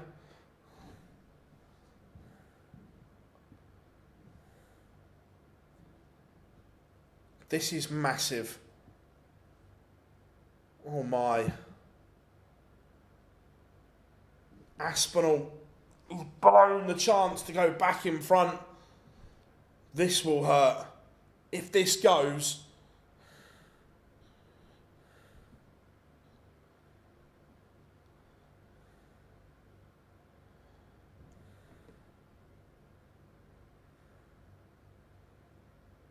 Oh, Pietreczko's missed. Aspinall breathes again.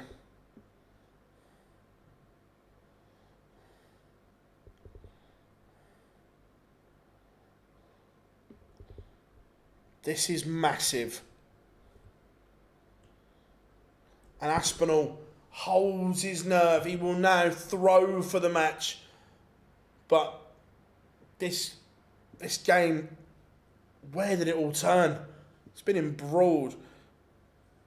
It all depends on their schedules, whether they can make it work and not. I've actually sorted out sponsorship and management after one message. No, not heard of him, if I'm being honest.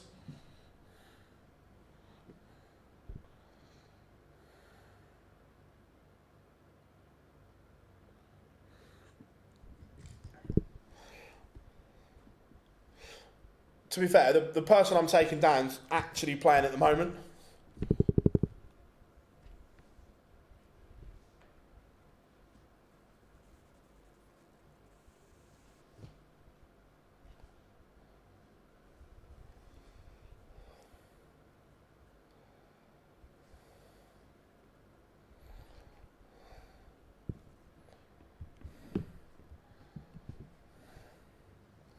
Aspinall will breathe a huge sigh of relief.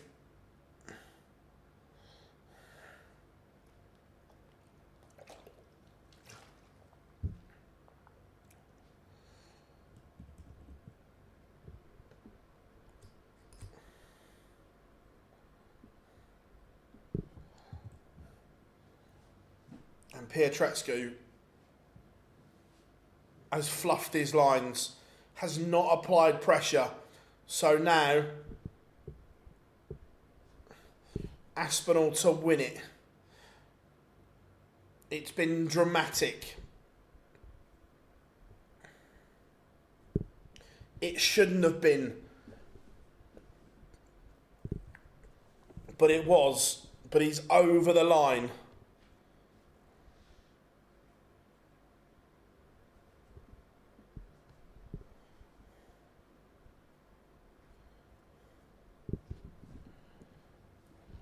He has found a way to win.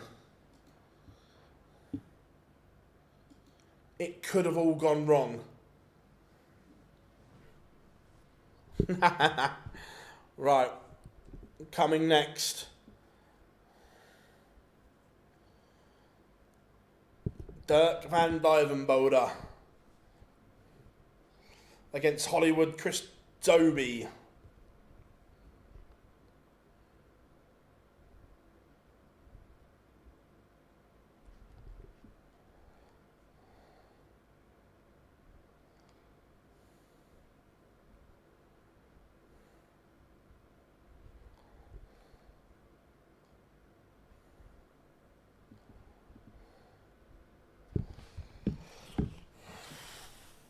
Can't deal with you.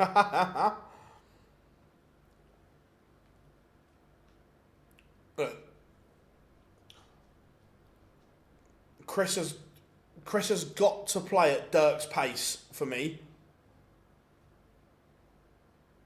It's when Chris tries to slow it down, it doesn't happen for him. Play at Dirk's rhythm.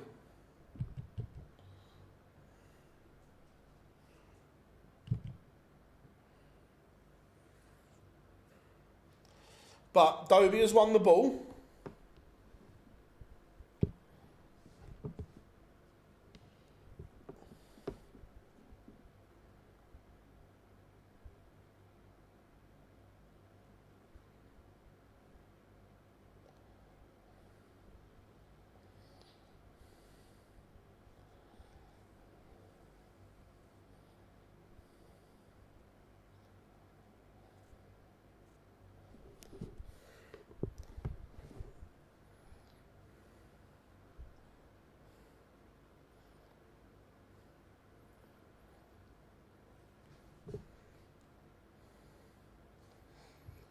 Right, one game to go. Who are it's a competition site.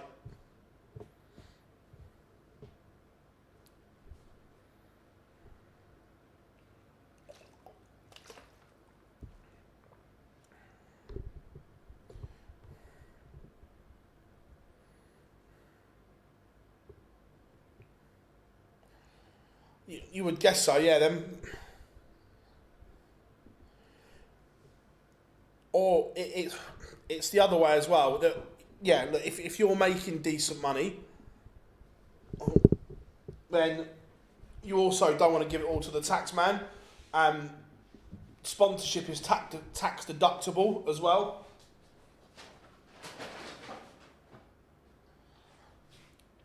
That's the other thing that sponsorship is tax deductible. So if they're making a few quid,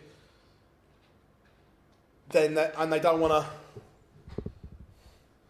to shift it all, then if you sponsor something, you get your tax bill down.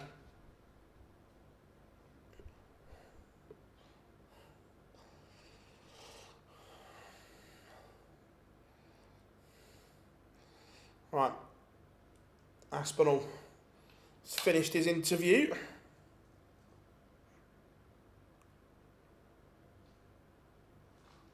So, what are we saying? Dobey or Dirk? Nathan's just said he wants Dobey in the quarterfinal. Of course he does. His record's incredible against him.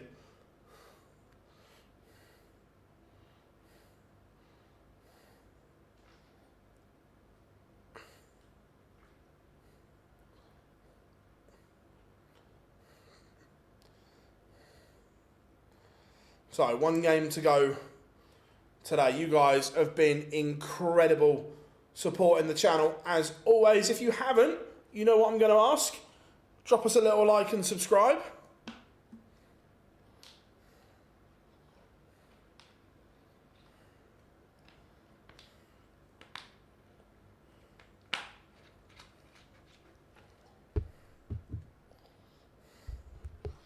Massively appreciate all the support that you give us.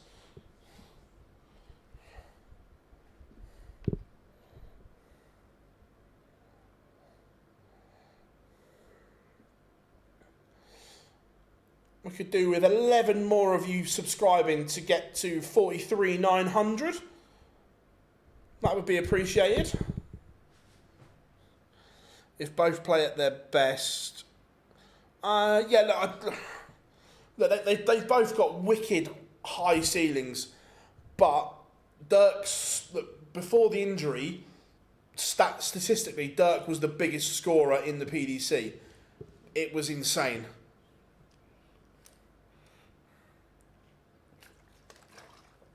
Dobey's A-game's good, but statistically, Dirk at one point was the biggest scorer in PDC darts.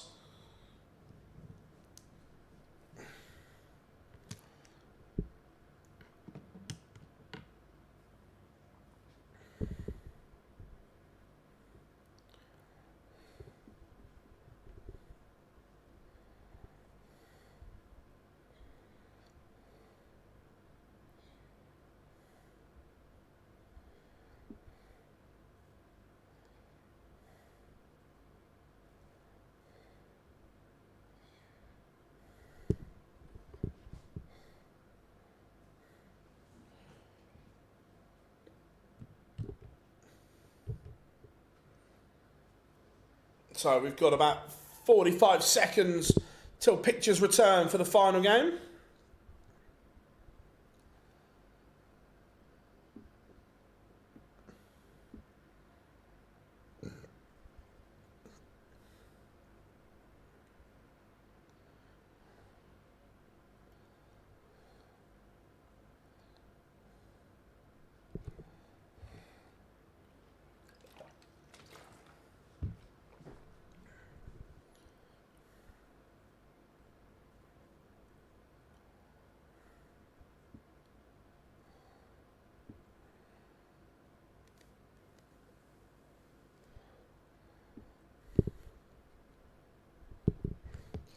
So here we go, pictures back.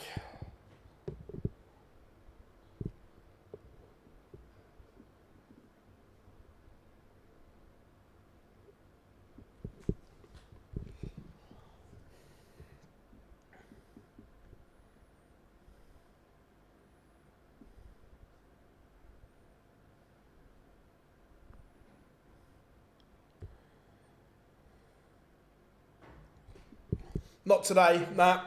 Flapping in the wind today.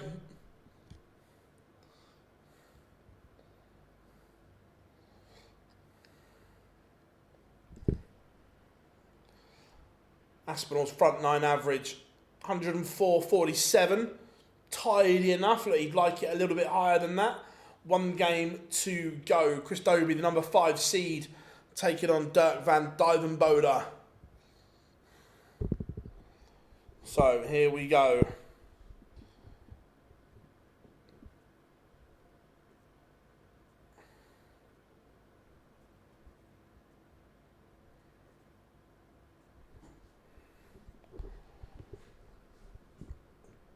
Swiss Phil for the final time this session.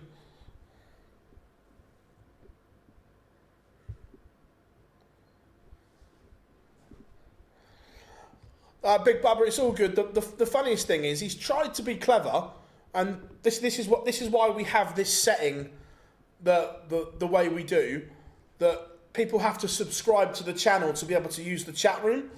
So he's tried to be comical, but he had to subscribe to do that. So it's all good.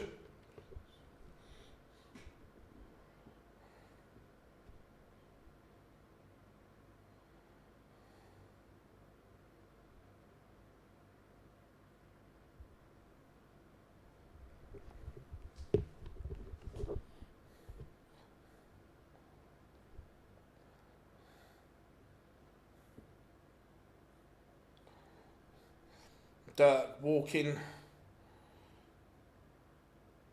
down. I like that. Concentrate, Dirk. Doesn't mind a few fist pumps, but no signing, no pictures. Just get on the stage. And now he has the crowd in full swing, conducting them from the stage.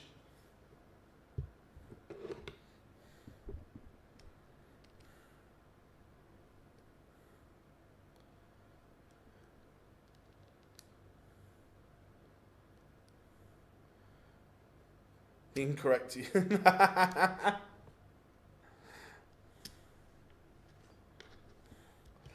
not going to lie, don't get me wrong, that walk-on looks good, but I hate it.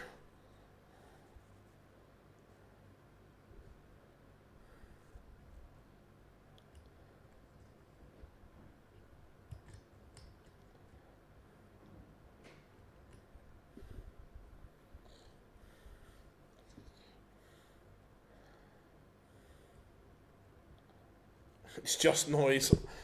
I'm not disagreeing with you.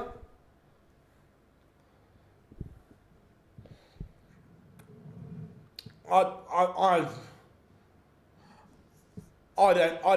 don't like Hey Jude either, James. Let's Get Ready to Rumble was much better. Let's get ready to rumble.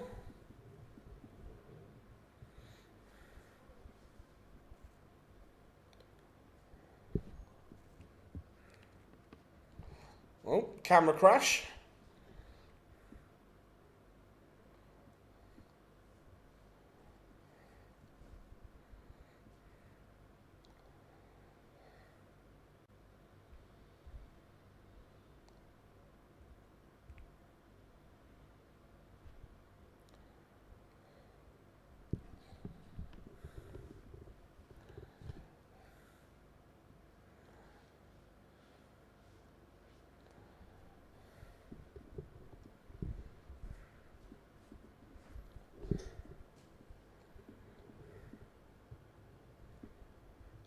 Right, here we go. Final game of the session for a place in the last 16.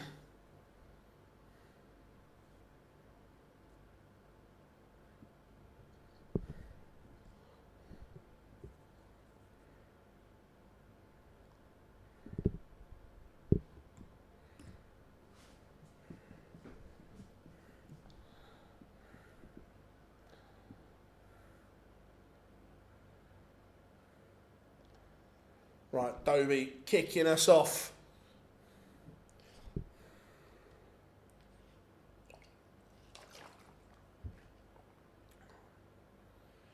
To be fair, no, I don't support any of these teams, but the minute I hear Hey Jude, my first thought is Liverpool because of the Beatles.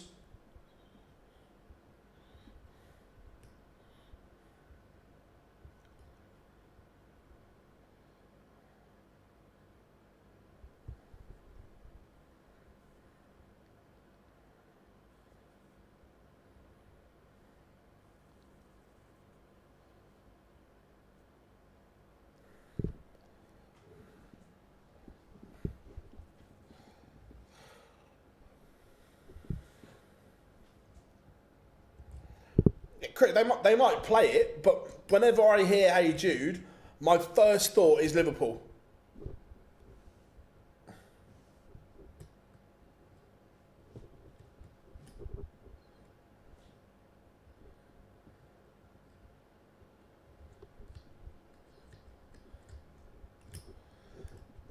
Yeah, but that's because you're from there, Chris, as well. And obviously you go there and so, look, for someone that I don't support any of these teams, so it doesn't affect me, but for someone that doesn't go to any one of these clubs, when I hear Hey Jude, my first thought is Liverpool because of the association to the city. Great start here from Dobey. Pins double 16. Comfortable hold of throw.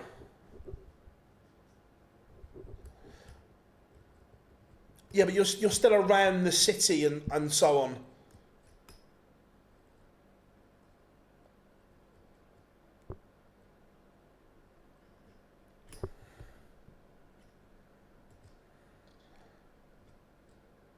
and still know enough Newcastle fans to know that it's played there.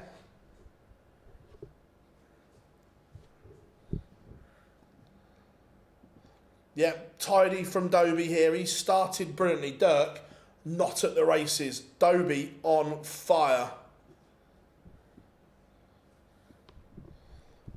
And go on, Jamie lad, winning Group 2, place in the semi-finals.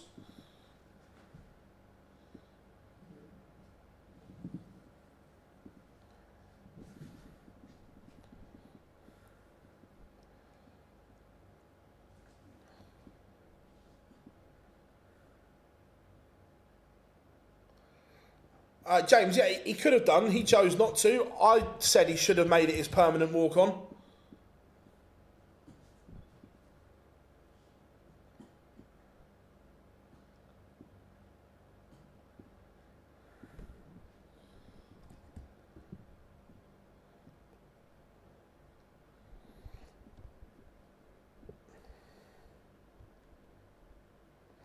Dirk has woken up all of a sudden.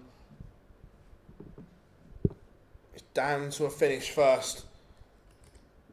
It was a slow opening leg and a half.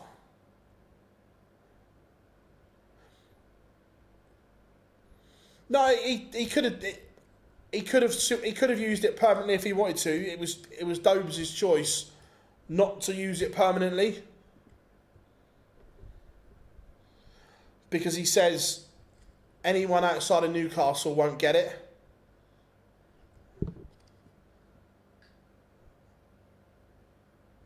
Which I again I disagree with, because I think everyone associates that with Newcastle and would get it. Dirk has had every opportunity to make this 1-1, and for the want of a better phrase, he's fucked it up. Dobey to break and go 2-zip. But he's missed as well.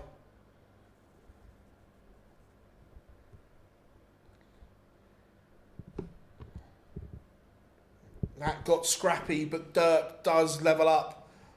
Hollywood will look back and say that was a chance. Chance that he didn't take.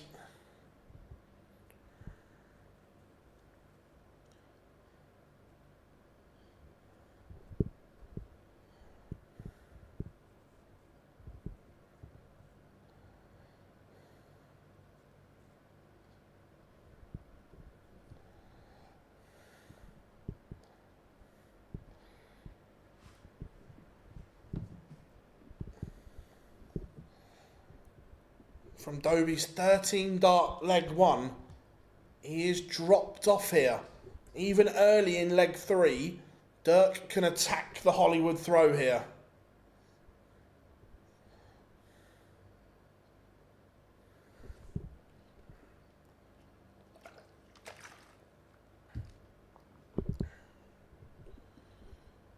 Dobey's in a bit of bother at the moment.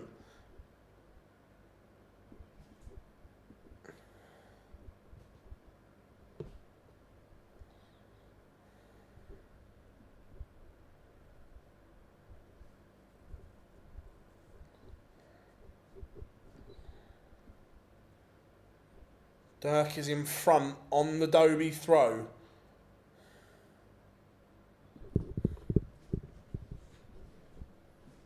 $140 or better from Dirk, and Chris is in trouble.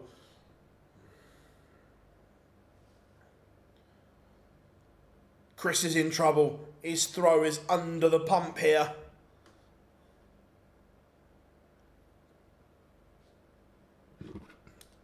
$140 is good from Dobey, but he's now relying on Dirk missing, which he does. Sigh of relief for Hollywood, but he's still got to pin this. Treble 19, double 16. May only be a dart.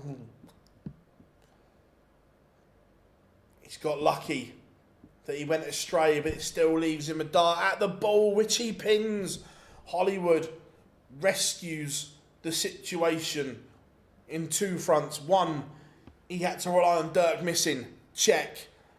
2, dart 1 went astray, rescued the situation.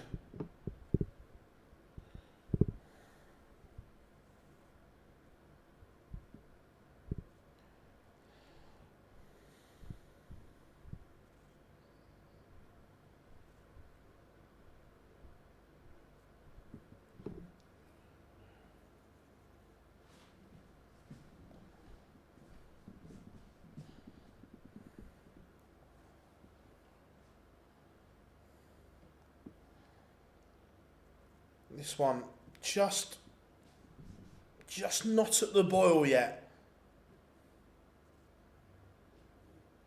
But good response from Hollywood. Needed it as well.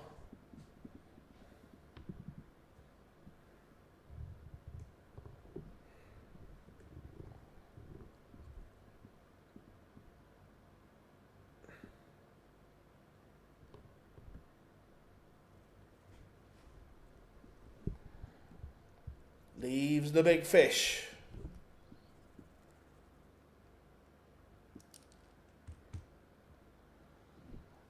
Dirk also leaves the big fish, but this is on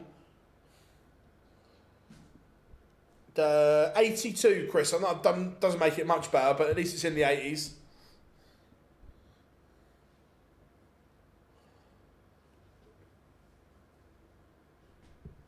It's just not been a very good game so far. I thought it'd catch light, but it hasn't.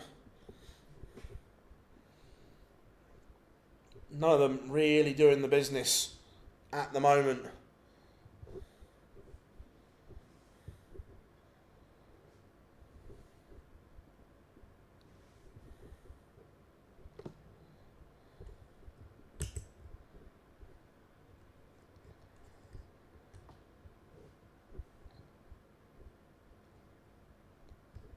Yeah, but both are struggling.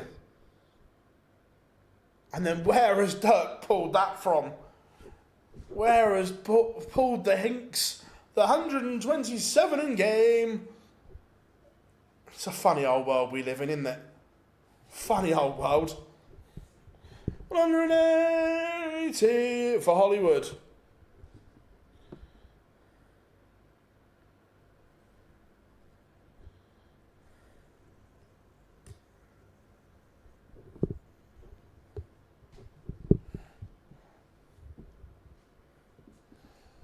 Yeah, at the moment, where it is, there, that's the one I want. A win here would put Dobey into a European Championship spot. However, at the moment, he's 39th. He is outside the race for Dortmund at the moment. A win would put him in.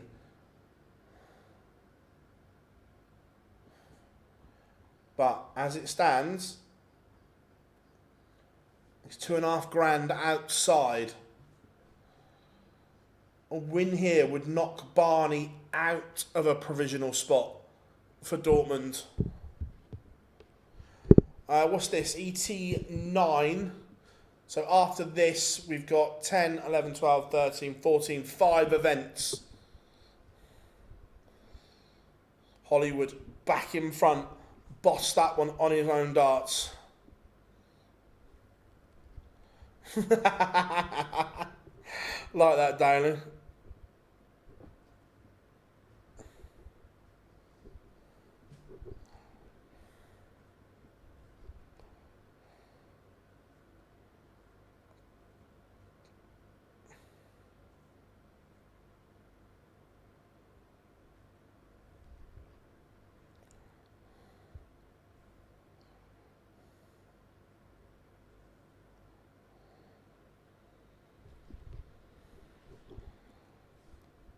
Just shows the importance of this game.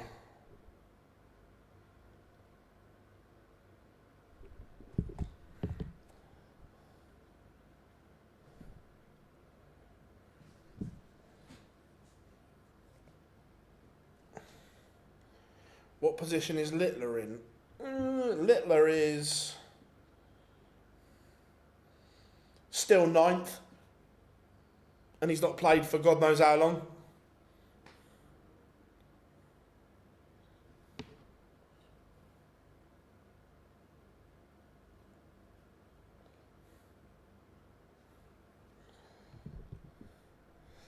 Dirk looking just to set this 2-3-1 up. It's weird. The last couple of legs, they've both been dominant on their own darts. But that setup's not great from Dirk, and it gives Dobey a chance here to attack.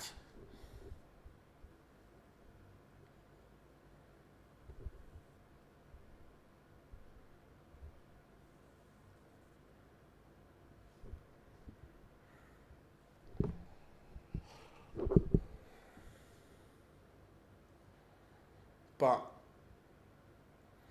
Chris never put the pressure on. A minute.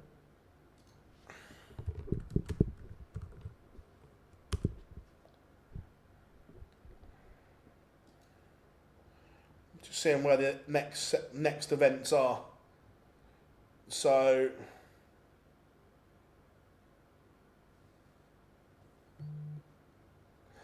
I don't know, out of the final 5 Euro Tours, I could see Littler playing in 4 of them. Antwerp, close and easy to get to. Prague, easy to get to. Budapest, easy to get to. Basel, easy to get to. He'll skip Hildesheim because it's in Germany. But I could see him doing Antwerp, Prague, Budapest and Basel.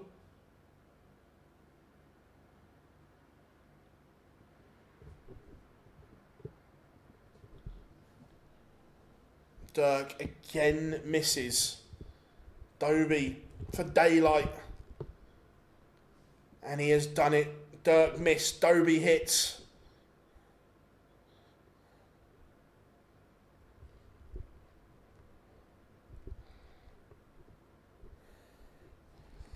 I've got to say, I was expecting a lot more from this game. It's not lived up to the billing. 180 from Dobey. And one from Darky Boy, 180.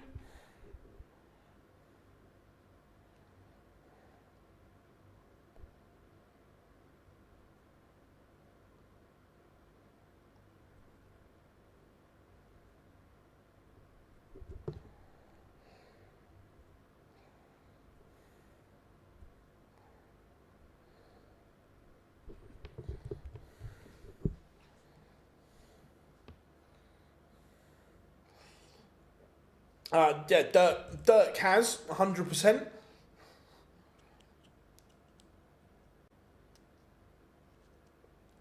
Chris has played in little fits and starts.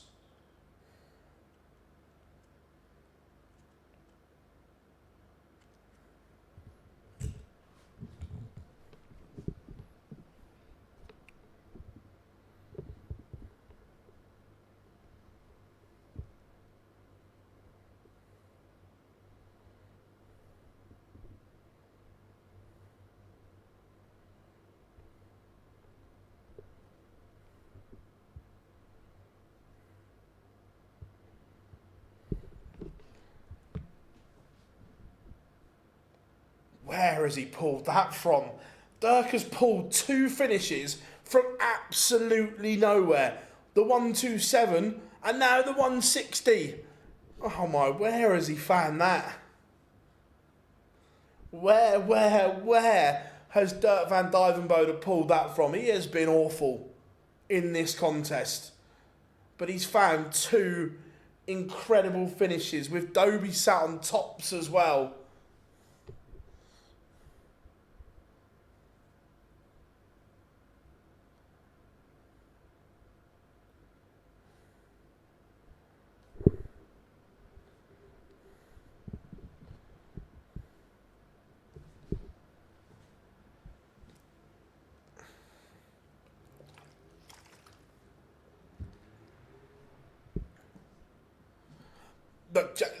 That 160 has come from absolutely nowhere. Don't get me wrong. It's incredible. But where he's pulled it from, I have no idea.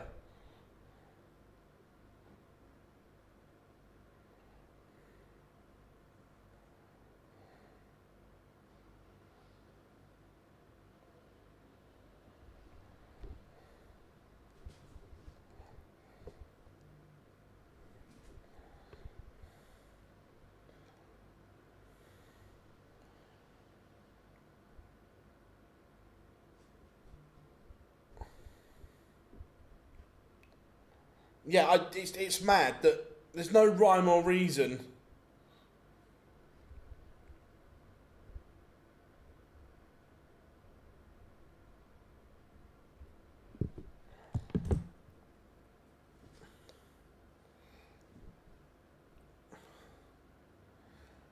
Should get a little hangry. It's just a weird tie, this.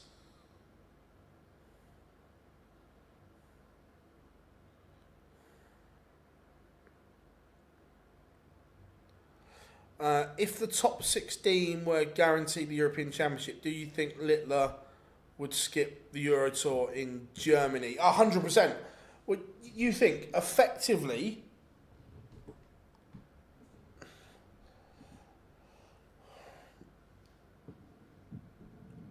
without looking,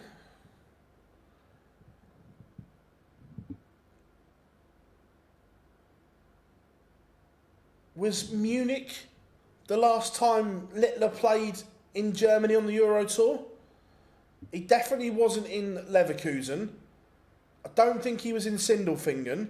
I think Munich was his last one.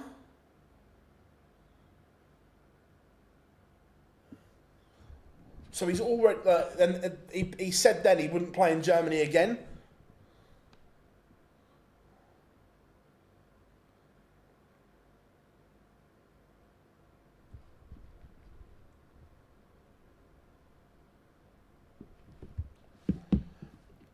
Starts earlier tomorrow. Does it?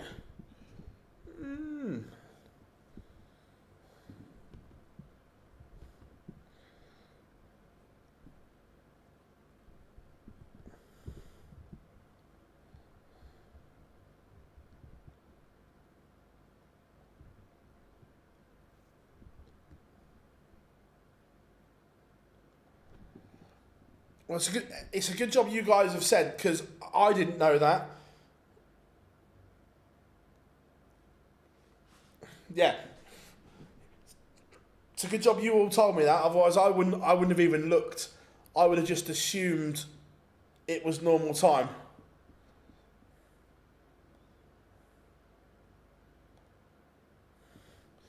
Dobey to win it.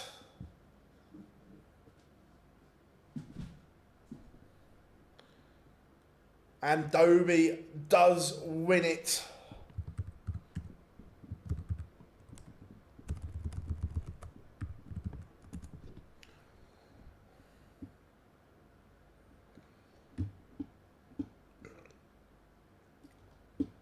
So,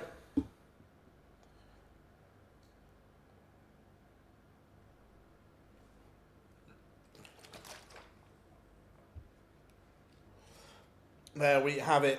Chris Dobey gets over the line against Dirk van Duijvenbode. Well, you guys have been absolutely incredible today. Thank you very, very much. We'll be back 11 a.m. tomorrow. Yes, 11 a.m. Thank you, chat room, for letting me know, because I wouldn't have known. So we'll be back 11 a.m. sharp. Make sure you join us. Enjoy the rest of your evening, whatever you are up to. We'll see you then. We've been Online Darts. Pleasure as always.